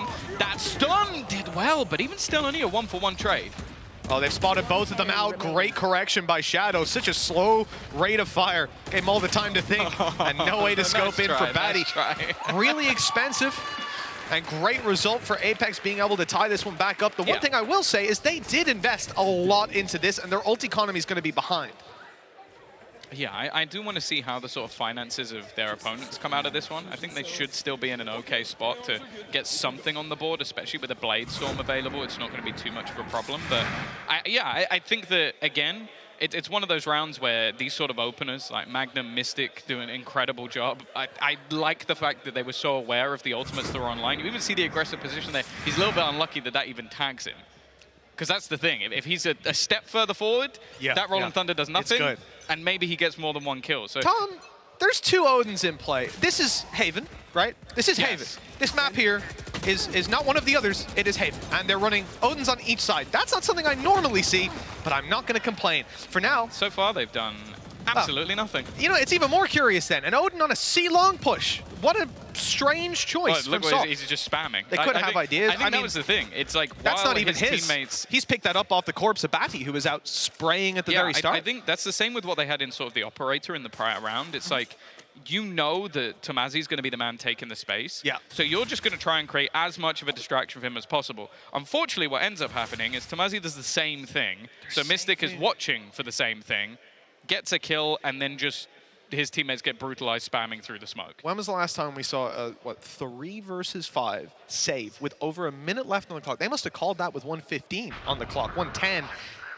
Worst case. And they're in their own spawn. You can see Mystic is like using his From the Shadows, just like, where are they? It's a recon Because dart. they're not A, because Kaiko is A. You're going to see a dart soon from Enzo, I'd imagine, because they just have to be baffled. 30 seconds on the clock. Where is the contact coming through? Maybe not with that lineup.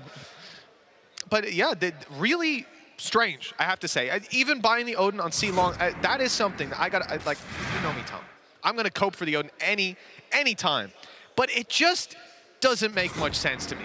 You know, having it in that setup, you're able to spam a couple of angles. I can think the position that Magnum is currently in, if you look at the mini-map, for example, that's a good angle. It's wall bangable, so you can do damage, you can force them back. Past that, though, I guess you're denying them pushing it, but it really does find its value absolutely anywhere else on the map. They're saving it. It's a weapon they wanted, and they certainly have more ideas than that. Strange, but look, they paid the price for it. It didn't really matter what weapon he was running because it was a straight spray through the smoke that caught him with the headshot. Yes, there's tracers, but I think he only got a few bullets off before he was down anyways. A quick reaction, and 4-3 we go. Lead back in Apex hands. Still just struck by the fact that we had a 1-minute save call. It's just so unusual. I do agree with it, though. They'd committed C-long. It didn't work. You've lost all map control. They have a good setup to punish you for that. I don't know what you do from that point other than make that call. Oh, here we go. The Bladestorm this time pulled in, as they do still have rifles on the majority. A chance for Tomazi to be that tip of the spear. That's the thing. A lot of their game plan on this attack revolves around this man. When they've seen him drop early on that C-site entry, both times it's looked rough. Like, if he doesn't get that entry kill, it seems like they really suffer. This time, though, going in towards that B site, it's only really Shadow in the nearby vicinity. Now, they spotted the early take, but there hasn't been much of a rotation. Mystic is still close enough that he could help out, especially with the Paranoia online, and in fact, he's just going to smoke them as they look to go. They know top left side is clear. They don't have to cover it on the way through. The wallbang spam already covering that for them. Post plants could be strong if they can get that spike down. Lots of utility, lots of wallbangs for them. Already going to lose Tomazi, well-placed recon. And a stun. And now no more utility from the breach, but here's where the problem is. You're being pushed way out of that site, and there is next to nothing you can do to get the spike down. 30 seconds, a rotation being made. It has got to be quick. And at this point, I think it's another save. 20 seconds on the clock. Oh, they're gathering up to move. And then the flank comes through from Mystic. He just walked through that mid-smoke and picked up 3. Save, push garage, it doesn't matter. Mystic made the choice for them. Well, yeah, at this point, you kind of think, well, Apex have got enough cash that they can take a few risks with their economy. It's not really going to be... Like, you're not going to go, okay, yeah, let's just let them save again. Like, when we can just buy in the next round. But the fact that he manages to get all 3. Also, Shadow does an incredible job. Like I said, when they started that push, he was the lone man at the back of the site. When they basically had to fall back because of a lockdown, he was only just getting cleared out. The rest of the team were fully able to rotate in that time. He takes 2 kills with him. And that's the thing. It was mentioned in the interview earlier with Sue and Mystic. He goes, okay, I feel like Shadow's now playing the role that I played when I was in Fnatic. Like, basically just trying to be the glue of this roster, sticking things together. And that's why when we saw Shadow disappear for a while from the tier 1, both of us were very sad. Perplexed. Because he is someone who, like, don't get me wrong, what FPX and then Na'Vi became, very good team. The players they brought in, very good at the same time. But he was so good at just setting up other players within the team. And the thing I'm enjoying about watching him through this Ascension run, I felt like his individual ability is now better than it ever was. For sure. I was even going to say, you know, back in those days, it wasn't that he was terrible as an individual. He was reliable. He did the job again and again, support-wise, one of the best out there, if not the best at the time. And to see him fade away, you know, it was very perplexing. I think even we saw earlier on, we had Batty G here. Wow, amazing to see him play in the arena in front of the crowd. He's a player that, you know, you even remember that stand-in when he stood in for FPX? He was dominating. It was unbelievable. But he never had the same stint. Another team had the chance to sign him, and then it was like their analyst or something declined him. That's not even remotely true. Let's not spread false information. No, I will die on the hill that that's the biggest mistake I made in my career, was not just fighting tooth and nail for that man. He is such a fantastic player and a great individual as well. That was fantastic. Yeah, seeing him here. He came up and tapped me on the shoulder. I turned around and it's just this big grin. We're both so happy to see each other after all this time. First time meeting him as well. Gorgeous. But yeah, for Apex, you know, a squad that they are without a doubt the favorite in this event. And we heard it from Lothar earlier. He said it would be remiss of him not to say that, yes, they are the favorites. But it's not that there's nobody that can challenge them. It's just that, I mean, you look at the stats even. They pulled it up earlier. It was like 27-1 wins for Apex overall. And Saul were 7-1 though. Flag. Is that what I'm witnessing? It is indeed. Shout out Cairo. Saw him in the last game as well. He's been out here. I just want to see I mean, obviously we're in a technical pause right now, but when we get back into the game, I want to see all these ideas from Saul, because I actually really like how they're, on most maps I feel like, they don't play usual Valorant. They're not afraid to think outside the box, do something a little strange. They run a Phoenix Jet on Ascent. That's why I'm really sad, like, I was speaking to the guys at Apex earlier, and they were like, I was like, yeah, I can't wait to see Ascent. They went, you're not seeing Ascent. Yeah. I was like, what do you mean not seeing Ascent? Because, yeah, some of the stuff they do on that map is really cool, and they're really aggressive in the way that they do it. And I think that that's always an exciting thing. Like, especially the thing that I love most about Sora is I see a team come from a region that ultimately doesn't have a huge depth in the amount of players that are going to be coming from it. Obviously, Portugal's still one of those sort of growing places, but they look incredible. And that's always a worry, because especially when you see teams that just like, okay, we've been able to beat our region, they come in and they get smashed. It's really depressing. It's not an enjoyable watch. So the fact that they have come through, they've taken down a lot of like strong, like we were talking about CGN, Zesht was raving about them as he came into this tournament. Well, Saw did a pretty decent job playing up against them. The only team that they lost to in that group stage was Ascend, who we've already seen. They made it through into that upper bracket matchup. A team that was basically built from superstars from other teams, and some that they'd kept, like Monster as well. It's a hard one to beat. I also have to say, seeing a live play today, so enjoyable. Like, he's always been one of those players that I think all the way back, you look at like games like Finest and different things, like he was always just like, oh, he's incredible. He's such a good player. And now to see him on like an international roster still doing exactly the same things, it's great. Well, Tom, this technical pause is going to be coming to an end soon, and we're going to see Saw faced with a pretty big challenge. Is the timer ticking down? It's not ticking down. It's not, it was bold of you to assume. It was bold of you to assume that this. Okay, it is now tuned ticking. in. It's ticking. I'm tuned into these sort of things, Tom. Don't ever question me. Please do. Question me all the time. I need it. Question you. But Saw 3 rounds on the board. The lead that they gained now lost and starting to slip away further and further. Oh, yes. Enzo's out with the Odin on A long. Looking for some control denial, but they're close. And luckily, Tamazi won't be getting a kill for his troubles. The paranoia is perfect, and Davies' correction, godlike. Yeah, and I think just Mystic getting caught out a little bit, but he was trying to make a bit of a play, was defending Enzo with the initial spam. 3 players in, and also just look at the position of Magnum. He can lock them into this spot if they do look to fall back, and that's exactly what's happening. He is in the right place at the right time. The question is, how many can he get, as they have all gone running past except one. Addicted is more than aware. A good read from him, and that might have just changed the round. However, bear in mind, the rest of the team still rotated because of all the steps, and Kaiko's there first. Yeah, they've lost their entry, the guy to get up close and do that damage. Enzo with some wall bangs on the back of a recon, forced out by utility, and now occupying the Logs position. 3 players here. Have Saul realized that their entire enemy team is sat down on that C side? It looks like the answer is yes. That Spike speed running over to the A site. Great catch by Davey. The jump peek from Addicted, drawing the crosshair away for just a second. You have to say, I mean, Apex right now, they have been torn apart. This is exactly the reaction we wanted to see from Saul. With Enzo left on 36 HP, Shadow has to have one of those big rounds as the plant is in. Yeah, I almost feel like at this point Saul have to make a mistake. They know exactly where he is. The last man holding him in, and well, One of the Odins has found some damage in this round at least. The other is just going to have to probably stick towards the spawn. The thing is, again, financially, they're in a very, very good position.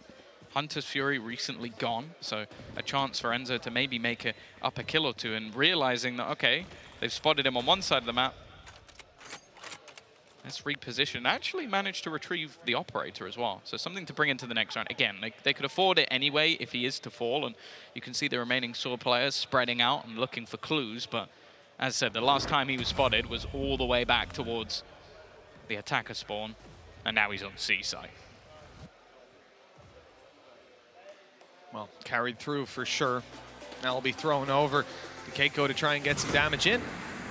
But that round right there, as we said, exactly what we wanted to see coming out of the side of Saw. Clean, concise. They ran into a bunch of difficult situations. Being caught on a long response, they get Mystic, they get out of there. There's a player lurking in window. They have Addicted left behind to cover off that. And I think we're seeing the macro in every moment. Even later on, Addicted not covering window. They go over to C, they come back, and he jumps out. Drags the crosshair of that op for just a second, allowing Davey to swing in and grab the kill.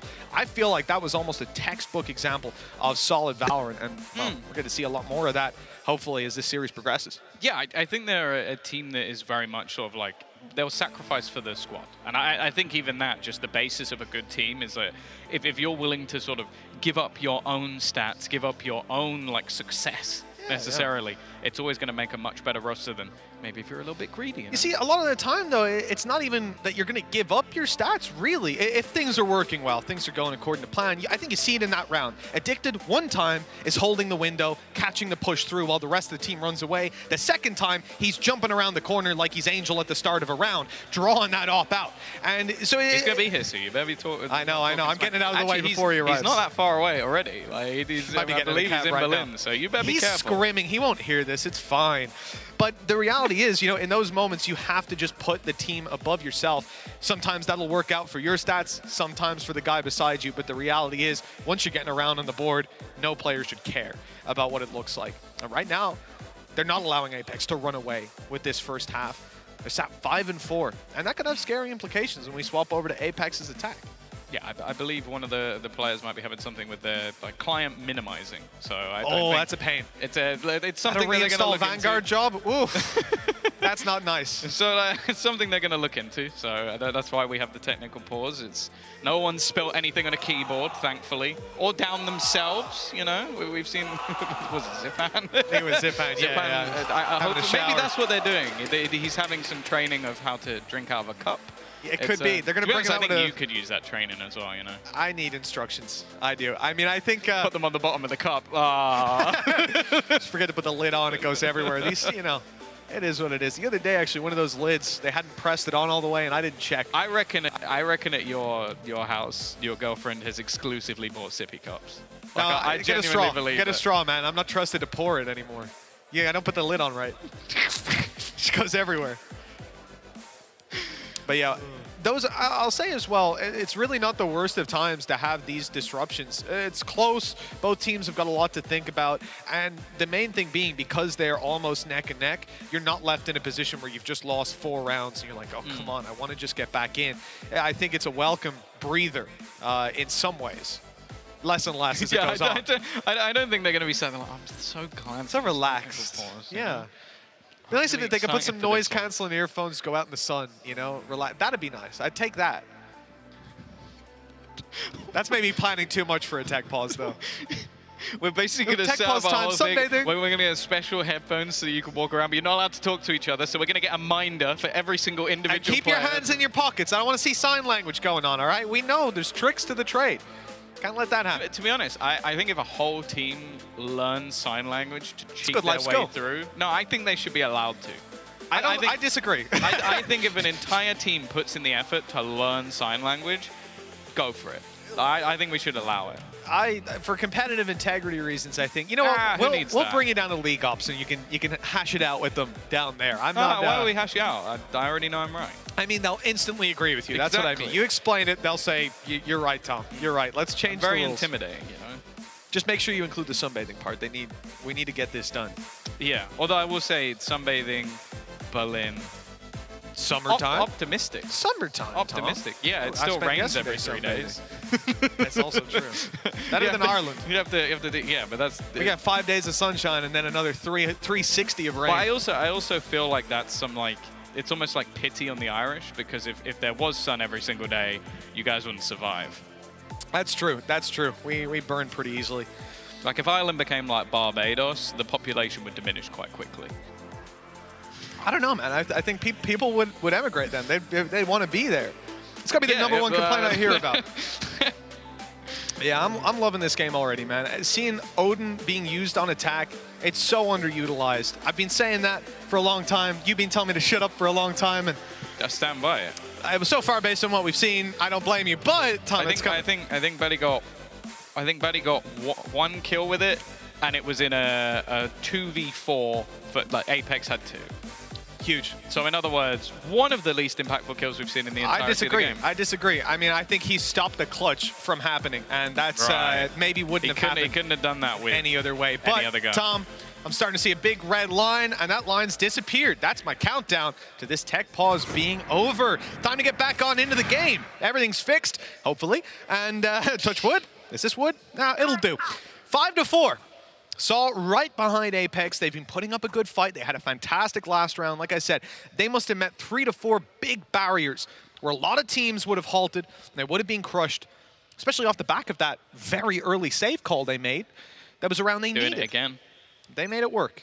See, the thing is, this time they've changed it, because before he had support, now they're both going to be pushing through in towards short instead. Rolling Thunder utilized almost immediately. Tomazi's managed to dodge the majority of the damage coming out from it, and actually the one kill with the Odin's going to come through from Batty again.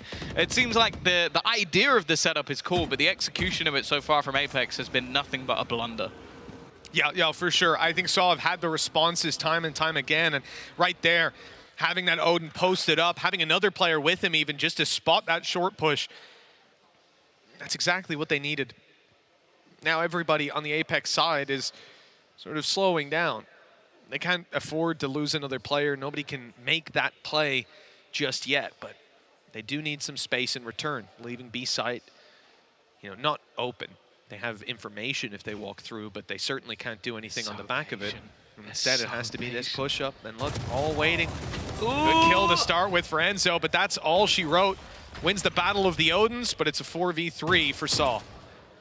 And they're still yet to move. 30 seconds left. 2 players within this A site. 30 seconds left. And actually, because of the fact that they're not just running it down, trying to pressure off of this, Apex are going to start rotating. The patience of this Portuguese side is going to be rewarded. There's nothing that can be done by the remaining players to deny this plant unless they just go running, sprinting into this site. And with already the aftershock through, Tomazi even going to bypass it into the smoke. This is now a difficult retake for Apex. That's a cheeky position. That smoke fading, not able to catch anyone unaware. And for Apex, even though they haven't lost that player in spawn, I don't know how they justify going for this one, especially after being caught. PCU, oh, okay, Magnum, good shot. This is definitely going to spur them forward. And now the flanker's being spotted, Shadow's being dropped. Magnum is going to try his best to keep these players boxed in. Kaiko has a chance to shut him down. There's another. Okay, it's down to Davey. He's delivered many times before for Saw. The drop about to come out from Magnum. Oh, he doesn't even need to. A defuse instead, going to bait the swing out of Davey. Halfway already. He's got it, right? Oh, it's in. It's in. More than a second, I think. Just about. 8.88 left on the clock. Magnum's lost his chair. I don't blame him. That one came down to the wire. And Magnum did excellent there. The decision to stay up in heaven. I thought they were going to try the two-man peak, but it would have had a risk to it. I think they played it right. Yeah, and that's the thing. This was a round again from pretty much the start. I think Saw did exactly what they needed to do. They're very patient, waited for reaggression, didn't even rotate too much, just played patiently. Sorry, no one saw it, Magnum. No one saw it. No one except Jacob saw it. And he made sure to share it with the world. Wow. Oh, God. That close smoke's a bit of a problem. I assume we're going to see a flash. No, we're not. Oh, instead the dry face, and well, he only showed his barrel. That was more than enough. Yeah, that's the thing. It's a change in setup. Like every other time, we've seen deep control taken in towards through C. Instead, though, Rolling Thunder thrown in. All players were off the site. They were ready for that ultimate to come through on the Apex side. Mazzy trying to maybe fake out the sound a bit, but he's been tagged up by the dart. An advantage for now is going to be kept by Apex. Good return at least to drop Enzo, but that off keeps on finding victims with Addicted down. The spike still to be planted. This is certainly a tough situation for Saw. Dash used to cross over, try and get control underneath. Updraft, not going to punish the plant, but it'll catch the planter. A 4th kill for this man. What an incredible round. And Apex push up to 7. Let's put it this way. If you build a roster with Mystic, Enzo, Magnum, and Shadow, and the 5th player is like, oh, he's this up-and-comer, you know that this guy's going to be one of the best players in the future. Like, there's no way that their duelist was going to be average. Like, it was just never going to happen. But it was a battle of the duelists in this round. Tomazi, he does a decent job, comes out with 3 kills, a round that looked like it was dead pretty much from the beginning. He almost gets a collat there as well, but, well, finishes his dinner a little bit later on. Fantastic stuff coming out from Kaiko. Been one of the major differences so far, 14-4. Yeah, no, he's having a hell of a game. Great call as well from Apex. As soon as they got that kill on Long, they leave the site. Yep. They realize their response is going to be Rolling Thunder 9 times out of 10. And that's exactly what came through. Now you're getting Guardian spam attempts. Stun through. I mean, they want Garage, and they'll have it. Saw with some map control. They've got everything else covered off. Killjoy utility pushing that, or covering down the A push, watching for anybody around mid. But this is where they wanted to fight at the start of the round, at least. Apex retake the control, though, a little later on. Yeah, the thing is, with the amount of space that Kaiko is able to take in so many rounds, like be it deep C, deep A, it makes it so difficult for Saw to sort of play with the rotations. Because it's not like he's getting further aggressive, taking massive risks. He'll just wait. And because of that, you see the double up in towards B, and then you also have that Garage control as well, just ready for this take to come back through. A little bit of reliance on Mystic, but to be honest, he's the sort of guy you can rely on. Yeah, no, definitely. And you've got a Breach there, ready to help out. Probably, yeah, the stun just came back online for Shadow. Great breathing of the round for him. Magnum's in trouble. Magnum might be gone. Indeed he is. Davey got to the site. Already used his from the shadows to get towards some information on A. 30 seconds left. And it hadn't helped them out at all. The Shrouded Step being the MVP there. And this one's looking like it might be done. Some damage from Enzo, but he's so low right now. And this is not the weapon. When you're spamming with low HP, they can shoot right back through these walls. Trying to fake things out a little bit. Kaiko is going to be the one to try and take that space back through into the site. The spam, he's run out of bullets, and now it is left all onto the youngster. It's not going to happen this time out. A 7-5 half. Not bad overall, but when you bear in mind that there was a point where Saw were in the lead from this one, it was a pretty decent recovery from Apex. Yeah, I think they did well, but at the same time, it's highlighting how strong of a team Saw are. They managed to get the early lead. They still pick up a couple of rounds. Shadow's not even in the firing line here. That was the major turning point, is that they know where Magnum is. They've stunned him up. He's screwed. He got 1 kill. I think he knew he was dead. Basically tried to help out Mystic. But it's the fact that Shadow rotating is just accidentally hit within the firing line. And to get 2 kills with 1 Hunter's Fury, you'll take that all day long. Well, I think there's been, 5 rounds or so, 4 at least, since we've seen Shadow actually have a chance to do anything. So focused on putting out that utility to assist on a lot of these fights that he hasn't really been, or at least even to deny map control at times and so on. He hasn't been able to have that moment for himself, cooling down slightly. There's some trouble brewing for Apex now on their attack side if Saul can keep up this form. Well, that was the thing. Last time out, they definitely struggled a little bit. The problem is they've had the time to go back and watch that over. Like, I will never sort of sit there and go, okay, it's now going to be a much tougher time. I'll also say as well is with the form that someone like Takas was in with the defensive side operator, you're always going to have a much more difficult time playing off against the defensive side of Gentlemates. So I don't know if that will be necessarily something that we can see be recreated. I do want to watch, though, how they're actually going to try and pressure the map. Because, again, that's something I think that Apex did fantastic fantastically well on the defensive side is they always seem to either just know where they were going and have the right read, that there was always like 3, 4 players even sometimes stacked up on a site, or they had one part of the map that was completely cut off. Like, okay, Kaiko has just got C long, we know that they're not going C, that's fine. Oh, he's got A long, Mystic has taken it. Like, there was always some form of information.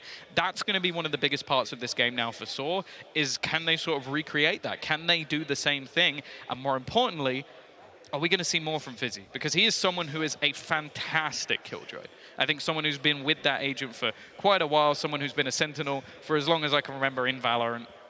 He's had a rough first half, that's fine. I think Apex, as said, did very well shutting down any of the lurks. It meant they had to be a little bit more direct, which for a Sentinel is always going to be a lot more difficult. Yeah.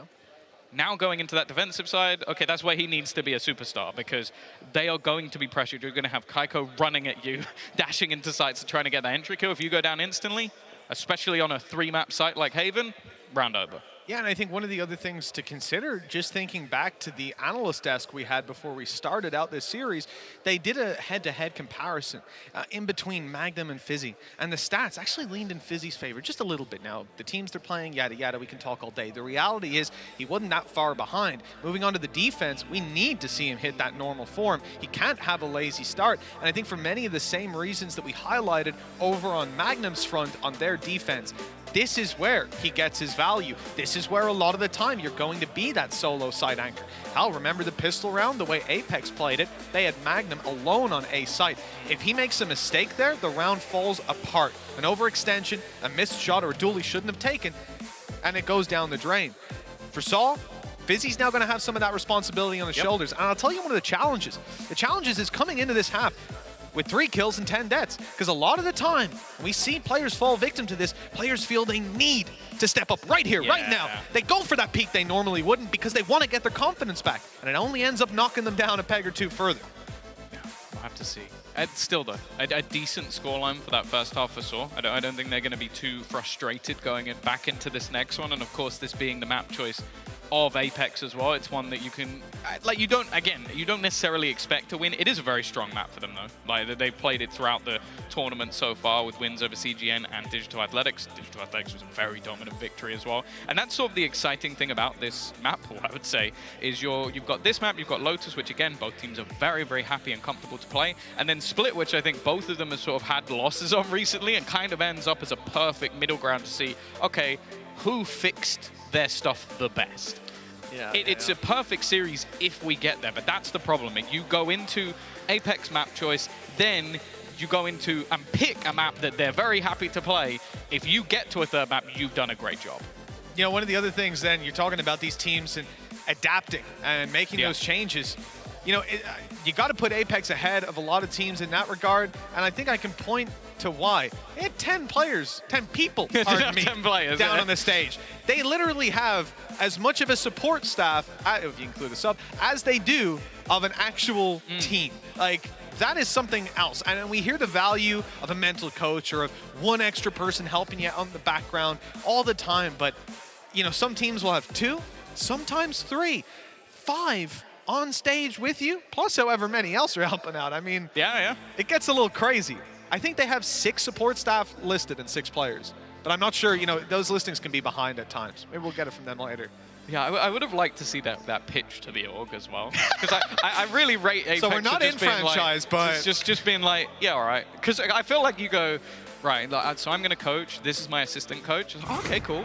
This is my assistant coach. You're like, sorry, what? And this is my assistant coach. Okay, this is getting a little bit silly. We need a mental coach. It's like, oh, God, come on now. Maybe it's just like, this is our Haven coach. This is our Ascend They get coach. a map each. Yeah. So they lose the map, and you go, that was your fault. You're fired. The players? No, don't worry. You just did what he said. Imagine that tweet. We're looking for just a Pearl coach. You're like, oh, God. Icebox is coming back. Need an Icebox.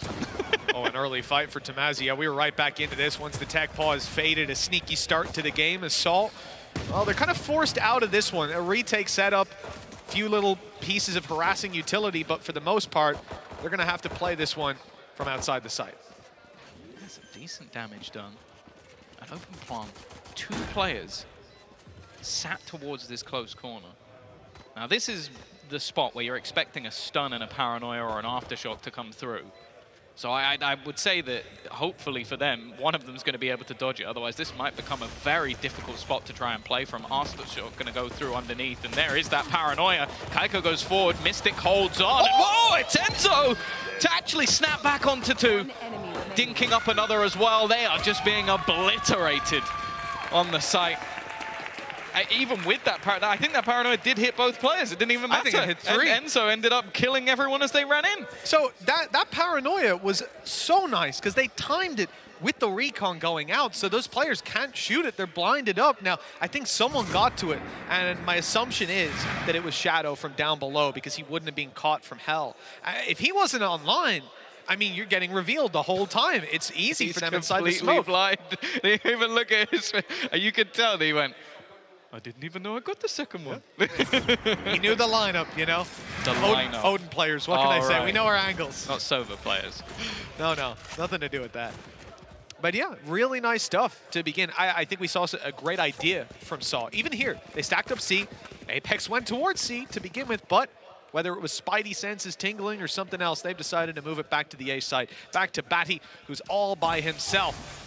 Has got some support coming, but this might be another retake attempt. Yeah, we're gonna move on. Oh, okay. Nice shot from Tamazi. That's the rifle down on the ground as well. Obviously playing a similar style to what we used to see from FPX. Good dart, but they don't really have the weaponry to capitalize off of this. Mystic is kind of low, though, in this corner once again, but the rifles are still standing, and, well, eventually the expected occurs. I think they're just really good at looking at these situations within the chaos and figuring out what their biggest strengths are.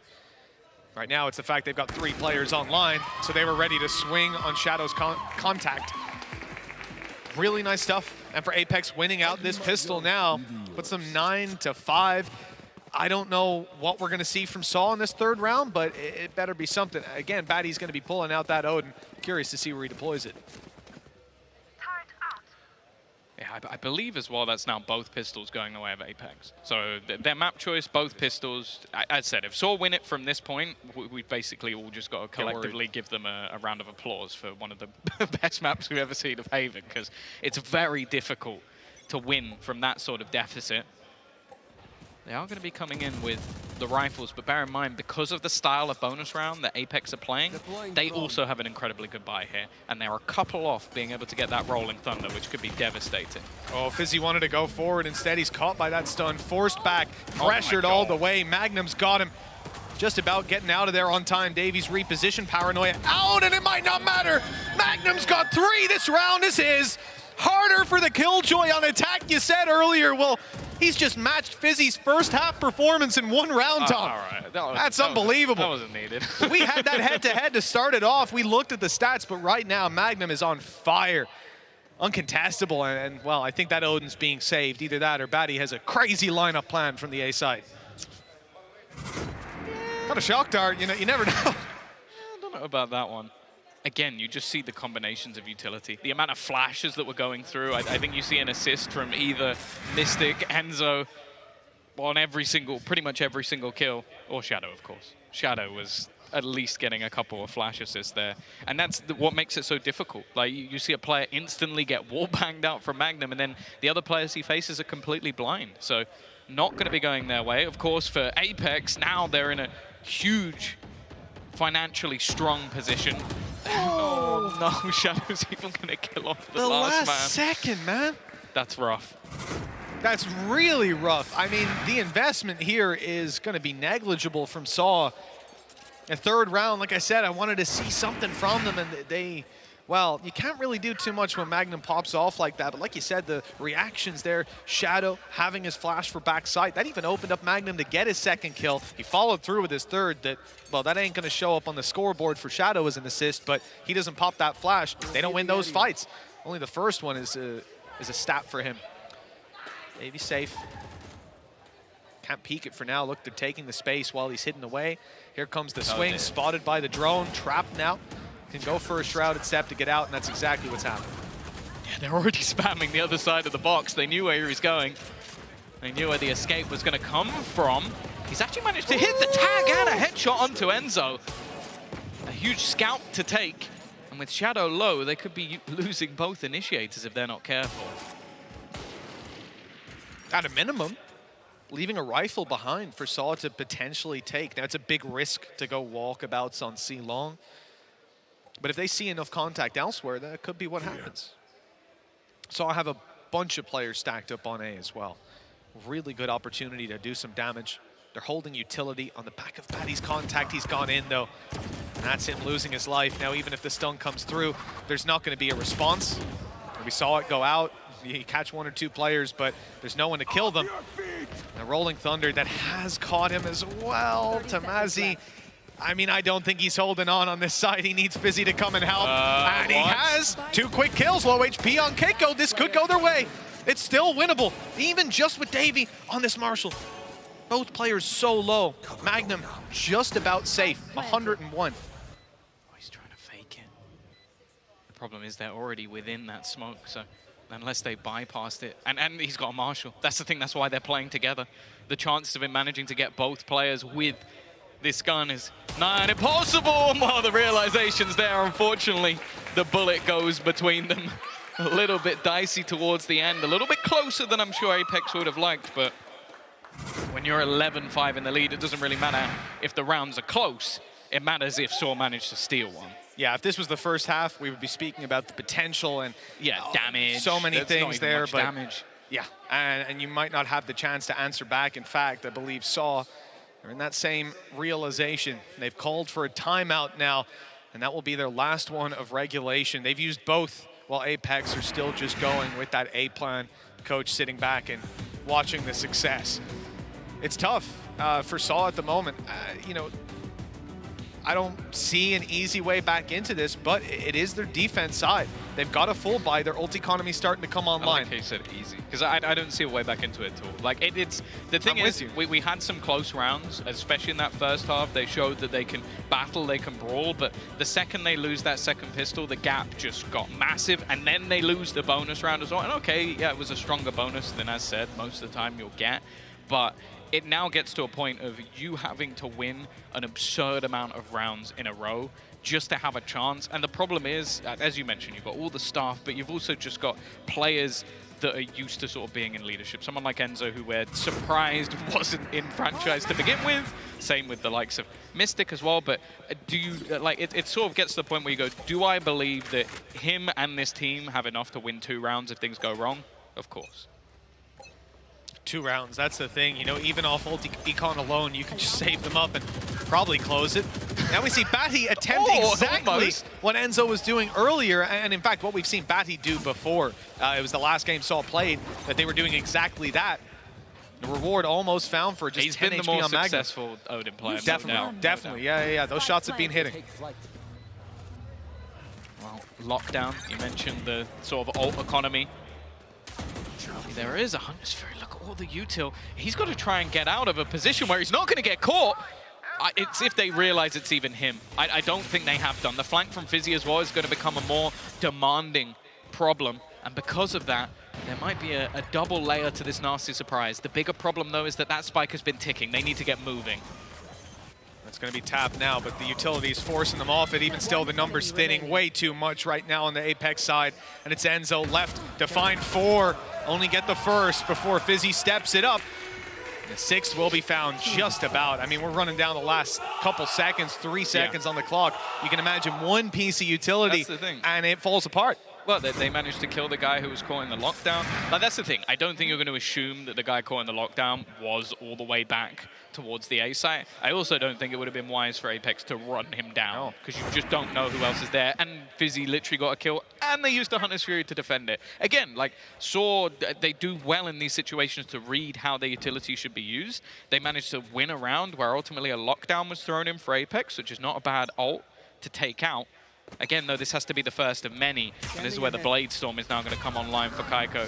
Wasn't massively successful, other than, I think, the one updraft kill we saw in the previous half. And Mystic has actually stuck the TP into their spawn.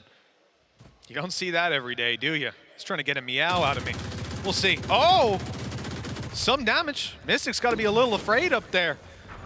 He's going to hold the control while his team come to rendezvous. A plan for B. 40 damage. Hey, listen, it could have been more. He kept the spray on left. It could have been huge.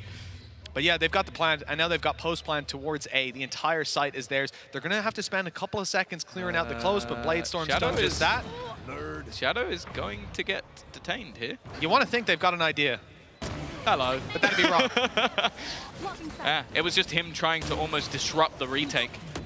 Did a decent job initially. Enzo's also been tagged. Oh, this is aggressive from Batty.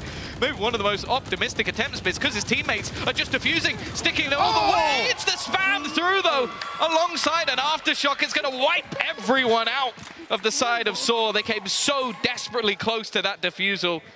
Wouldn't have won that without Odin, I'll tell you that, Tom. Did the Odin get the kill on the diffuser, or did the shock dart? I'm certain. He shock got dart two was kills left at the side. same time. Shock dart was left side. Let's get a replay, Jacob. Don't do me dirty this time.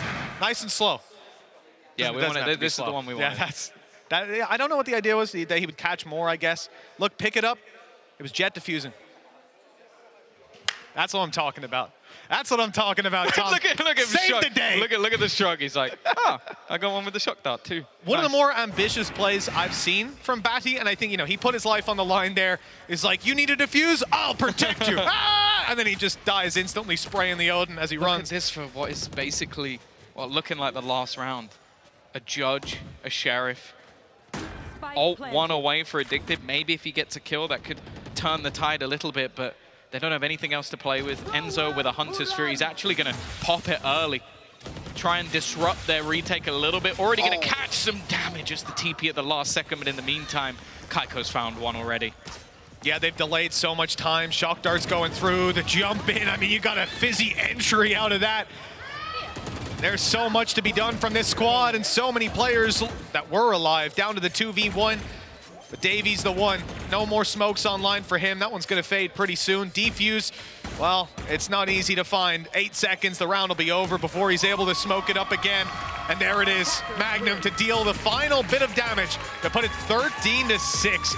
A great opening map here for Apex. Yeah, it's clear that the attack they had versus Gentlemates was maybe a bit more of a blip than something we could expect to see more regularly, as that second half was incredibly clean.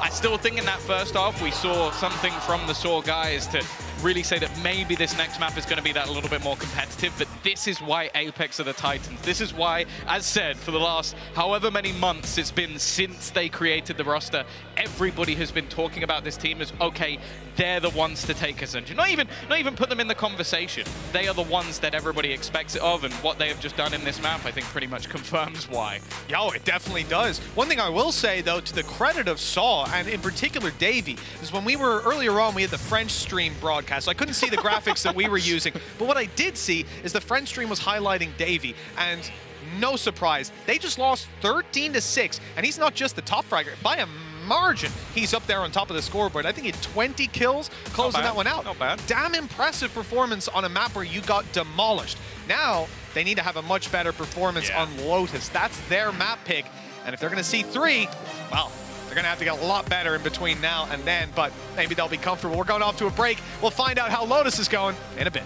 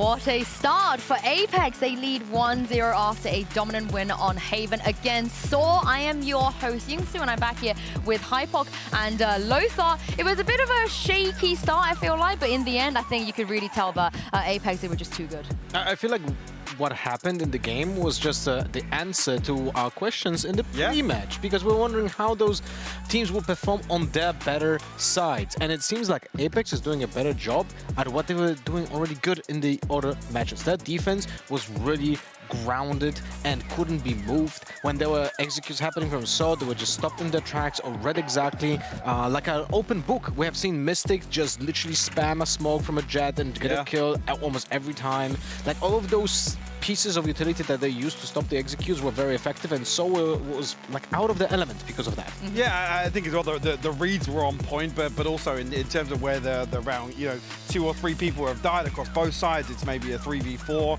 Apex just kept winning out. In terms of the mid-rounding, they just looked so much better.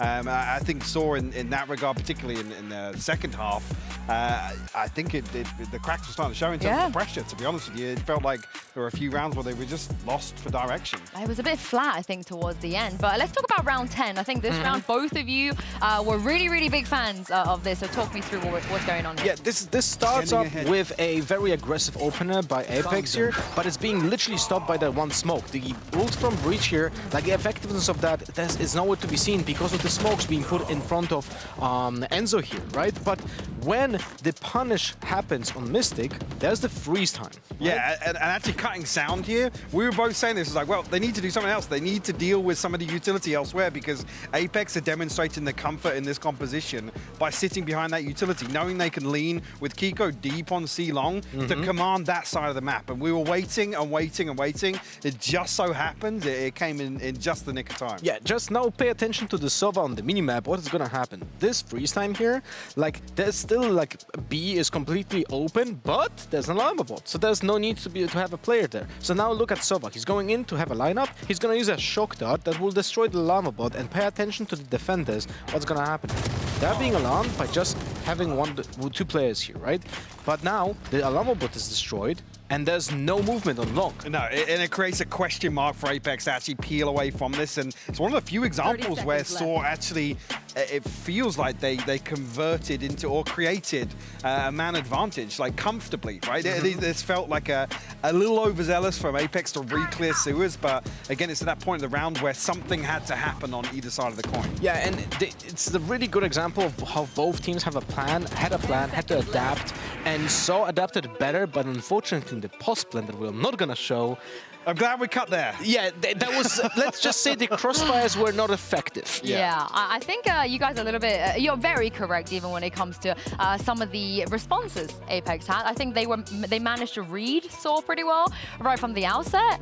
The key thing for me though, and sorry to cut you off, it is I don't feel as if Saw forced an adaptation. It really apart from Apex, this one round, yeah, this one round was the isolated instant. Apex were able to just kind of, I don't want to say coast, but remain in the comfort zone, and that is concerning. Yeah, I mean, you guys spoke a little bit about the Mystic smoke spams. Let's take a look at one of those in the beginning of the game as well. Round 3, this was. Yeah, this is a very creative one, and it's pretty cool to see. You can use that in your ranked games, by the way. This is a pretty cool thing that you just hide in the smoke, you avoid the arrow that is being booked typically above on the wall, and then your opponents might just leak into you. But again, the same smoke puts a dent in that plan, because the opponents weren't planning even to go in that area, because they put that smoke to just deny the information. Deny the information, exactly, yeah. So it just so happens that they're not rewarded for it. Yeah, but those... Good idea, though. Good idea. Those small things I love to see in games, because it shows creativity, it shows that you have some adaptations, and it's just a cool piece that will work at some point. I think it's the Fnatic factor just creeping back into some of the little geeky pieces. That, you can take the players out of Fnatic, but you can't take the Fnatic out of the players. But I will say, though, because we spoke a little bit also about maybe the inexperience of some of these players, and I think some of that showed throughout this match, even on the side of Apex, with Kiko as well and Tomasi on the other side. After that round 3, 4, 5, 6, and 7, we saw consecutively just kind of uncharacteristic, weird little things here. As you guys are about to see that Lothar, I know you were really annoyed about this, the fact that Kiko had ultimate in round 4. Yeah. But what does he do? Yeah, he goes for an operator instead, and then holds that ultimate for the next round in case they fail. And I don't like this approach because when he's in the danger here, he doesn't go for the ultimate to spay himself out, but then he goes for the ultimate next round when they're on a lower buy. Whiffs happen. But if he goes the other way around, uses the ultimate on that round when he used the operator, then not only he gathers one more orb faster, so his next ultimate is gonna be most likely a round faster than typically now, he would be also able to get more economy for his team and also be more proactive than with the operator. So that's a different choice that could have been made, but the one that he made was punished heavily. Yeah, I mean, he did get into the game a bit later as well. I was just about to say, at least Kiko had some rounds that felt like confidence builders, right? And then some of the concerns we saw with Tomazi was actually a perfect example in this clip here where the pathing's totally off. As, to be the tip of the spear of this execute onto C-Long, to miss your updraft and dash onto top default. Little things like that where, the timings, the spacings ever so slightly off on some of these executes that are so heavily oriented around it. That's definitely the bigger concern across the head-to-head, I guess. I think it could just be nerves. It could just be, nerves. Absolutely. You're going up against a big team as well. If we take a look at Fizzy stats, I think it was a similar story. Hypoc, maybe they're just kind of having an off day. Yeah, I mean, this was the one for me that in terms of not seeing Saw fully execute behind, I guess, what our expectations were, and actually what Batty was saying earlier, their team identity was, to see this drop off here as your dedicated anchor of this composition, and the nature in which he was falling and not finding value. That was the biggest contrast for me between what we saw from Magnum on Haven versus what we saw from Fizzy. And actually, we were even just saying, all the SAW members were sat towards top 10, I think Fizzy included, across the group stages so far. So to see this drop off in the opening map, a little bit concerning. Yeah, we had that head-to-head before this started. Yeah, the average is just absolutely unreal, so I wasn't expecting it to be exactly the same in this match, but this drop-off, as you mentioned, Hypoc is pretty big. And also, on the other side, Magnum just completely diffed Tomashi with a 7-0 in duels. That's a crazy head-to-head between the Sentinel and the Duelist. Yeah, I mean, speaking of Magnum, different team, but the same tomfoolery. Take a look at this, you guys. We're not putting you on blast, Magnum, I promise, but this is very, very funny. The guy BMs and then falls off his chair. Yeah. Oh, bless him. Yeah, it's one of those moments you hope a camera's not caught. I love how Enzo's just like the most composed person ever. Even there, he's just looking over, he's like, you good? I think he's used to it at this point. He's the dad, the kids are out there misbehaving. But I know you guys have some concerns about SAW. We are going to move on to their map pick next. We are going to go on to Lotus. Again, same thing with last match. I kind of felt like if you want to make a comeback, this is a great time for you to be able to come back into this. The question is, Lothar, after seeing Apex on Haven, is this possible? Do you think they do it? Well, we're going to see a similar adaptation on the defense side as we have seen on Haven from Apex. It's going to be very tough for SAW to do what they do best, being the aggressor. So I'm going to pull up the Neon movement on Lotus. Guess how many seconds in the round that is, Yinsu? Take a guess. How many seconds this is already? 4. In the round. 4 rounds. Hypoc? 8. I'll double down on hers. It's literally in the middle. It's 6 seconds into the round. And look how far the player already is. 6 seconds in the round. The player's already on side on the most, let's say, travel heavy side of the map, right? When you have to go all the way through to be on side. This is 6 seconds in. But also C-side. Look, already an execute in the 6 seconds mark, right? The same happens on the B side. They are blazing fast. And this is only the Neon, right? So let's put in let's say, that should be the slowest player now in the team when it comes to the movement. So we're going to pull up Fizzy here on the Viper. He is controlling the back. He is like trying to get the informations when that execute is happening. So he is one of the most important factors here as well. And we're going to pull up here Batty with the Breach. Breach is on point with the Neon. He tries to keep up. He tries to use the utility to make sure that Neon push will be effective. Now, if this is going to be repeated, right? Apex has a clear win condition on their defense if they're able to stop those momentarily pushes at the beginning of the round. And I would say that Haven was a great indicator that it is possible for them to read Saw and be able to just literally just stop them in their tracks. Yeah, I think this is one that rides heavily on the preparation of Apex, right? What have they got to kind of respond to this or deny this sort of early, I guess, early progress in terms of Saw's attacking half? And for me, I've definitely got my eye on Batty being the second layer of that. I don't want to say having a slow start on map 1, but certainly to be the one to enable this composition to really shine on Lotus. Yeah, as you guys can see, this is the agent select, and you'll see in a second in terms of stats, Apex, they have never lost on this map ever before. And you guys are talking about their defense prowess.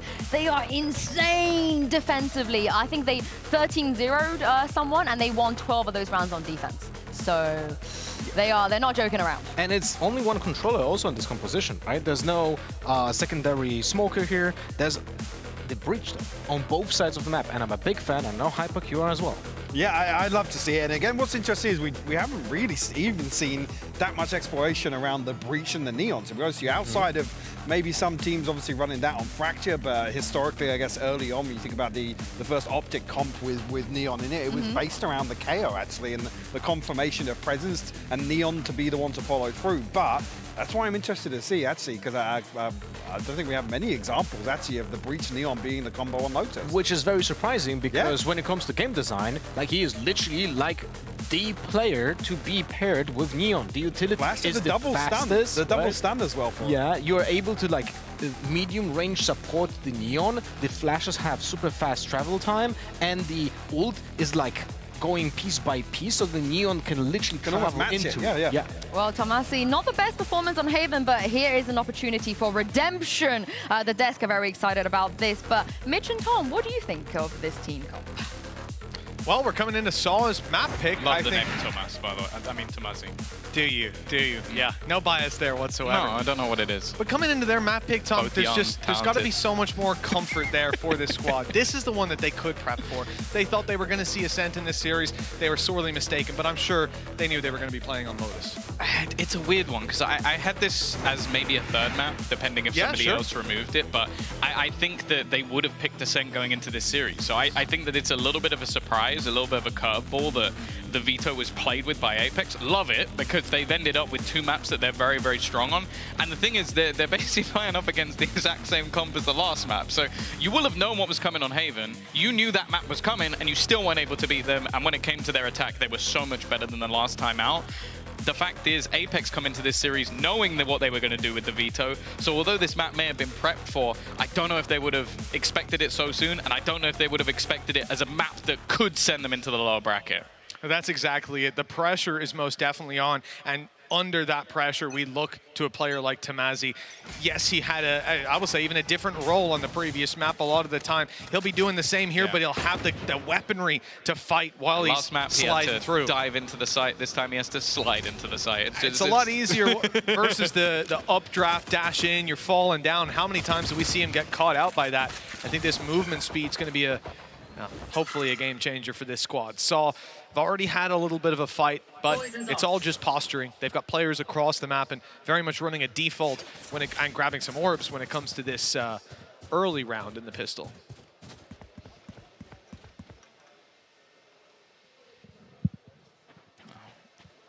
Taking their time. Another orb to be had. As they do start just farming those up. Still, again, though, this is the thing with Apex. They're so good at just having the players in the right place at the right time. It's almost like they can see where their opponents are. 4 people ready and waiting for them to go moving into this A site. Already 2 kills going their way. Okay, a trade for Fizzy. Something for him at least, but Magnum is just not going anywhere. They've managed to pull off that rotation, managed to take themselves back to B, but left. Wow. They've got to hold off in a 2v4. Oh, wow. Davi's in a great position. this should be at least 1 kill. Wasn't sure if he was going to trigger Discipline, but obviously he didn't have all the angles covered. Didn't want to risk getting taken down before he got his ones. It's needed. 2 versus 3. Oh, chance here. Good damage from Addicted. Good follow through, and even the kill on Mystic. Now they'll have trouble defusing that spike underneath their nose, and Addicted with 3 kills has saved the pistol for Saw. Yeah, no, that looked like a done deal. With, again, the read coming out from Apex, being able to have the 4 players in the right place at the right time. I think even initially managing to drop the spike fairly early on in that take, and then it's just this double back, this rotation with Devi leaving himself behind in the backline. That almost just created them this opportunity. And for Apex, the fact that some of the players were so desperately low towards the end of it, Addicted does everything that was needed of him. A huge pistol round, and obviously that's the first one they've actually managed to win in this series. So getting off to a strong start that we hadn't seen from Saw so far. Seen Saw. I like it. Saw on their way towards Tree. And once again, Apex have turned off the walls, seen where they're going. They have 5 players stacked up here on A. Saw, we'll see a lot of them with that drone, but there goes Tamashi right into the action. Drop, another kill return, and some of these weapons starting to show up now for Apex. They've got the advantage. Might not hold on to it for all too long. That Vandal not quite able to get the job done, and now it's dropped. Left onto just Fizzy. 3 kills in this round alone needed. There's his second. The third not so easy to come by. Close to 100 on Enzo, but there goes the rifle. 8 bullets left in it. He's cleared out most of the site and finally finished him off. A much needed recovery in this round. This was costly, but it's still a 2-0. Yeah, although Fizzy popped off, it was Saw looking a little bit flat in the end that could have ended up causing them problems. Again, Apex, I don't know how they're doing this. Every time they gamble stack, they gamble the right site. I don't know if it's just that every single time, as you said, they've got a different person in the back lines who's predicted everything that Saw's going to do. Dice. Oh, but there we go. It's ridiculous that they go, okay, on a 3-map site, let's just stack up A. They run into the A site and every single player is there. It almost worked out for Apex. Again, it's made things incredibly costly. And now you look at what this buy is for Saw. It's not great. You got the 3 rifles, at least the one that was saved over from the last round as well, but a couple of players on just pistols. This is not what you really wanted going into this sort of bonus round. Oh, no, it absolutely isn't. Still, though, plenty of potential to get damage done. Not looking favored to win it. Oh, this is being watched by Fizzy. Got the angle covered. Already takes 1. The spray not good for the second, but he's left Mystic on 5 HP. I mean, that's about as good a start as you could hope for with just 1 man holding an angle. Taking the fights, and even some good timing for Batty. He might just have flown under the radar, but he's been spotted now. It seemed maybe a little bit disjointed on their push into C as well, because somehow a free duel went Magnum's way. He'd just been able to take Tomazi out of the picture, and after doing so much damage onto Mystic, that could have been the end of it. Instant shot from Shadow, and into the darkness his opponent falls. Just 2 players remaining now for Saw again, but it worked for them in the pistol. Oh. Whoops. Oh, Addicted's down to 40 HP now. Has to be Davi to do a lot of this. Used his paranoia just there. No reward. He was hoping they were going to be a little bit closer than they were. He's dodged the paranoia, though. He might have a chance to recover, but not to help Addicted out. Too easy to drop on the wall bang. Time now becoming a factor, as that squad was all over the site and the defuse was coming in any moment. We will see another round, or rather the first round, 1 out for Apex. And Saw, with the shaky second, but not doing too much damage here, this could get out of hand. They've got to be careful in the coming rounds. Yeah, I think a lot of this is, firstly, just that being an even trade. But yeah, that's the kill. It's just Tomazi being taken out basically for free. No opportunity to find anything here. And that's the thing. I think something I really loved watching through like some of the previous Saw matches was I never really felt like Tomazi was just going down without something in a plan. Like there was somebody else to trade, somebody else to find that frag afterwards, or even in some maps, him being the second player in so that he can do so much damage. At the moment, I feel like he's getting caught in awkward spots. Same on the first map, same here. And that's just something that can't continue. He is a star player. They need him to perform. Oh, look how many players are waiting here. 3 just around the corner for Saw. They're going to swing 1 at a time. That seems to be somewhat of a mistake, certainly for Tamashi, who's already dropped, but the spams through the smoke, well, they proved to be successful. At least able to return this over, some damage done onto Fizzy, but for the most part, they can lick their wounds late into this round and try again. 3 players on B. You have to think Apex are planning something there. You can't just stack up that many players and not go for info.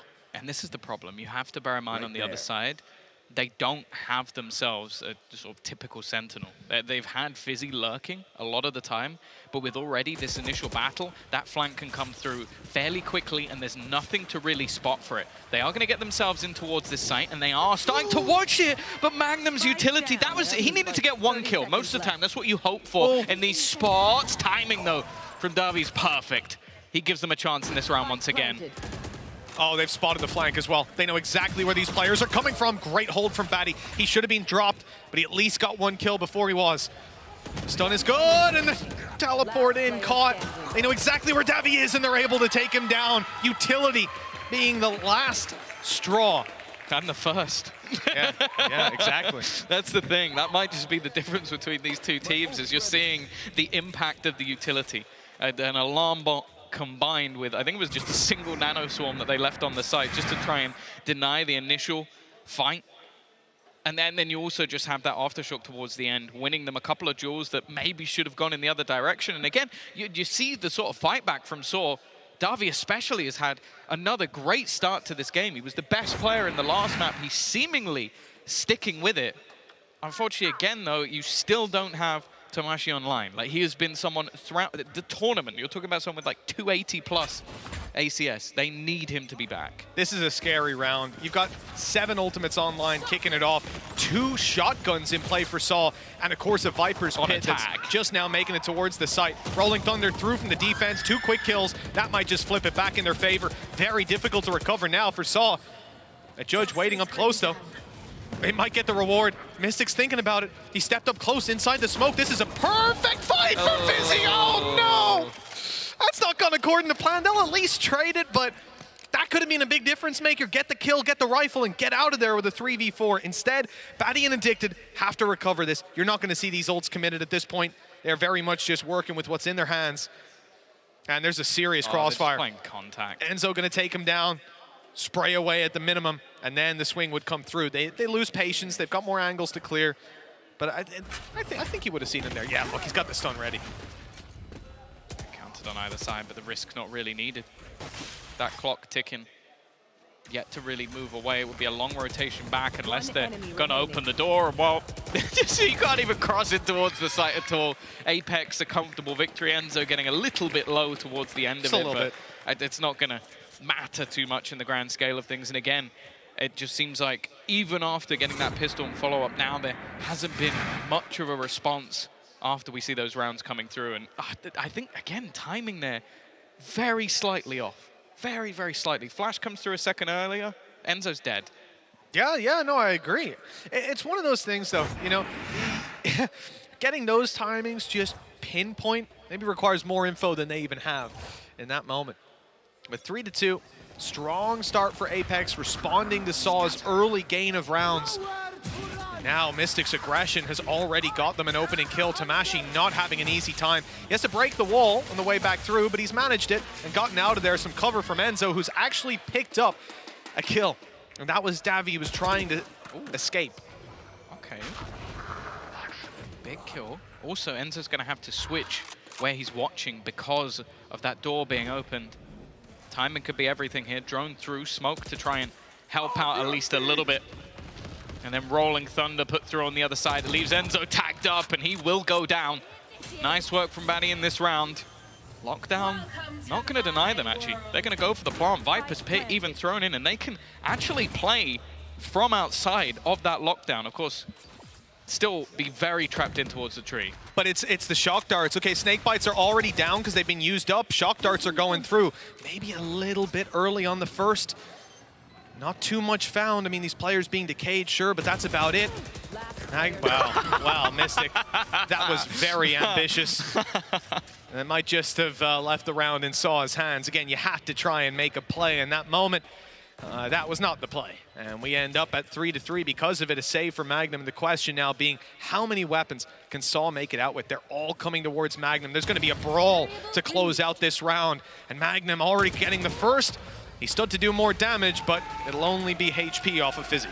Yeah, finally returning to the board. And again, it seems to be coming very close in a lot of these rounds. The sort of back and forth fights, the trade of ultimates, but considering what, there was a Hunter's Fury thrown into that one, I believe a lockdown as well for the defensive side. They do very well to actually come out on top in the end, and a lot of it is just down to some of the sort of solid utility. I think that Rolling Thunder as well really made the difference, because it looks like they were struggling to kill off Enzo in the early stages of that round, but once you're stunned up with an Odin, it's not great. It's tough. It is tough. You don't even need that one-tap headshot. I mean, it's not a whole lot you can do. Defensive spam to begin it. You'll see the kind of Chronicle spam on the attack. And Enzo's just tried to counter that and do some damage to the players on their way through. There weren't that many of them, though. The control will be taken by Fizzy late into the round on the A site, but it's the aggression out of Apex here. It's being heard as well. They know that the Blade Storm is hunting them down on this angle, and they'll decide not to fight it. Falling back, regrouping, and looking to capitalize, I think, on the space that Fizzy made early, but that might even just be used as a fake now, as these players go back towards taking this control. Maybe they think that because the push didn't continue, this guy's not here anymore. Yeah, Magnum is still, again, but he seems to be on fire at the moment. Baddie gone completely. There's only one man here, but it is a Blade Storm Kaiko, and he's not even going to fight it. Very much showing the restraint that I think you just sort of give him credit for. Like, he's not someone who's going to over-risk it. He's not someone who's going to overdo it, especially when they already have a man advantage, and he knows that the utility will be there to set him up. Davi on the other side, though. This Paranoia, if well-timed, could be huge. Oh, the stun that's come through, though, a little bigger. It's already caught Omen. A little more to be found. The Blade Storm now a supportive weapon in this, trading out teammates as they start to make their way towards the side. Addicted stands ready to fight, but he won't get much done. Fizzy, well, it's ambitious to think that Snakebite's going to stop them. 4 players on the other side. A lot of shots needed to land, and it's Apex landing them. 4 rounds as the lead stays in Apex favor. That does seem to be the major difference between these two teams, though. I think, like, on an individual level, you can see Saw kind of go toe-to-toe. I don't think they've been, like, miles behind. But when you look at the utility, the amount of times that you just see Apex run into a favored fight. Like, it will be, okay, Magnum was definitely a little bit blind there, but the player on the other side completely stunned up. Pushing back in, you've got the Aftershock, the Shock Darts, the Flashes. Like, all of these fights become so much easier for Apex because of how well drilled they are as a team. And it's the reason you see players like Kaiko go, oh, I could try and get a kill with the Blade Storm here. Or I just fall back. We're 5v4. I know we win these. I know we win these because we're just good at trading and good at putting our utility into the right place. Yeah, that discipline is essential. I mean, at every moment there, from the second he saw them, he was just falling back straight away. Saul want to take this into the C site. Lots of utility waiting for them there. They'd already met this Killjoy utility, so there's no chance it's catching them by surprise. Deep smoke again, the one-way put through, the Paranoia on the back, and the finger guns looking to see space. They're denied taking anything on the back of the stun with the wall up, and now a big brawl to go down. Magnum already good for one, a second following through. He's able to get into the corner, stunned up, and then the Odin comes into play. Again, Fizzy is left in a 1vx. 3 players on the other side, 2 now. A big chance for Fizzy, 1 more needed, but it's not found. Heartbreak for the Portuguese fans out there as the lead is extended yet again by Apex. Fizzy's been putting up some numbers in this map, definitely more so than the last. He struggled when it came to Haven, but he's shown that there is still some fire left. Unfortunately, it's not enough to win them the round. And that's the thing, again, I feel like the read coming out from the side of Apex was sublime. It's like, you know that they've invested that overdrive, and the ultimate runs out after a certain period of time. So instead of just initially pushing this, they stun back. So when Tomazi ends up taking a fight, he doesn't even have a gun anymore. He's just, I think he was even left with a classic. So that fight's so much easier for them to take as they know he's likely to get aggressive. And Saw love to do that. They love to push in towards that sort of C-site spawn area and fight deep. But every single time Apex look like they're just one step ahead, even if it comes close in those clutches. The info for Shadow doesn't cost him his life. The stun will delay them slightly. Tamashi not hit by it. Just before the dart tag, he's like, I'm gonna pre-fire just in case. Real quick. Just in case. Again though, just look at the weaponry. Davi with just a solo rifle. They invested a lot. Like, bear in mind the last round, it didn't seem like, oh yeah, they've thrown in an ult here.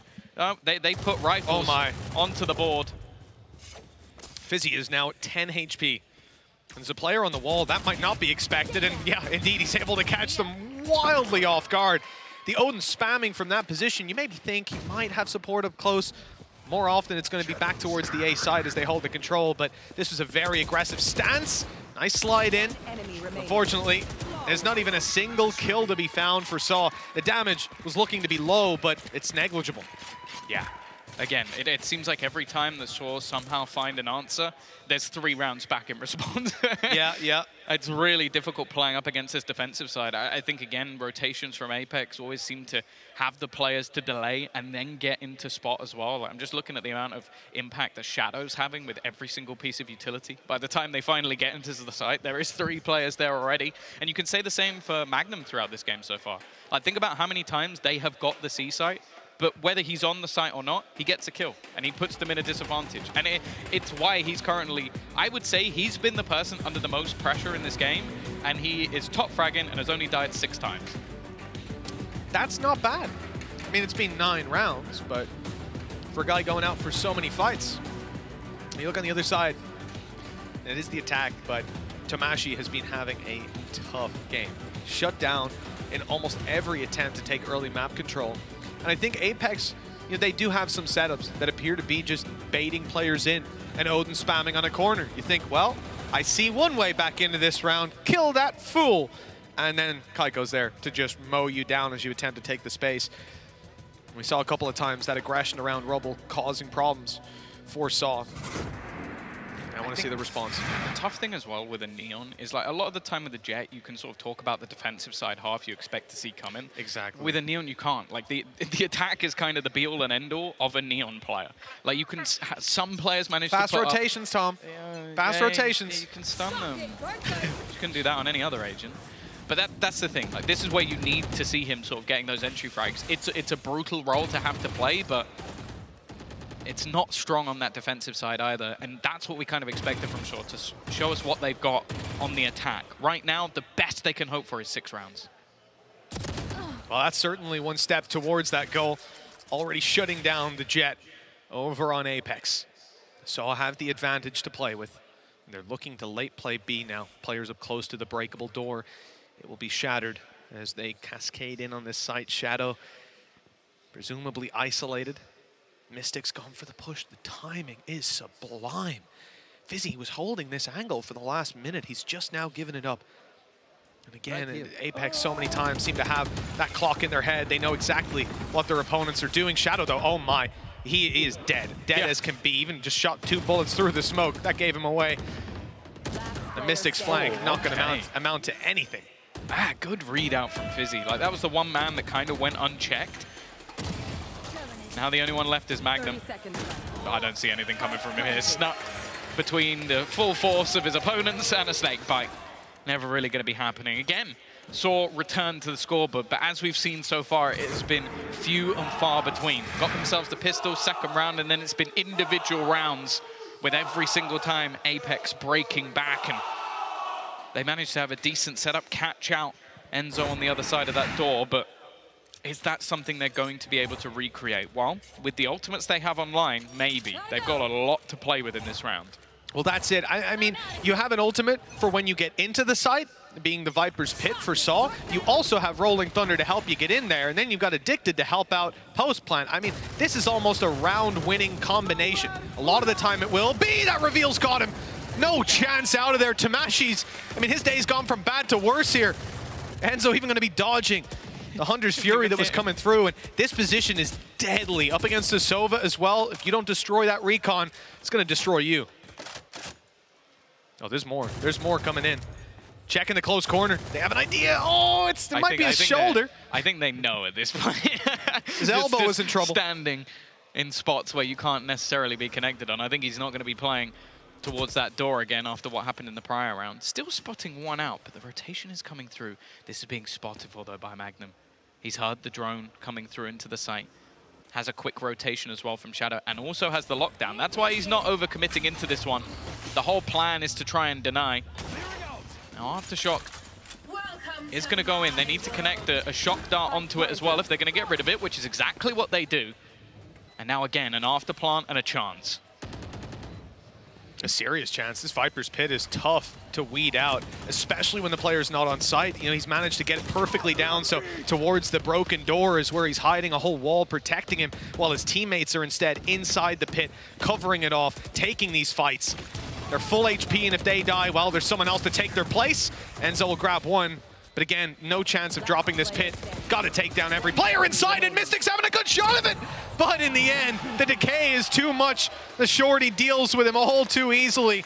Starting to get scared there when Mystic stepped up like that. But it's 5 rounds for Saw nonetheless. Somehow for a second, it looked like it might just be possible, but with the ult spam that they had, said at the beginning of the round, like when you have that much available to play with, the Hunter's Fury, okay, maybe went a little bit of a miss with this sort of early fight that we saw, but the combination of the Viper's Pit thrown in, the Rolling Thunder as well, and just being able to find that space and in the last second be able to get rid of the lockdown. That was the main thing. If that ult somehow managed to go off, this would have been a complete nightmare for Saw. Again, though, slowly bringing it back, winning a couple of rounds in a row, and Mystic, he's just tried to take it into his own hands. The disruption of that Hunter's Fury there to make it all that much easier for him. They've traded positively. Oh no, it's an AWP. It's an AWP holding this angle. Look, he's got, oh, it's turned away at just the wrong moment. Huge for Tamashi, an opportunity to recover on a poor half for him. Get his team in towards this site. Now a 3v2 thanks to this man here. You can see him finally feeling the confidence. Popping the overdrive, spam through to try and give Shadow a little bit of extra space. Magnum's going in, but he's completely blind. I think that might have been a team flash as well. And Tazi is finally, I think he's just doubled his kills in a single round. Finally, the youngster, just 17 years of age, has showed up to the stage here in Berlin. And that's also something we have to talk about. Like, for someone this young, you expected there to be pressure. You expected there to be nerves, but hopefully this is going to have lit the fire underneath him because, as I said, I think he's now on 7 kills. He just got 4 in a round. Yeah, I mean, that pretty much says it, right? Like, this whole first half was a nightmare for Tamashi. I imagine he wants to forget that one pretty quickly, but the recovery in that final round, maybe that'll spur him on. Who knows? The defensive Neon, we might be hailing it for years to come. But no, the start here for Apex, Magnum and Mystic looking unbelievable. Magnum, this whole series, has just been on point, finding so much value for the squad. But they end up neck and neck at the half. And with this being Saw's map pick, I don't expect them to cool down on the defense all too much, at least. No, for sure. Like, I don't think either side going into this second half is going to feel too hard done by. I do think Saw would have wanted to get a few more rounds on the attack, like especially with the fact that they won the pistol. To end up 6-6 is not the greatest of halves, in fact, far from it. But with considering the scoreline was them 6-3 down, I think they can be quite happy with how this ended up. The thing that's going to be tough for them, though, is like going into an attacker half for Apex, you've got a strong IGL, you're going to have a lot of control on the map. A lot of this map revolves around rotations, playing with the minds of your opponents and trying to sort of almost force them into aggressive fights. And you're up against a defensive Neon. Like, it's almost forced upon them. Like, you have to take map control if you're playing on that source side, otherwise the Neon really does become a bit of a burden. So I think, as we've seen from many teams, that's going to be the main thing I'm looking at. How strong is Apex going to play within their default? Are they going to be able to sort of read the map, hold off, and cut off a lot of the aggression? And because of that, even though he had a fantastic first half as well, I'm going to be looking at Magnum. I think that he is going to be excellent at sort of causing issues for Saw if they want to try and take that map control away. And the problem is, he's so good at this is why he's an amazing Sentinel. He's very, very good at when people go pushing into his crosshair. And that's exactly what Saw are going to need to do. They've done well to keep it neck and neck. They really have. But this conversation here, it's not just a normal, hey, it's 6-6 half. Coming out of this, we've got our plan, let's get it. It's going to be that air of elimination not being that far away, the lower bracket beckoning. Saw down there and, well, a map behind. We mentioned nerves. Yes. I don't know how loud the sound was for people at home, but we were sat, what, like, I don't know, 15 meters or so away, maybe a bit further from the stage. Yeah. And I could barely hear myself talk because of how loud the Gentlemates fans were, and that's something that whoever loses this game will have to deal with tomorrow. Now, if it's Apex, which I'll be surprised, but if it is, they at least have the players who have had a lot of experience playing in that sort of atmosphere. That's not the same for Squad. That's a big thing, yeah, especially if we chalk any of today's performance up to that, up to it being nerves and the LAN environment. I mean, that's going to be the real test of a LAN environment for sure. Same as when you're playing Vitality in the regular season. They were incredible. The fans coming out. The Golden Hornets, the boys. They were shaking the stadium at one point. And Apex have played this super slow. Magnum's covering A push, Utility covering B from Magnum. And the rest of the squad looking at C, trying to pressure out Fizzy and take him down in the early round. Viper Util. I mean, look, the orb is up right now, so you're not going to have the wall for the way through, and it's fading fairly soon. They get ahead of it. So far ahead of it, they're into the stun. So, again, that lurk coming out from Magnum already taking effect. He's managed to catch off the aggression of Tamazi. Good trade, though. Keeping things even, but not for long. Buddy trying his best. Already managing to get a couple of kills in this round, but so desperately low on HP, being maneuvered out of the way by shock darts. It's the right click and left all onto Addicted, and he'll get nothing as well. As that man Mystic coming up with a multi-frag to take home the pistol round this time. And as I said, like it's only a single kill, but the fact that you're going to see Tamazi go, okay, I'm going to have a little look around, try and catch off Magnum on that lurk, and just gets boomed. It's not going to be easy to deal with. I mean, you just have to look at it from his perspective. Again, you could look at the scoreboard and go, no, 7-11, okay. Tack side, he was taking space. The guy had 3 kills by the last round. He has been going round after round after round where he is just shut down. And then you start out this half, that little peak, bang, back to the same old story. They're going to see, okay, I'll look, oh, I'm dead.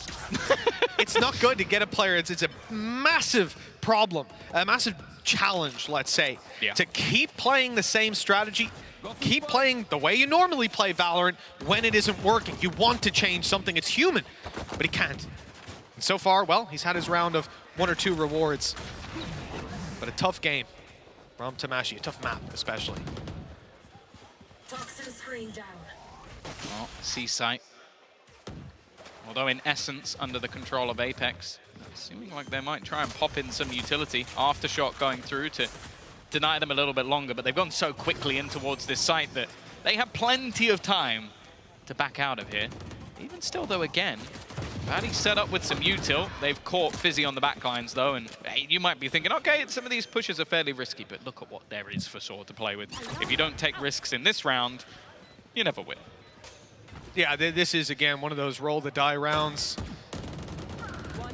And as they go out and test their look, they found to not be too lucky. Look at the HP for Apex. Yeah. I mean, so many players there that could have fallen. And, you know, the worst part, I think, is that they could have afforded to lose 1 or 2 with the pistols in play. So even if that damage came through, I'm not sure there would have been much of a follow-up on it. Much ripple felt later on in the rounds. The scary thing here is that you had yourself the, what, 3 rifles, 2 pistols? So the other 2 players are now just going to buy up on Apex, and it is a full purchase. Like, okay, you've got a buy coming in on the other side as well, but if anything, Apex come in with a stronger buy in this round than the team that was saving to get a full buy. Tamazi, as said, we very much expect him to be taking map control, using that fast lane to try and challenge early on, but this is what's so difficult playing against a team like Apex. They'll just wait. And then you're going to start getting in your own head of like, okay, well, I've kind of used up everything. He doesn't have any utility left. All of it just comes down to the raw aim, but this is where this youngster thrives. Yeah, I mean, that was a great correction as well. He was looking for the drone and he swung out a little wider and ended up correcting perfectly. Mechanical success for Tamashi in the beginning of the round. There'll be more coming his way by the looks of things, but Apex, well, they've thrown out a bit of a curveball. Going through that broken door, it's being watched. Addicted covering it, Davy more than conscious that players could be here. In fact, he's about to go swinging through on contact. Great crossfire, fantastic reaction. Saw getting away with, I mean, everything that they could have hoped for. That's the spike dropped in the open. And Enzo, the last player to be found, has a 1v4. The first kill already his, maybe the second too. I mean, that was close, but Davy gets it. Yeah, I think it's been like he started off the game very strong, Devi. Went missing for quite a lot of that last half, but good to see him back. Nice little set play, map control being taken as well, and also just, again, like Tamashi being able to get off to that solid start in the round, just having that aggressive push work out for him, because as said, you're going to need that throughout the entirety of the game. Just him being a nuisance, I would say. Yeah, definitely. I think that's... the guy was, what, 20 and 16 going out of a map that you lost 13-6. That just doesn't happen. It's a bad sign in some ways, but a good sign that they have someone who's online, even in those losses. Even when maybe the nerves were getting to them. It's a map they weren't maybe too ready to play. Now, Fizzy's going for the retake, Odin. Normally with this, you're not going to spam that ore ball too much. Well, you saw just a few bullets, a little cheeky, greedy attempt at getting more done. But for the most part, he's playing back on C site, covering their walkthrough, and then wanting to wall bang them and spam in the open when they go for the plant. Late round, though, Apex are not going to be going there. Instead, they were just taking some control, maybe getting the orb, and well, it's time to move back over towards this A site. Another test for Tamashi. He saw them. Again, same result as the last round. Kaiko gone, and he actually comes out with a second. Well done. Strong start from him. The rest of the team maybe still a little bit hesitant. Look like they're happy to try and play this one as a retake, especially with Addicted having that Hunter's Fury. He might be able to deny them a little bit longer when they go for this plant. Even still, though, the site at the moment completely open. 30 seconds left. But as you can see, Apex are more than expecting there to be some utility. They haven't used that Hunter's Fury, though. Just the Aftershock. Do they throw it in now? They do.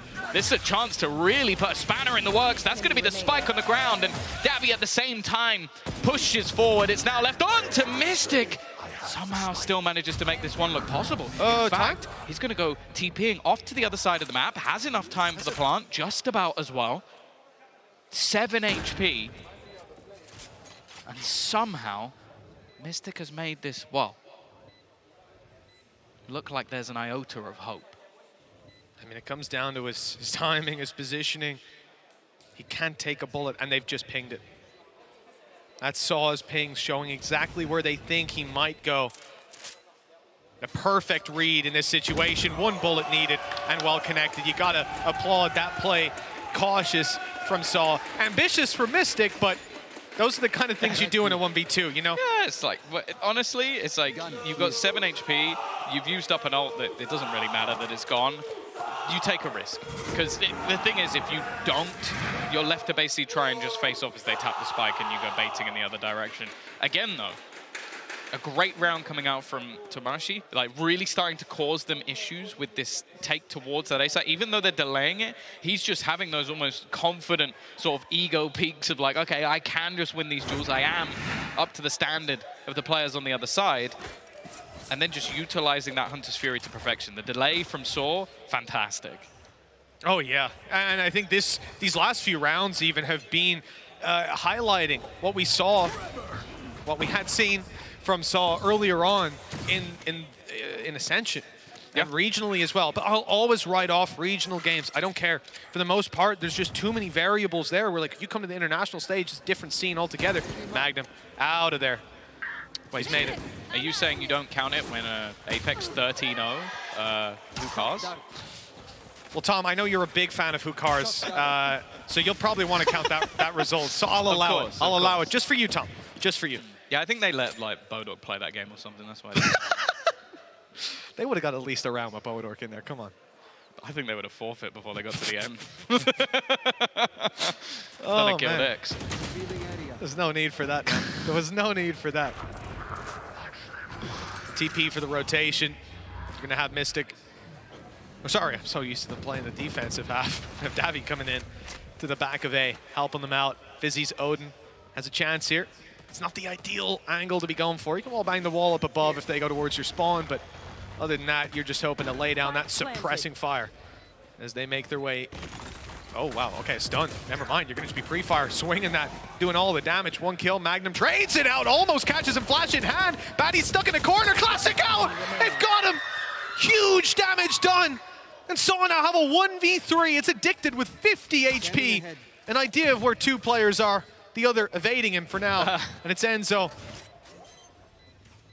This one might just be done, a big play needed, and it's the Odin to rattle away and put 9 on the board for I Apex. would love to know, like, out of all the kills that Kaiko's ever had, how many of them were the Odin, because he's not the player that should ever be using it. First Odin kill, maybe. It could be. And more so, that's a round that you should never, ever see going the way of Apex. That was just a few pistols. Tamashi almost looking like he was using it as a confidence round, swinging all the way in towards their spawn, gets domed with a Sheriff. And from then on, it was just a downward trajectory for them. Everything went as badly as it could have done with them, losing fights to classic Sheriffs. And after a real opportunity for them to take the lead in this map, well, they've now just lost not only that opportunity, but also their finances. They are very close to running out here. Okay, Tamashi has himself the overdrive, but as we mentioned before, that ult is very time sensitive. Shock darts out to start this one. Addicted fired them through in the hopes of grabbing some damage on players outside of A. He's now seen someone. He'll get close and drone it. Yeah, I think it's the right call not to do that, but I see why he wanted to check. He's got the info anyways, because they haven't rushed. They haven't come out barreling out on A. And instead, the rest of the squad can stay in these 2-2 positions. I like what they've done on B here. The double push up, good angle, and they can open the door to support the C push.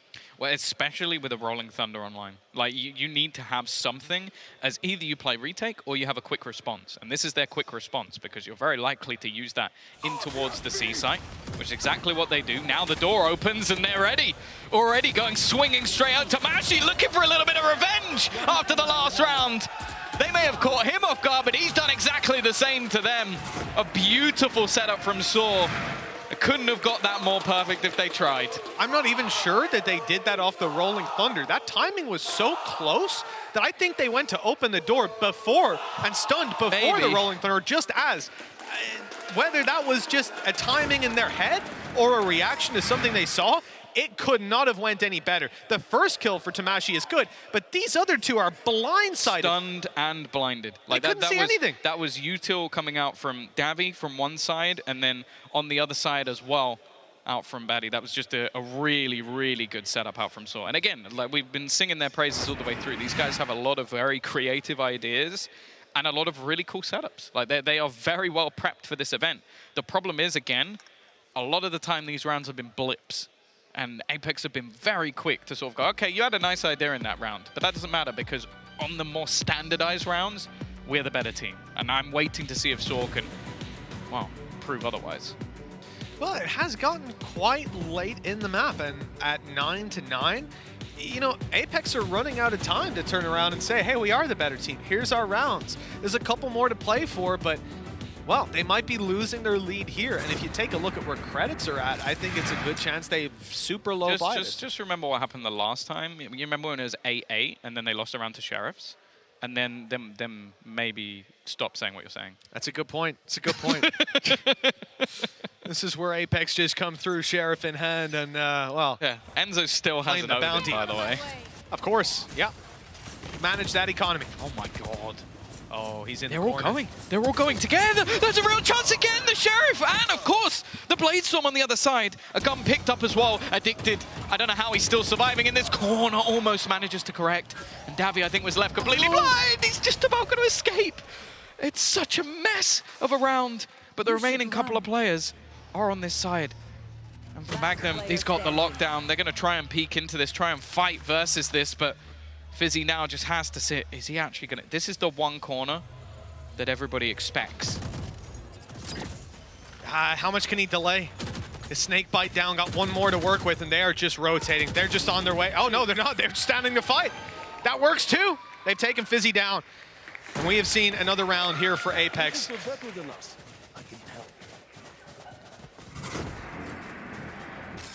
And you know, Tom, I saw Mystic behind that wall, and I thought we'd see a kill. Because it's the weapon in his hand, but he also had Kaiko there ready to fight. Yeah. And that's the big difference again. It's not one guy gets an opportunity and he tries to seize it. It's he gets an opportunity and he goes, hey guys, I have an opportunity. Would you like to help me? Do you like in on this opportunity? He's like a pyramid scheme salesman. I'm sure. Except there is some payoff. Oh, now. Okay, we've seen set play after set play, aggressive push after aggressive push, a Rolling Thunder utilized and no results. Why? I think it was a counter stun that came out from Shadow that ruined that. Ah, okay. Yeah, they were going to push off the something. back. They were going to push off the back, but Tomashi instantly gets stunned the second he goes to run forward. So that's a good spot. Basically, I think one stun has just ruined the Rolling Thunder. That's got to hurt. Hell of a trade-off. Hell of a trade-off. Let me tell you, that one's got to sting. Because, yeah, I'm looking at it on the mini-map. I didn't see the stun, so I'm just like, why would you do that? What was the purpose? I'll buy us 5 seconds, guys. Yeah. There's only 1:30 on the clock. But, yeah, it's the small response, like you said. Oh, aggressive peek out of Magnum. He pays the price. Davi's still here, ready and waiting. Maybe they thought there was just one player on B there, but, well, they were very wrong about that. Now the fight back through looking unlikely. Very difficult for Apex to get ground. 35 seconds. Davi as well, by the time that they actually go rotating, will be in position again. Not going to be able to re-peek this one, but he's got a teammate. Shadow has been able to cross. Maybe trying to keep this a surprise, but it really isn't one. Davi again, he's been fantastic in this second half, and he'll close this one out with a 4K. Seems like there is nothing between these two teams, and okay, this is now where I want to look at Soar and go, what do you do in this round? Because the last 2 rounds they've been up against a weak purchase. They have run at their opponents, and they've been punished for it. Like, both times, in fact, the exact same player, Tomashi, has been shot in the head with the Sheriff. That's happened twice on these rounds against a lower buy. Now, this one isn't anywhere near as bad as the others, but that's the thing. That's their game plan. Their game plan is he is in their face within 15 seconds, and they are going to do it again. Right away, Tomashi, here's the confidence. Built up finally, and it's not a Sheriff. No, it's not a Sheriff, like but he is dead. Thunder's Fury, no connections. And that's it, it's gone. They've not found too much for their trouble, at least trading it out, but that's favoring Apex as they close in on this A site. Door open, 2 players at least here. If you're Saw, that's the only info you've got to go with. They haven't pushed up C, haven't pushed up B. And the rotates not quite as quick as we saw from Apex. They haven't got their whole squad here on the site, instead covering some other angles. As Davi goes down, though, the pressure is truly on for Addicted. If they push in here now, he is the only thing stopping them from a 4v2 post plant. But that seems to be both sides as well. He's falling back. Like, you've got the one player here of Batty waiting for somebody to go through in the other direction. And then, well, now the rotation coming through from Fizzy. They've got the right idea, but if they go back towards this B site, they'll be real trouble. Just a single kill could pretty much end the round in his tracks. However, they are going to head into what right now is the heavier stack site. Well, all their bases covered. Mystic was watching flank, turns to catch them coming out the door. Shot darts in on Shadow. He was hit already. Great damage done. Addicted tries to catch the planter, and he's not there. Just realizing that now, if you're Addicted, it's time to run knife out and try and get here in time. 10 seconds as they start the plant. I think they stopped planting and started again to bait him. So he's like, oh, they only just got here. Oh, they must be clear. I'll run in. I'll run in while he's covering other angles. They'd already heard you. And that's it, done and dusted for that round. The lead back in Apex favor, and just 2 to go. And they'll be sending Saw down to that lower bracket. Yeah. And, well, I'm guessing we're going to see another round where Tomashi just goes running at them. It's weird. It almost is just like, it's like, you know, the play where you run through a Molotov and you manage to catch someone with the timing because you're like, I was low HP, but I did something shocking. Yeah. Except they do that every round. It's like they're burning themselves at the beginning of rounds just to try and catch their opponents every single time. And it's so 50-50 in the way that it works. The thing is, though, the 50-50 thus far seem to be leading us to overtime. Dubai, not the best. Davi actually going to have an operator. Fizzy's going to be playing with a judge inside his Viper's pit. And Tomashi this time only has a Guardian. However, with the way the game has been going so far, they'll probably win this one. Oh, it doesn't even hit the drone there. They've seen him go back. They're ready. That's caught him once, and it's caught him twice. Davi's down. And with that, they lose out on their operator. Big weapon on the floor. And it's irretrievable. Tomashi, we said the quick rotates, Tom. Well, he's managed that at least, but there's not much he can do. He's locked out by this util. The stun was perfect. Catching him off. Oh, perplexed here Yeah, I was on the about to say, drop I down. think it actually saved him a few seconds of life. It was such a high-risk play to try and make. Traders come back in. But again, these post plants now.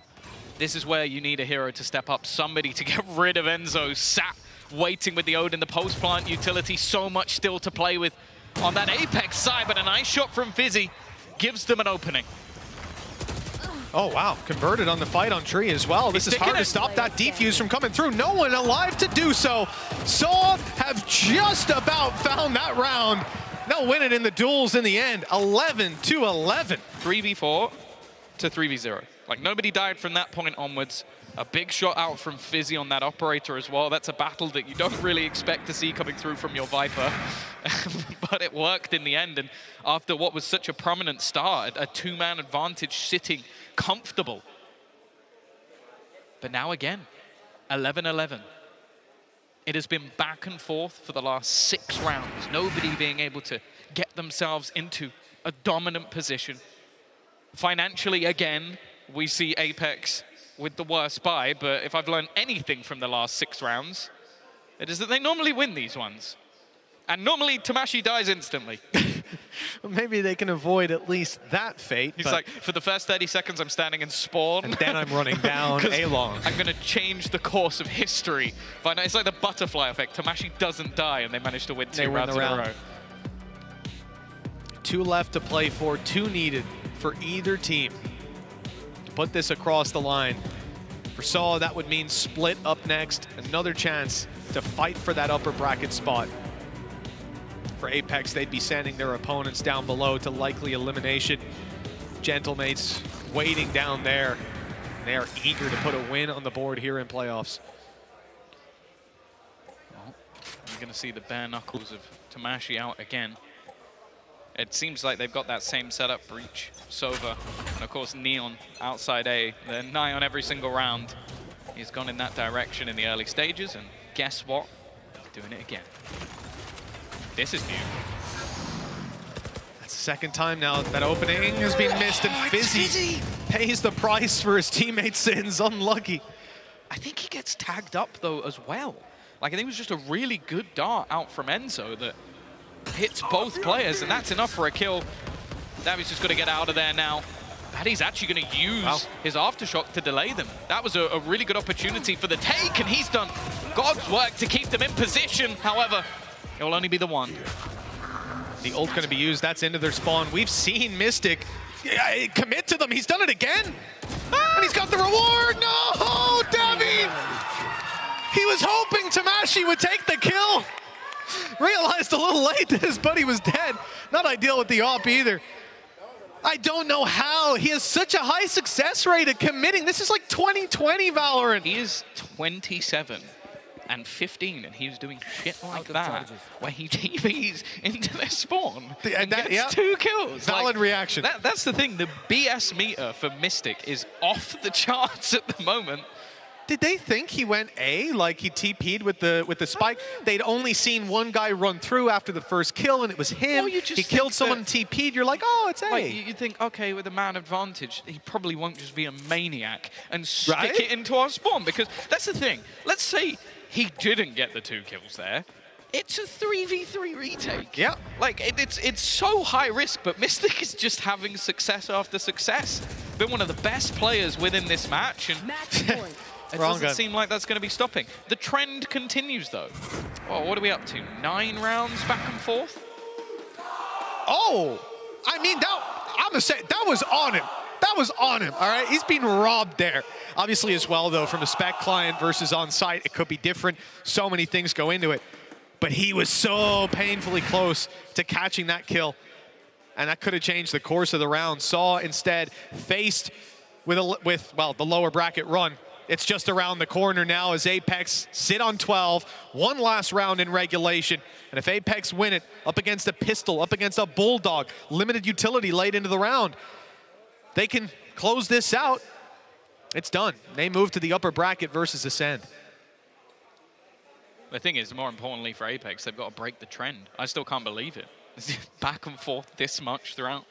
I don't think many, even still, with the caliber that Saw have shown throughout this tournament and Ascension, I think most, if not many, especially after that first map, thought that this was going to be a quick, easy 2-0, back home, back tomorrow to see them in the lower bracket. But they have proven that even if they take mass risks, fight tooth and nail deep on the side, they can go toe-to-toe with one of the favorites to take this entire thing. They need another round, though. They need to take this one to OT as Apex look to break this C site. They'll get it for free. Some damage on the way through, but that's all Saul want to do. It's the post-plant setup. Very much a post-plant setup. Look how far back they are. Grouping up entirely. The stun's gone in. They can't really convert on it, though. Just spams through the smoke, all that's to be seen. And a few kills for Apex. Saul have been such an incredible team to watch, shredding through a lot of their opponents. But Apex at 12-11 might just be about to put the final nail in the coffin. They've dulled the blade of Saw and left them down to that lower bracket. It was close on this map here, but 2-0 is all the people at home are going to see. Yeah, no, an incredible back and forth. And it's almost heartbreaking that this didn't go to overtime, because I don't think I've ever seen a second half that deserved overtime more than this one. Goddamn right. I think as well, the thing I respect most about this Portuguese roster is the fact that they managed to basically continue to aggressively push Apex, fight in towards even their spawn at times, and even still, every single time Apex came up with a response. Even took some risks of their own. Mystic, yeah, I saw you TPing into their spawn, you absolute maniac. But the fact is, this is what's so exciting about this roster. They have that incredible structure. Their utility usage in this tournament, second to none. What they're able to do with utility combos, Shadow, the unsung hero, every single time it seems, with the stuns that can deny a massive ult being used by opponents. And then you have that little bit of flair that comes through every time they need it. The likes of Kaika, Mystic in this series was unbelievable. Whole series. Absolutely unbelievable. Even Magnum. Again, that's why you have to look at this now and go, okay, this is the team to beat. It absolutely is. We knew that coming in, but I mean, the reality is, after that first map, we're coming out going Mystic and Magnum showing up. This is a great sign. Magnum was consistent the whole way through, but Mystic, what, he was 30 kills, 15 deaths, closing that out, 2 KD in a 13-11 game. That's not that bad, and that's why we see him towards the end. The confidence was on full fire, TPing into their spawn and just playing like a lunatic. These match highlights, they're delivering. You come into this tournament, if you haven't watched much of the other games earlier on in Ascension, in the play-ins and so on, I think that you're probably going to think 2-0 quick as can be. I bet there's a bunch of people going to look at the results and go, yep, that game went as I expected. Yeah. But Saw put up a much better fight than even 13-6 on the first map. The first half was good. It fell off. Lose Apex had control. As well. Lost both pistols, exactly. That could have been double digits with the pistols under their belt. And then they come into this map and they show that even after a devastating scoreline on map 1, they've got the fight left in them. I think they've earned a lot of respect from the EMEA community here. It's not over yet. They've got a lower bracket run, but the team waiting for them there, Gentlemates, are hungry, and they've been putting the fight to even teams like Apex. Yeah, for sure. Like, I think the more exciting thing about that is they're going to have to battle versus the crowd, because there were definitely moments within that where you sort of see that superstar of Tumashi go a little bit quiet, and we know there's more to have of him. Him versus Takas tomorrow is going to be a worldie of a matchup, something I'm very excited for. But at the same time, you then have to look at Apex versus Ascend. It's been something that I think people have basically been waiting for since the beginning of the year. Looking at these two teams finally butting horns, I think also it's one that no matter what happens tomorrow, people are expecting it again in the grand final. These are the Titans, two teams that invested everything to build the best possible EMEA Ascension rosters. And we're going to get to see them fight, maybe not even just once. Yeah, we might get the matchup twice. I was seeing Gentlemates take that route, but Ascend came through and made a statement of an opening matchup. Certainly one to keep an eye on. I'm so excited to see that one go down. But Tom, that's the end of the action here today. We're going to be tossing off to a break in just a moment, and when we come back, the post-show will be on. We'll see what they can do down there and breaking down this series. I'm sure there's a lot to talk about. For now, though, folks, we'll say goodnight.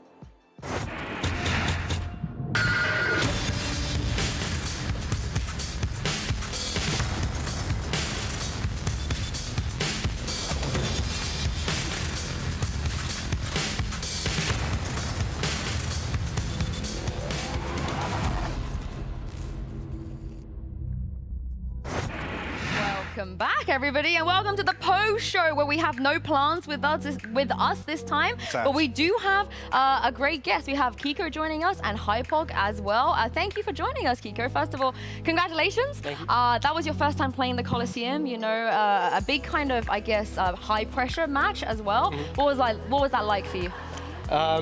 Well, the first match, I was really nervous on the first couple of rounds, and yeah, my hands were shaking a little bit, and all of these things, and yeah, but as we kind of got into it on Haven, I was getting a little bit less nervous and everything like that. I actually noticed that there was a couple of rounds we even said this watching it back. We're like, oh, shaky start from actually both duelists on Haven, but you had a couple of rounds where it's like you strung together a couple of kills, started then getting into the groove a little bit. Was it that quick to kind of flatten those nerves, just to get a few rounds, I guess, under your belt, popping off a little bit? Yeah. Well, it was like the first round when I got that 4K, I felt like a massive adrenaline rush, and the next few rounds were my hands are full, shaking like this, and but I was like, why should I be shaking? And then I think I just reset, and then we got back into it like that. I guess just to follow up from that as well, you're probably the most interesting player of the roster from the aspect of you're surrounded by a lot of experience. Yeah. I guess in that sort of scenario internally, what's it like? Like when you're feeling the nerves, Enzo's visually a very, very composed person. He's usually pretty cool, calm, collected. How much do you kind of lean on your teammates in that sort of scenario? Because there is a wealth of experience and surrounding also, you. do you tell them? Yeah. Nervous? Well, I try not to say it to not freak anyone out, but I mean, they can kind of tell sometimes, and they always try to tell me we got this, relax and everything like this, and let's calm down, boys, and everything like that. And they're really helpful. All of them are really helping out in the entire team, and everyone's putting their part in,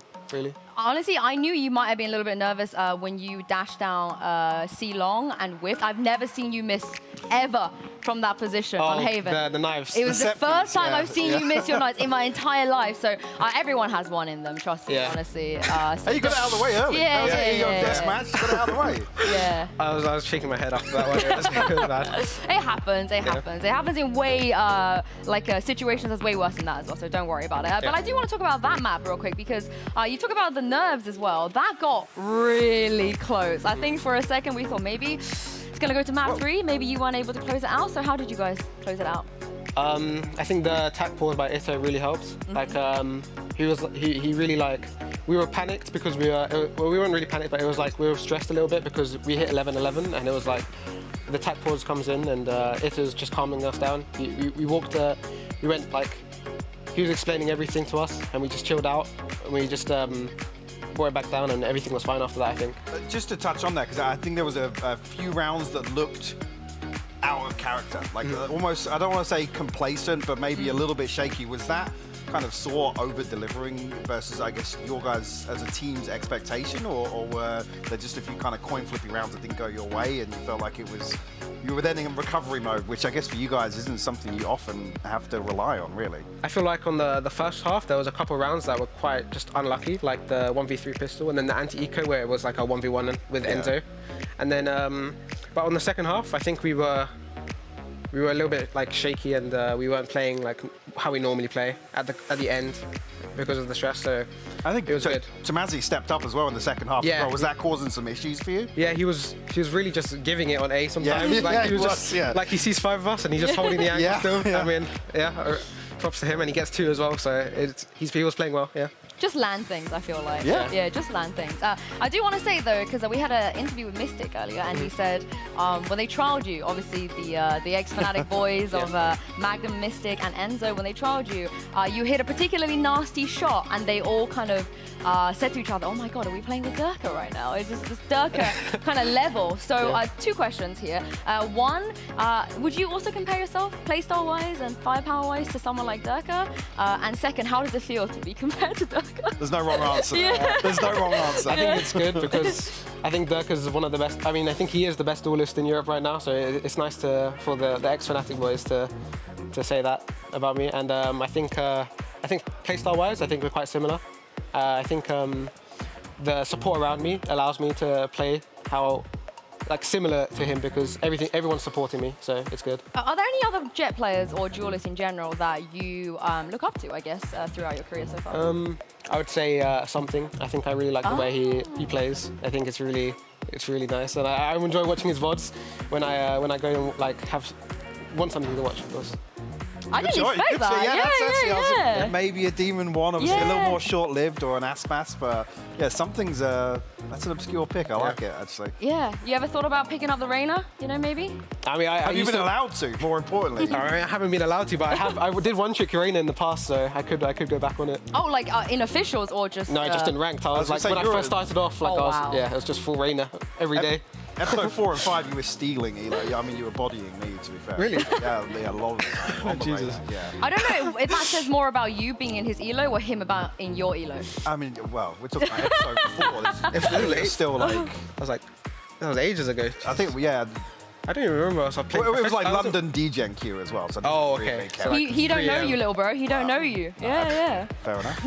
Oh no, but Mike. She's been roasting me all day. No, to be fair, you are the best player out of all the talent. Like Lothar's still in the building. You're gonna say that? Actually, yeah, you and Kukuka. You, Lothar, Kukuka are kind of head to head, I would say. The three of you can probably start a VCT. You're way out of pocket now. You definitely can start a VCT. We're derailing this, but Kukuka did once beat Sean Gers on LAN. That's all I'm going to say. But for you, Kiko, for you, I know you've been playing, in France for a while, Bonk as well. But it does feel like with Apex is the first time that you became more well known. Like people are kind of noticing you, and paying attention to you. So how does that feel to kind of finally reach a point where people know your name? I think it does put a lot of expectations on me. I feel like sometimes people think like when I'm not like top fragging or dropping a lot of numbers, it kind of affects me because I feel like I'm expected to do all this with the roster around me, supporting me and all of this. So it kind of gets to me sometimes, but I try not to think about it. And I try to just improve every day and play.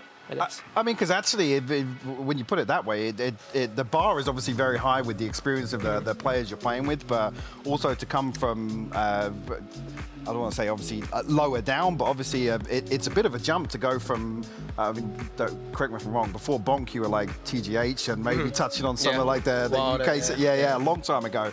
That feels like a big jump.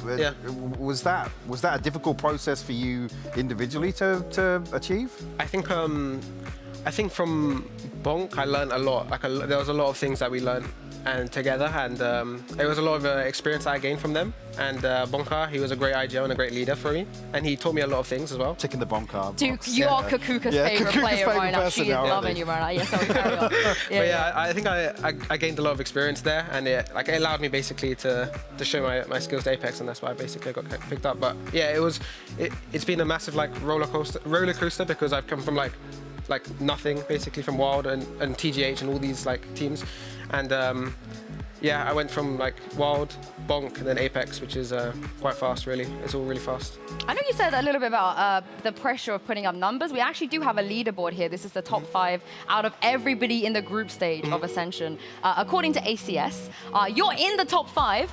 You probably already know this. You're up there, 244.2. I mean, you're neck and neck with Takas here as well. It's barely anything separating you guys. So it must be good to know that there is consistency here. Yeah, I mean, it's nice to be up there. I mean, to see numbers, but it's I just want to I don't know how to say it, but. Does it matter to you being number 1? Is that what you're shooting for? Oh, I mean, of course, but it's I think I need to. I feel like my impact sometimes, I need to improve that as well, and it's a lot of things to do that, but it's not necessarily the numbers, so yeah. So what is it that you would say is most important to you? I feel like, for me, it's the impact I'm having in the game. I feel like sometimes if I'm not having enough impact, it gets me, and we still win, I'm not really too happy that we won because I'm such a star player, I didn't really do much to win this, so it was So it dampens the win, because you didn't carry. Oh man, it is Durka. It actually is Durka. I also want to ask because obviously, if you do win this tournament, you will be playing in VCT next year. How good do you think you guys as a team are compared to the VCT teams? Where would you put yourselves? I was going to say actually, because I remember reading a while back that you guys, majority of your experience comes from scrimming the T1 teams anyway. So how does that kind of transition feel for you guys if you do close out this weekend? I think the experience we're getting from scrimming the tier 1 teams is helping us a lot here, and we'll be scrimming them like for a long time. Every day we just have like one or two scrims against them, and it's really good for us. And I think the level we're at right now, I think we would play well against them, in the league. Like top 5. Commit to a number. Come on, come on. Give us something. Hey, yo, Reddit Lay needs some something. smack talk Reddit on. is dry right now. We'll give you something. I think top 4, to be honest. Ooh. Yeah. It's bold too. I like it. I like it. Ooh. I mean, to be fair, you're not going to sit here and be like, we're bottom 2, Yeah, we'll be there. yeah. We're not going to be there, but you do have to get through quite a few teams in order to get there, 3 to be specific. You took 1 down already today, Saw. If we take a look at tomorrow's schedule, you're going to be playing against Ascend. What do you think about them? Have you scrimmed them? No, we haven't scrimmed them for a while now, since because we know we're going to play them at one point, and we didn't want to show anything, of course. Does this feel like kind of the expected outcome from day one's games? Yeah. I guess in terms of how you rank the final 4 teams here, is this who you were expecting to face in round 2 of the upper bracket? Yeah, I mean, it was who we were expecting to face, and I think we were prepared. But I also think they're a really strong team, and they're quite unpredictable on how they play. It depends on the day, if they're feeling good, feeling hot, how hard the games are going to be. So, okay. I guess follow-up question to that.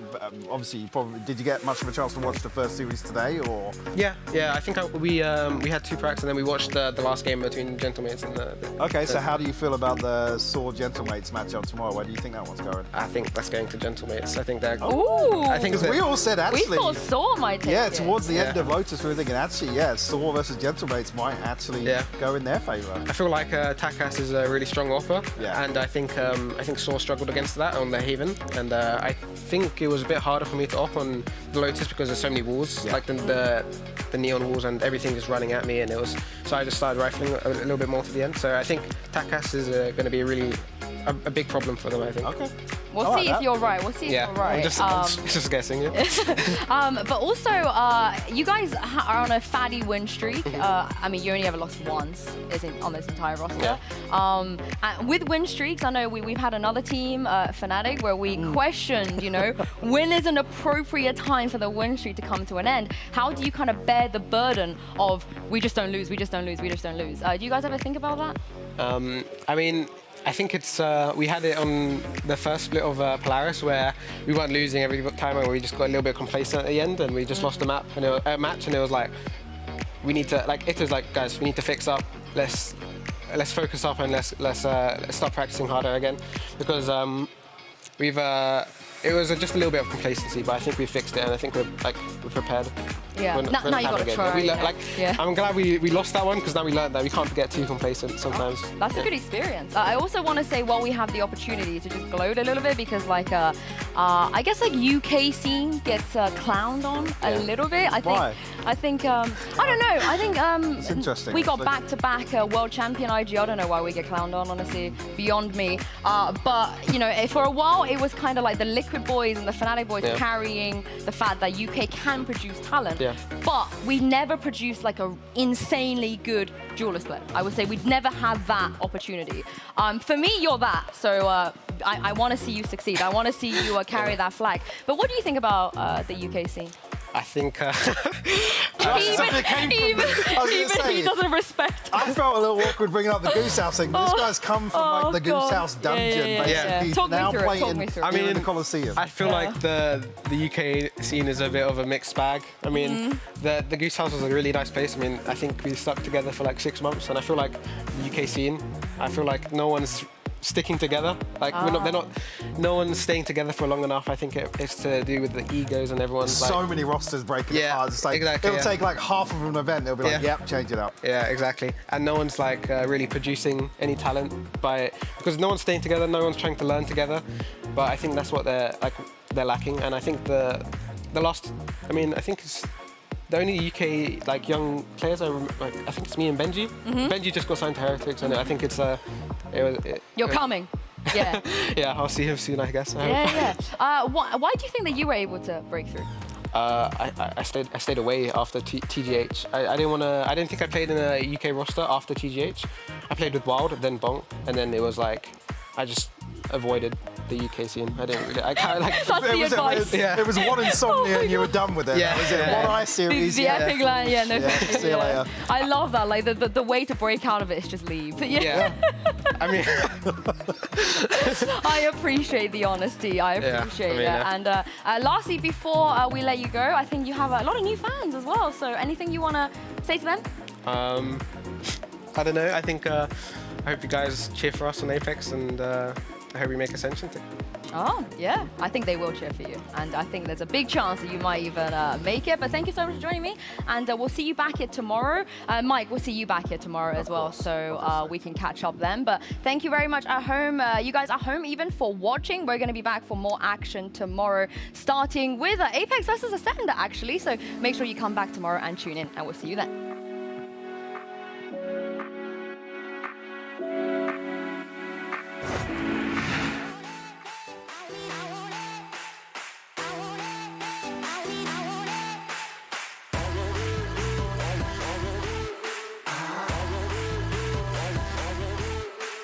Watch me bring the energy, building intensity. I feel surging with adrenaline when enemies are testing me. I am the master of thrones. I hear the beating drum. I summon armies calmly. It's honest running with coming strong. Powerful, power is the ingredient. Obedient, submissive is what you need. It's immediate. You rising and proud. Lighting fires and dreams. 30. The freedom, this freedom is perfect to me. It was 86 teams, and now we're whittled down to 4.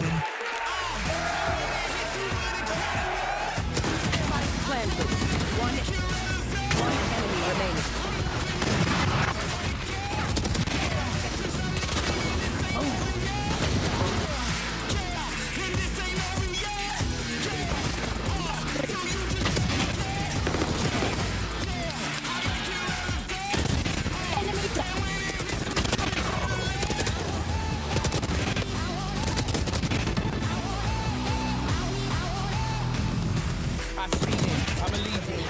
My dream and achieved it. I'm a leader, my freedom. They locked us down, but one enemy remaining.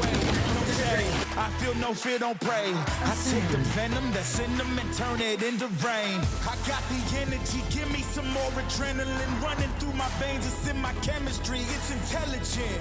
Supernova, we're glowing, so take a photo and focus. When our composure is growing, we're getting stronger, it's over.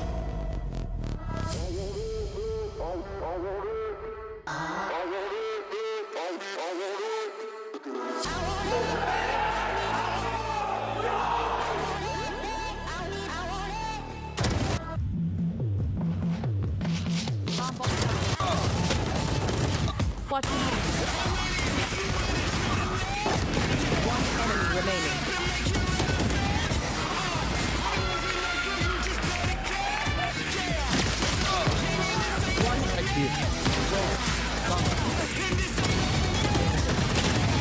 Enemy remaining. Last player standing. One enemy remaining.